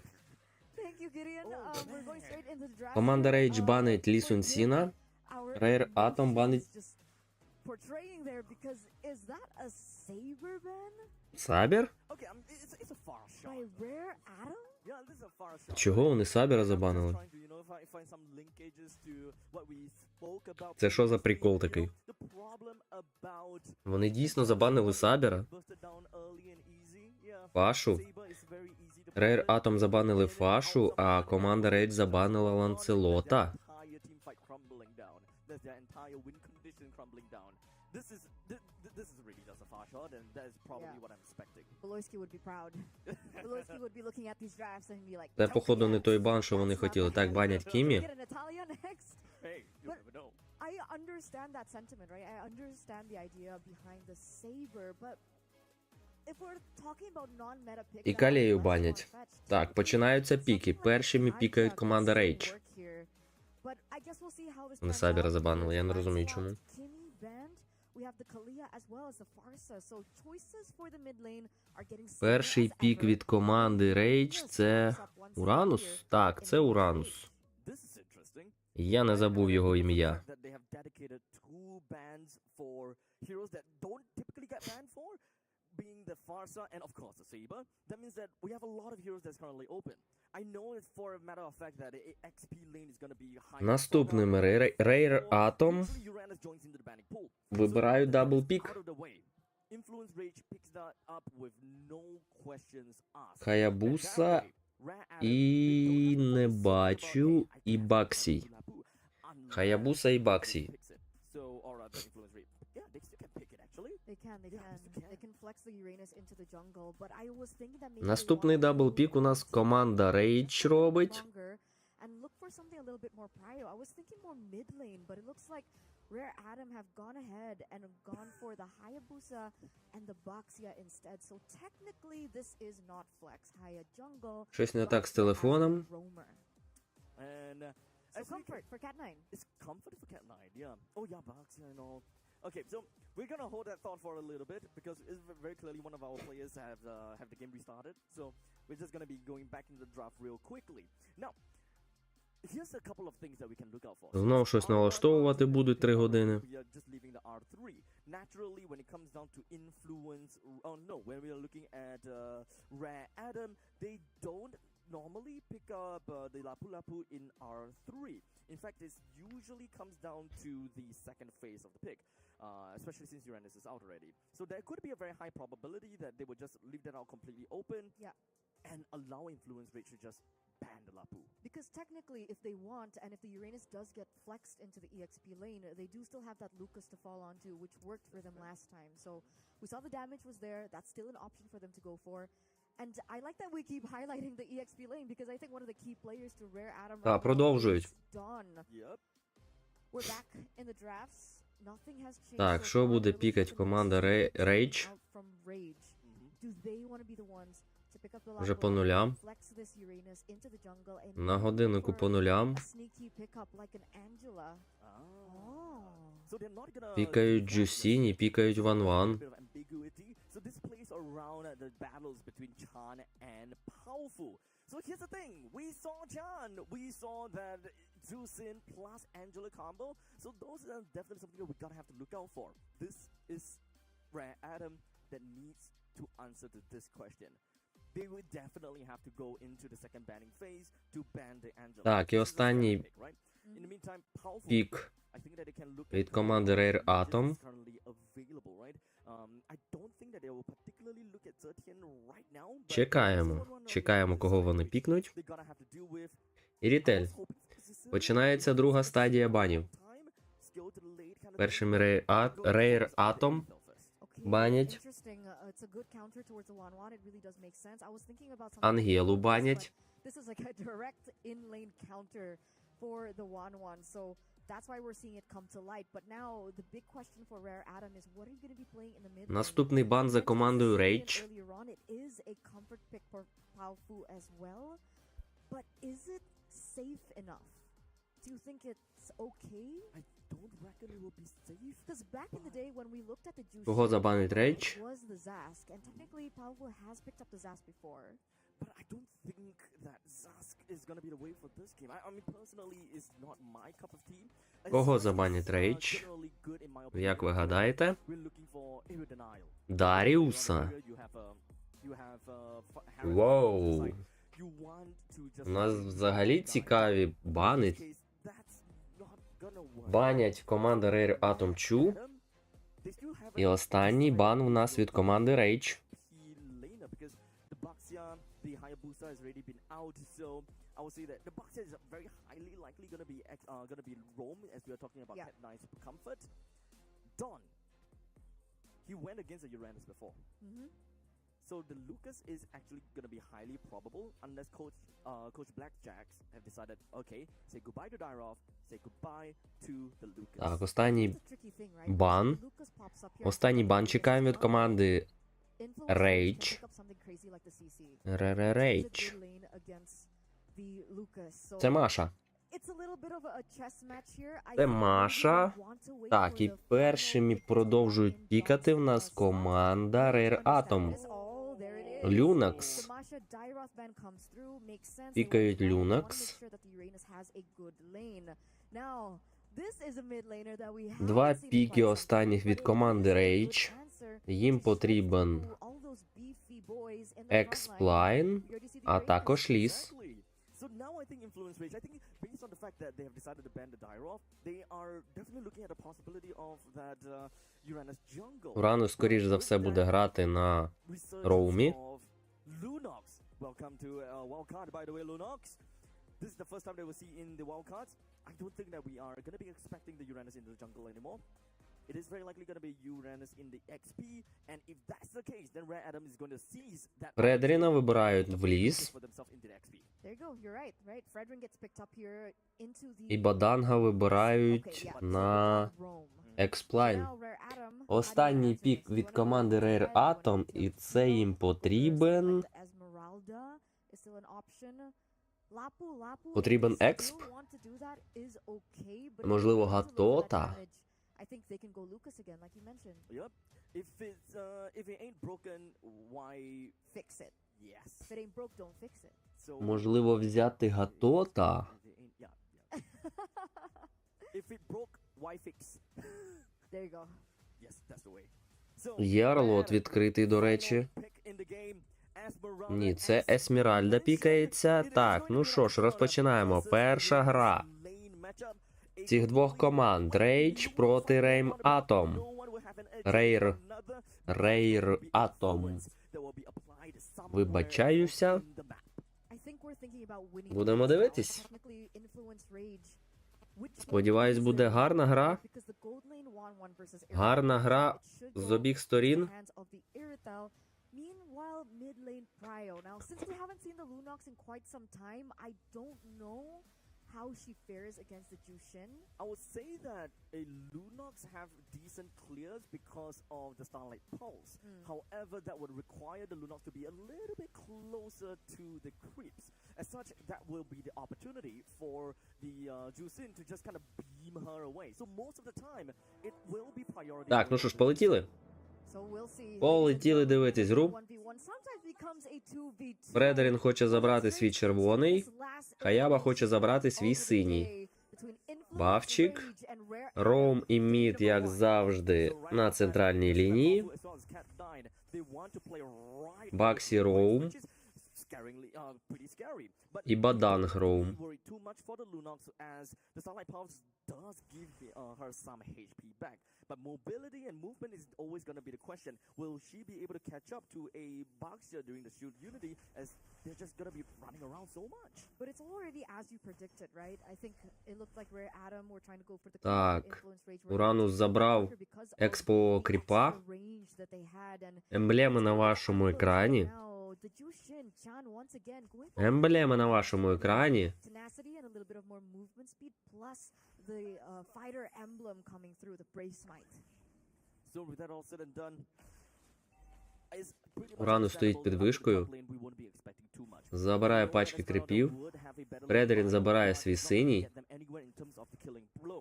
But when it comes down to the emblems, this is what I thought it would be fun to always watch, take a look, right? With a couple of agilities coming in from the roaming trio, or rather just for the side of Chan. Chino wants to be fast. You gotta make things fast as well in order to really stick down onto someone. You can see that Lanaya also looking for. Ван була на базі, підходить. Pushing out the damage, it's reflected in his emblems, the way that he wants to play too. There are rotations now. Експо кріпа забрав Фредерін. But I think they just do want to facilitate that level 4 as soon as possible. As long as Chan picks up the level 4, then it will. З'являється перша черепаха на нашій карті. Spots a Дві команди підходять потроху до неї. Експлайнери підходять. Уранус залітає, так, обходить. Боляче Бадангу. Уранус в епіцентрі. Фредерін. Есмеральду можуть так і забрати. Фредеріна дуже мало хп. Хаяба забирає черепаху. Есма забирає Фредеріна.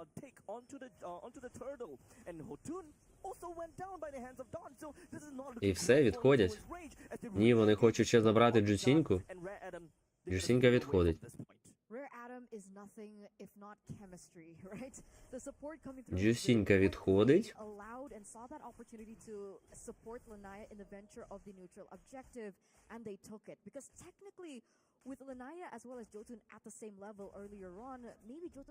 Бадан хотів забрати голдового краба, але забрала його і Рітель.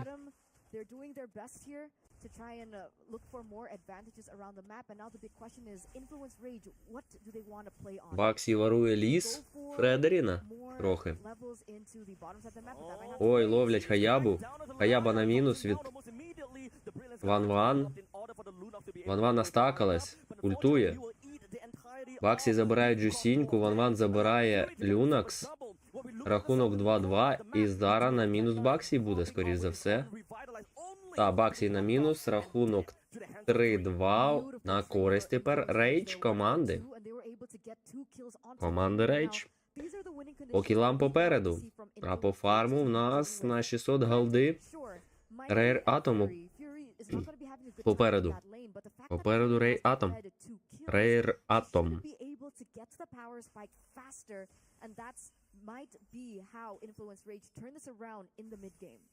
We're only looking at not that big of a change when it comes down to the economical factor. Уранус дуже далеко загуляв, мало хп. Він так може і померти. Мінус флік. Уранус віддає флік. Та, бачить кріпа. Зберегти стаки. Підходять. З'являється друга черепаха, всі зміщаються до неї. Стрілки поки стоять на своїх лайнах, але можливо вони зараз також підійдуть. Забирають пачки кріпів і підходять. Ой, боляче Джусінь.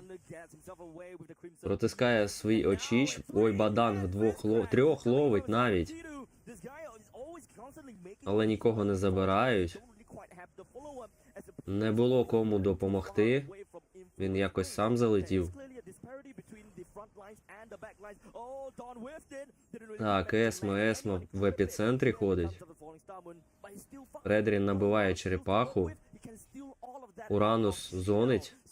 Есма поряд. Есма робить боляче завжди всім. Уранус. Джусінь. Урануса мало хп. Хаяба забирає Джусіньку. Есма забирає Баданга. Хаяба забирає Урануса. І це мінус 3 від команди Рейдж. Рейр Атом робить і забирає черепаху, скоріш за все. Ван-Ван залишилась з Фредеріном. Ван-Ван ультує. Забрала Баксія. Мінус Фредерін. Ван-Ван. Ван-Ван мінус робить Ірітель. Дабл кіл від Ірітель. І це, можна сказати, тімбай був тільки що. Забрали 3, потім забрали 2. Рахунок 4-7 на користь Rare Atom.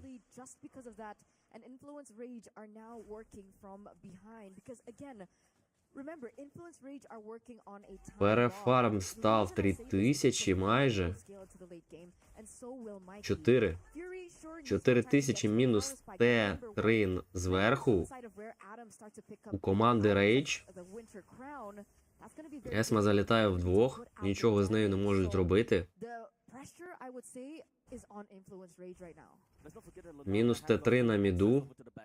В Урануса немає ХП, він хоче, щоб не забрали Т2, але Т2 забирають в 3. Гравці команди Rare Atom зверху. Ван-Ван прийшла. Збереже волну.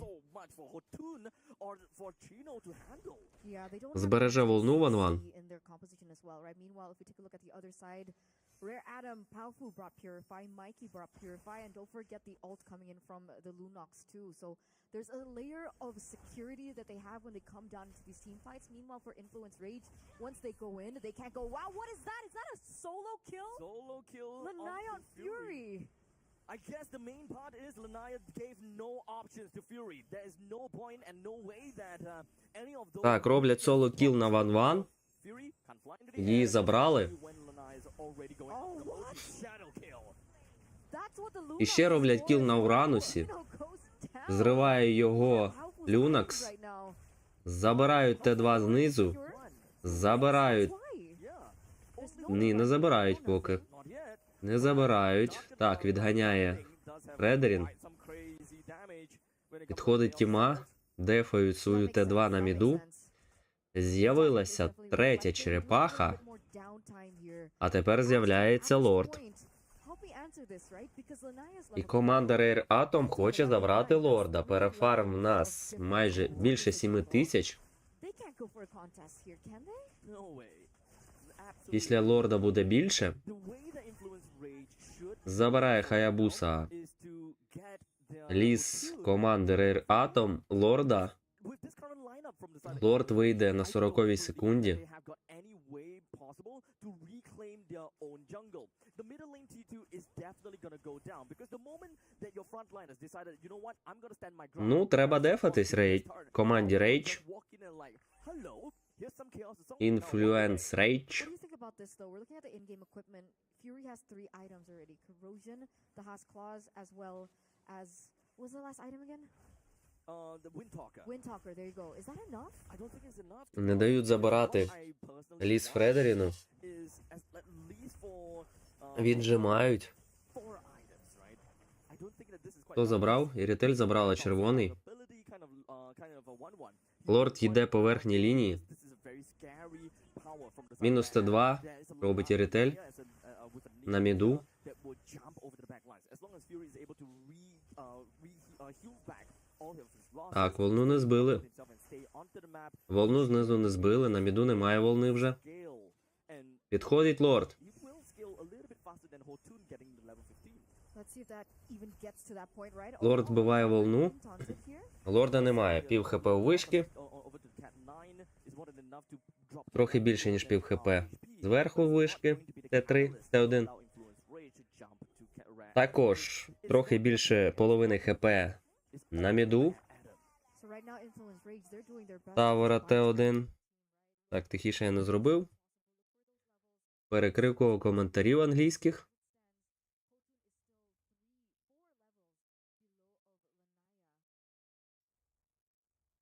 Ну, задефались. Команда Rage задефалась.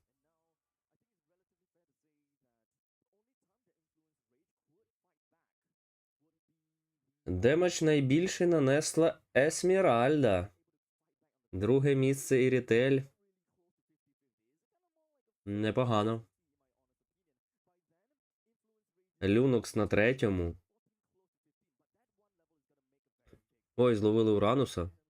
Дуже мало хп в нього. Дуже мало хп було у Урануса, але він жирний, він відходить.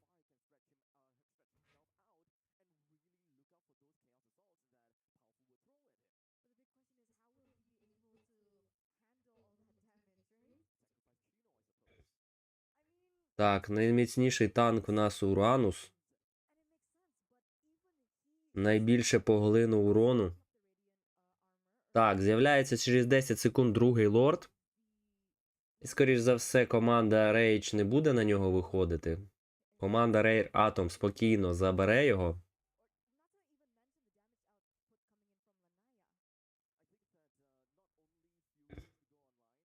Ні, команда Rage не буде підходити. Забирають спокійно Rare Atom лорда другого. І зараз буде файт. Зараз буде файт. Лорд вийде через... А, вже виходить зразу ранній лорд.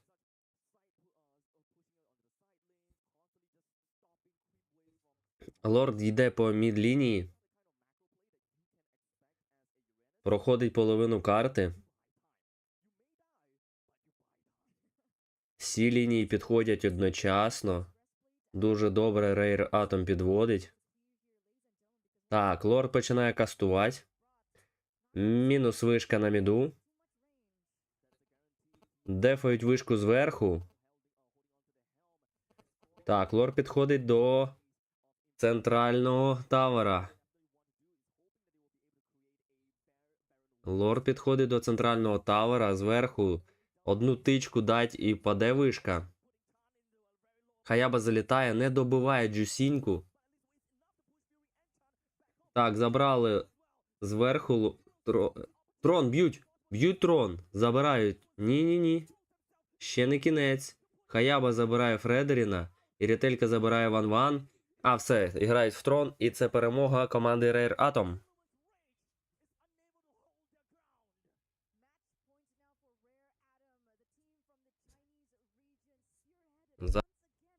Зараз повернуся. Я швидко. We've seen him on the Lucas, and he's always that spear point to the team fights for Rare Atom. Enough so for the rest of the members to do their job properly. It's so much about the matchup, right? The XP matchup. The game is also revolving around Chino. He needs to scale. And the way that he decided to pick up his items, which definitely makes sense, right? He wants to be the beefy one. He wants to be able to soak up damage for the rest of his team in order for Fury to pop off, or perhaps to give some more space to Hotun to steal these objectives. Take objectives. It's okay even if Uranus dies. If they drag the game long enough, eventually he will start to get important items such as the Oracle, the Brute Force Breastplate, and that is when this guy is going to be a force to be reckoned with. I agree. For me, I think it just goes back to the basics, right? When it comes down to like the drafting phase, which one was their winning lane? I think was my big question. Unfortunately, they don't really quite have a winning lane. Exactly. But what should have worked for them per se is the roaming trio, right? Having the Juicin, having the Fredrin, and as well as having the what's that again? The Badang. They have a pretty good setup. They have a very good way to extend fights, but they don't have the damage to really help them stall the game long enough. Their wave clear is bad, like 1 out of 5.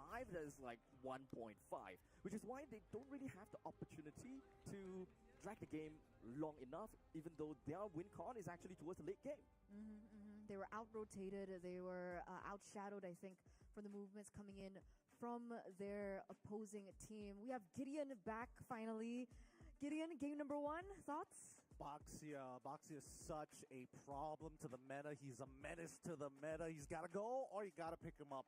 I think that was like the big pivotal moment. And when it came down to the draft, unfortunately, had Boxia fallen into their hands, things could have been different. But I do agree with the turn. I think that a lot of it comes down to the fundamentals of the game. Play for your strong side, and more importantly, play for your battle lines, because there was a lot of moments where Boxia was getting, why is he hopping over literally everybody to get into the edges of the map, and more importantly, so getting right on top of the correct targets.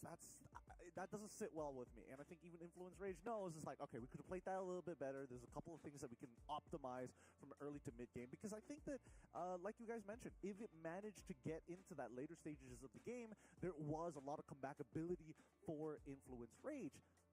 But if we just won out a couple more fights in the early to mid game, I think it would have been a seamless transition, you know? But, you know, even for me in the late game, what are we like banking on from the side of Influence Rage? Because they have the 1-1, yes, the 1-1 scales, but what happens when members start to build immortalities, winter crowns? Meanwhile, on the other side, they have the Lunox and the Irithel, so that's extra scaling. It's about peeling. It's about peeling, moving back. Sky Piercer, Zushin, that was the way to go, and I think that's what they wanted to try and do all over again. It's a tough call here, I'm not gonna lie, but yeah, really boiling down to the draft, we need to talk about adaptations though, right? Do you think that switching sides might actually help Influence Rage? If they go over to red side, that it's gonna make Rare Atom actually think twice about what their first 3 picks are gonna be? To be fair, their games were mostly on the red side, if I remember correctly.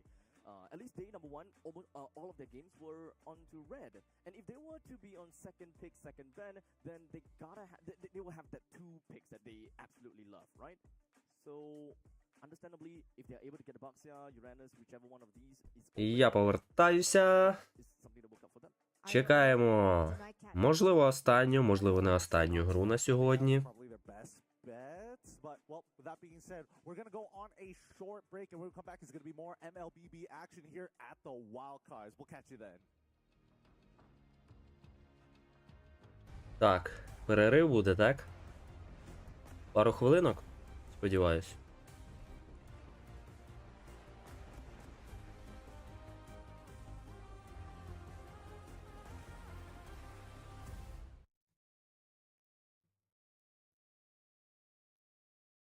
Так, 4 хвилинки. Я відійду на ці 4 хвилинки.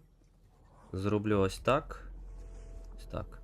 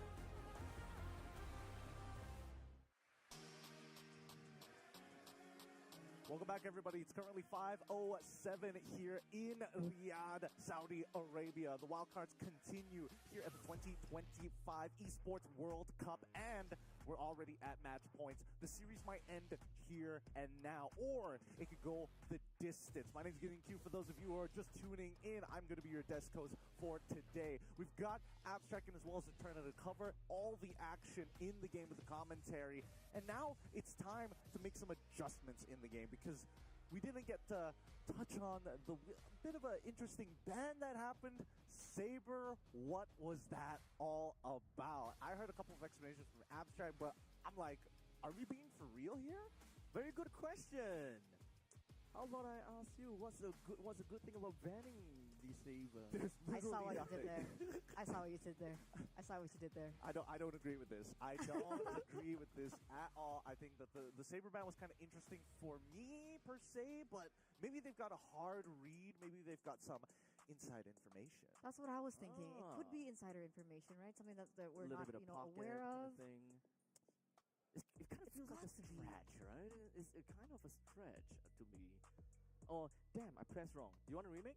It's fine. I guess it depends. We'll see it in game number 2. And if they ban again, then it's a pattern. The first one's a fluke, the second one's a pattern, the third one's a... There's a psychopath amongst us. I don't know. It's not exactly a ban that you usually see within the international MLBB space. It's been a very, very long time since we even considered Saber to be a hero of viable option within the meta. But it looks like we're already heading into the draft. Good luck to the both of you. It's Eterna and as well as Abstract. Take it away.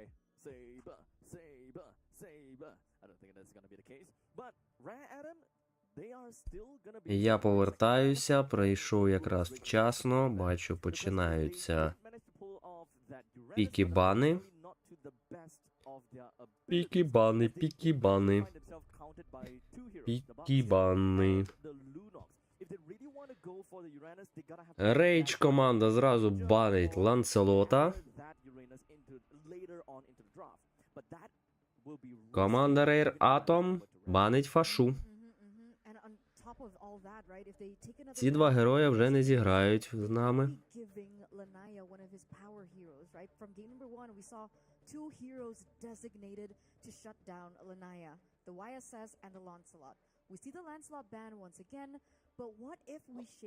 Наступний пік команди Rage. Не пік, а бан, вибачаюсь. Кого вони забанять? Кого не хочуть бачити проти себе? Урануса не хочуть бачити. Не хочуть вони бачити Урануса.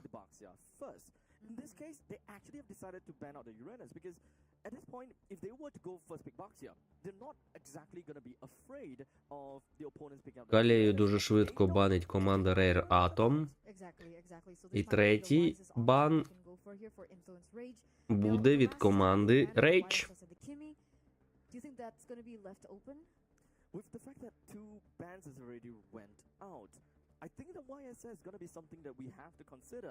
Третій бан.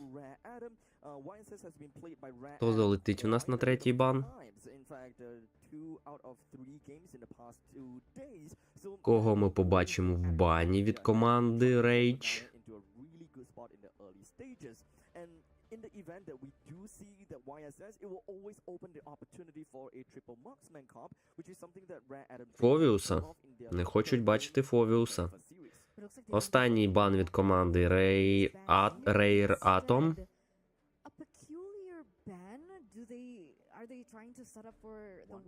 Останній бан. До цього Rare Atom швидко банили. Зараз трохи думають. Не поспішають.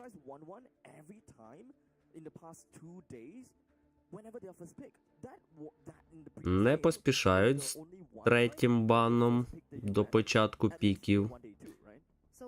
Хочуть продумати, вибрати, кого найкраще їм забанити. Все ж таки після цього бану почнуться піки героїв. Матільду банять. Банять Матільду, і тепер команда Rage буде вибирати героя. in the first few minutes of the game to try and Кімі. equalize or maybe allow the Команда Rage вибирає Кімі. Наступні вибирають дабл пік від команди Rare Atom. Лі Сун Сін і Баксі. Пікається від команди Rare Atom. І тепер дабл пік у нас від команди Rage. And Lanaya also takes the YSS. Not a great start for Influence Rage, in my honest opinion. But remember, when the Baxia was very popular, I think a couple of months ago on the competitive scene, Baxia Jungle, it was the Kimmy that was kind of the quote-unquote answer towards this Baxia, especially in the early game. So maybe that's why Команда Rage думає. picked up first in order to Залишилось у них stave off 15 the секунд. Baxia. We'll see how it pans out once again.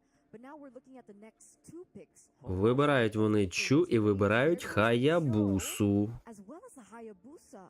Останній пік. Останній пік від команди Rare Atom перед другою стадією банів.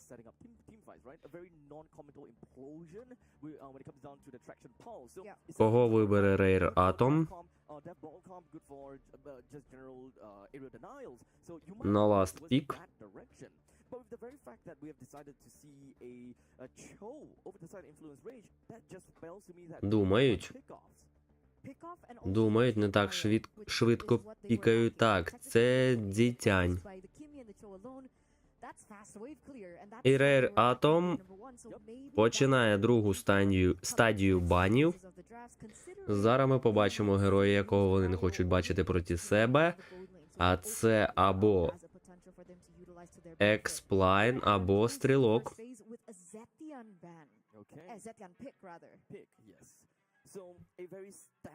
Ван-ван. Це все-таки Стрілок. Тепер команда Rage банить. Це або Стрілок, або Експлайн.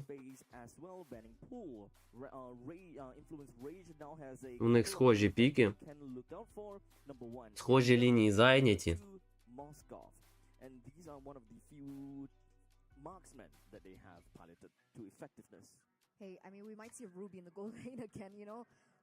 Головне, щоб собі ще героїв не забанити.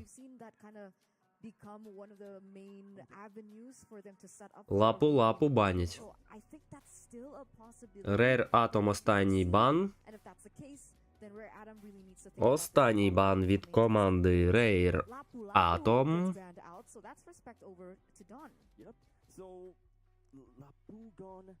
Керрі банять.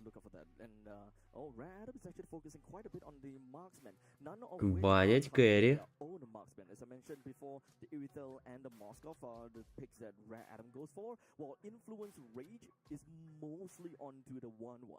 Останній бан від команди Rage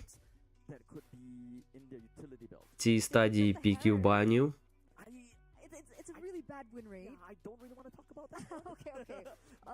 Останні 20 секунд. Побачимо, хто буде забанений останнім. Хто буде забаненим останнім в нас в цій грі? Це Хільда.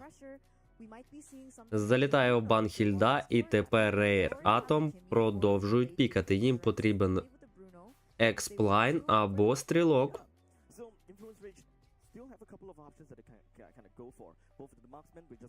Один пік. Зараз побачимо, кого вони виберуть. На кого буде пріоритет? Це Москов. А команда Rage буде пікати двох героїв. Також Експ і Стрілок. Because they want to make sure that Dawn gets a winning lane. Exactly. It's okay for Mikey to play passively or play on the weak side of the map because they know that Mikey, no matter what, will always be consistent. And they can rely on him on the late game. Кого ми можемо побачити? Ми можемо побачити Чичу, Баданга, template rare Adam that we're looking at right now. So the big Хто question ще is for може бути? Influence Rage, how do they pick a hero that wins lane in the EXP? Когось з них по-любому побачимо. Ось Бадан залітає. Roger Gulain! І Роджера в АДК у нас. Роджер проти Москова буде стояти. Цікавий вибір. Баданг. Можливо, Есмеральда якась зараз залетить. Щиток Баданга буде хавать.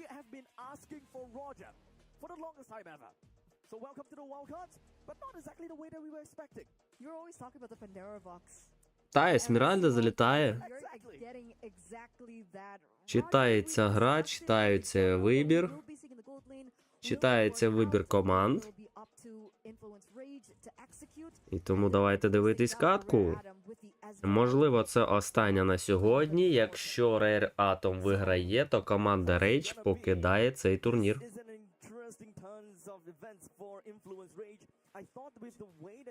Покидає цей турнір, а якщо Rage виграє зараз, то в нас 1-1, і ми будемо йти дивитися третю гру.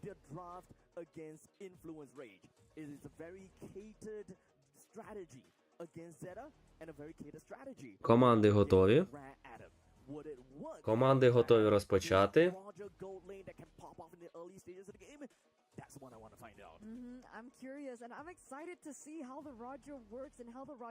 Таке відчуття, що не готові розпочати команди. Goes no bounds to his hero pool, right? Ruby, we've seen, we were also really worried about what he would be picking. Не готові. The fact that he brought in the Roger, it really shows something. They're at a crossroads. They're pinned to a corner right now. They want to make sure that they can stay Полетіли. MSC. They want to make sure that their lives are still here. And so, go big or go home, right? Команди готові розпочинати. Normally, I will always want to look at the synergy between Chan and Fury because that is exactly what Це розходяться чи ні? Розходяться чи ні? Чекаємо старту. Чекаємо старту, чекаємо відмашки. Суддів. Чемпіонату. Mobile Legends. So with that being said, hopefully Influence Rage play to that, right? They want to play to that winning lane. They want to play for the Roger to look for that snowball to kind of hold. Щось не починають, знов якісь неполадки.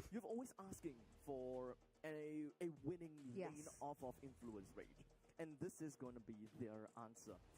They did field a Badang into the Esmeralda, or rather the Esmeralda into the Badang. So now the Badang is going to be in a relatively tough spot. You don't really have priority. You can't run. Ніхто не починає, нічого не стається в нас. The Esmeralda can very definitely want to proxy lane if they want to, because one thing's for sure, Influence Rage, they want. Що, залітаємо? Так, поїхала. Поїхали! Друга катка у нас. Команда Rare Atom проти команди Rage. Хаяба починає з червоного бафу, Лі Сунсін починає з синього бафу.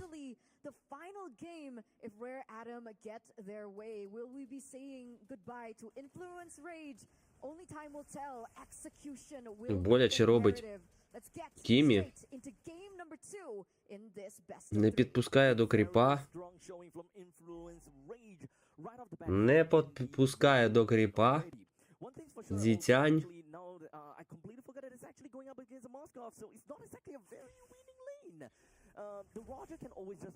Есмеральда. Екс-краба хоче забрати. Вона забирає його. Відігнали Баданга. That's why I think that mid lane is going to be very important here. Abstract. We were talking about the winning lanes. I think with the Cho, with Chan as well, they have the range, they have the wave clear. But the big question is, всі фармлять поки. Всі поки фармлять. Looking for information, halting the rotations from Influence Rage. And here are the Емблеми на нашому екрані можна подивитися. Емблеми всіх гравців.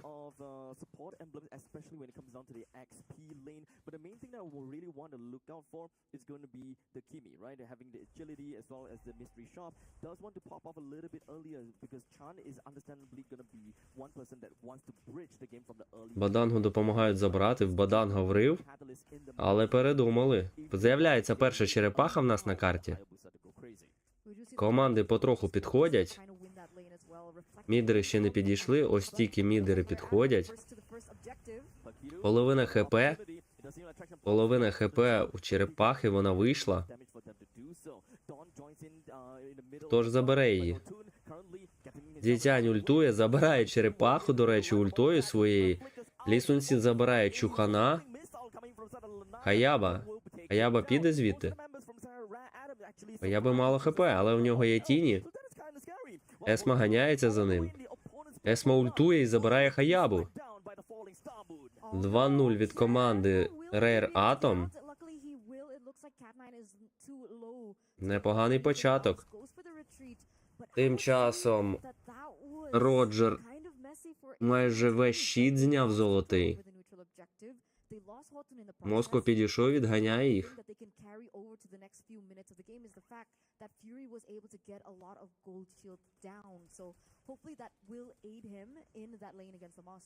Rare Atom забрали і 2 кіли, і черепаху. Молодці.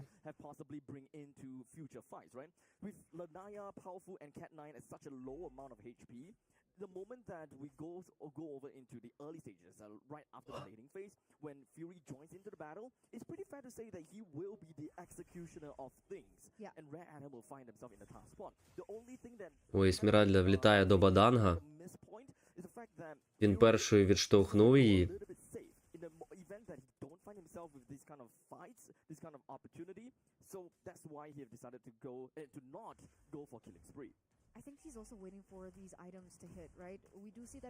Так, переміщення по карті у нас поки нічого цікавого. Хаяба хоче забрати експерового краба. Баданг завжди відштовхує першою здібністю Есмеральду від себе.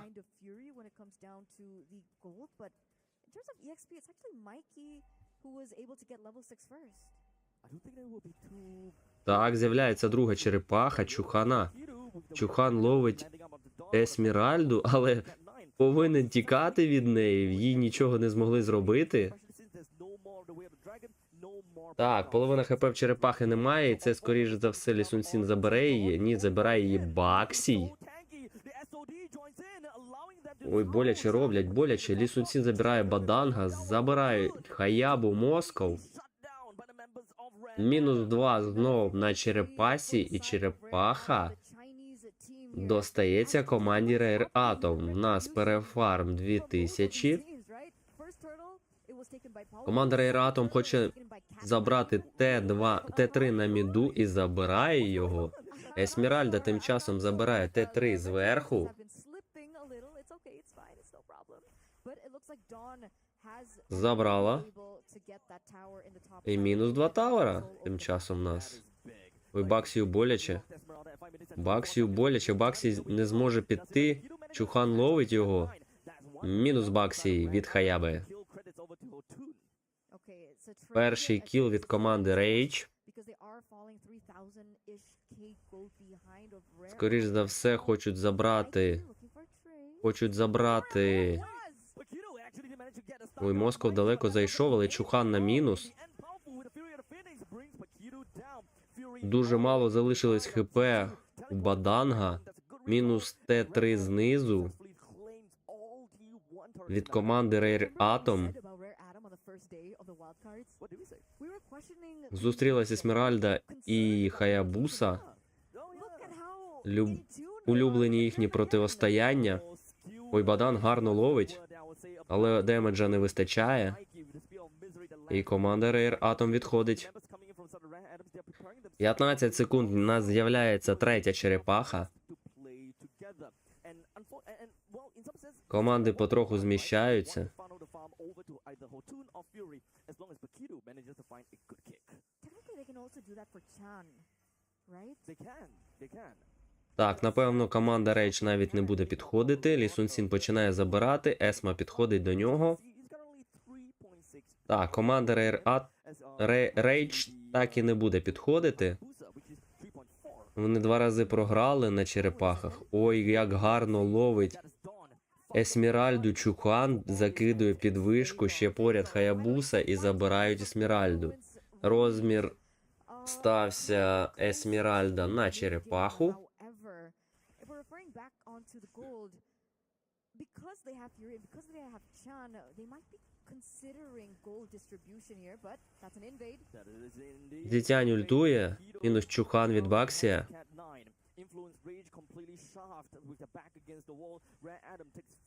Рахунок у нас 2-6.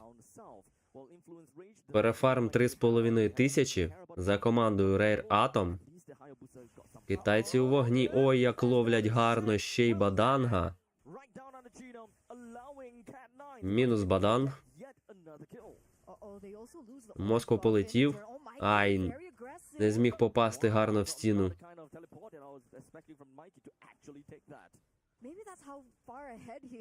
55 секунд до лорда першого на цій карті. І Rare Atom може забирати лорда і закінчувати, в принципі, цю гру. Якщо самі десь не напартачать. Зараз побачимо. Москов забирає тим часом Т2 зверху. Гарно справляється з вишками. Дуже гарно справляється. Залишилось тільки Т2 на міду у команди Rage. А у команди Rare Atom стоять всі тавера. Взагалі всі. І це проблема для команди Rage.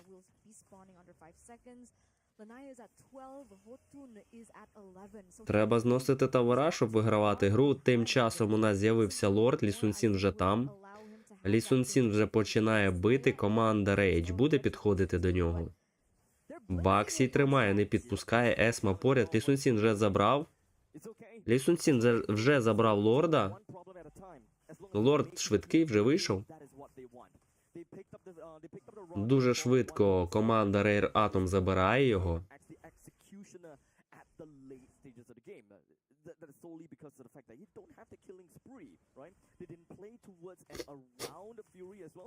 Так, лорд підходить. Півкарти пройдено. Ой, як залітає Хаяба боляче по Москову. Кімі забирає Баксія. Ой-ой-ой. Ой-ой, це боляче. Лі Сун Сін на мінус. Есма забирає Баданга. Москов прилітає. Москов ловить Чухана. Чухан на мінус. Кімі поряд. Є друга у Москова. Так, друга є. Мінус 4 зробили команда Rage. Дуже непогано. Задефують лорда. Фрілорд. Залишився тільки один Москов. Дуже поганий файт був тільки що у команди Rare Atom. Перефарм у нас 2000, 2,5. Команда Rare Atom вже вся вийшла. Ну і треба зібратися, дефати всі лайни. Кріпи потроху підходять. Кріпи потроху підходять. Так, я тихіше не зробив, так. Орей, і я зробив коментаторів тихіше.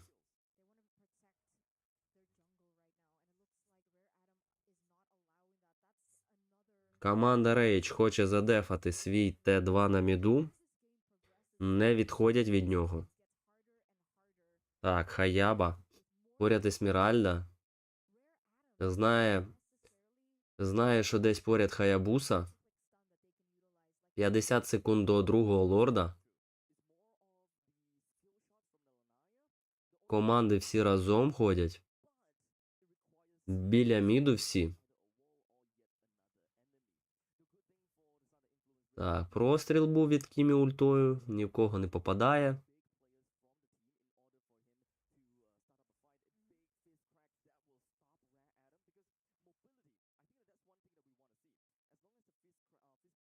Надія команди Rage на Хаябусу, на гарний вліт. І на Роджера. Багатенно урону в них. Вони гарно фармлять.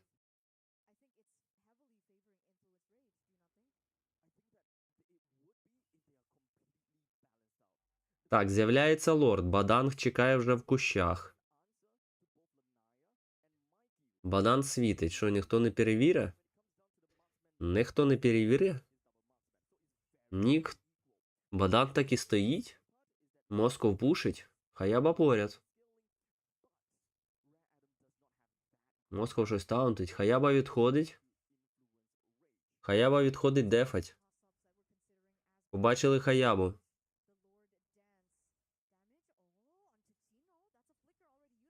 Москов прилетів. Москов нарізає. Так, забрали лорда. Кімі мало хп, забирають Баданга, Джусінька забирає. Москов забирає Чухана все ж таки. І мінус 2. Мінус 2 в 0. Робить команда Rare Atom. І Rare Atom забирає ще до цього плюс лорда. Ось тепер буде важко команді Rage. Ой, ловлять Роджера, але він відходить. А ось ловлять Кімі, і вона нікуди не відходить. Лісунсін мінус Тавер, Т1. Лісунсін мінус Хаяба. Забирають Баданга. Залишились вони вдвох. Залишився тільки Роджер. В 5 команда Rage, підходять кріпи, і вони починають просто грати в трон. Це мінус трон і перемога команди Rare Atom. Перемога команди Rare Atom. Rare Atom виходить в фінал до команди Virtus.pro. Завтра цей фінал. Будемо дивитись. Best of 5 стадія. Всім дякую, хто був на стрімі. Завтра продовжимо. Всім пока-пока.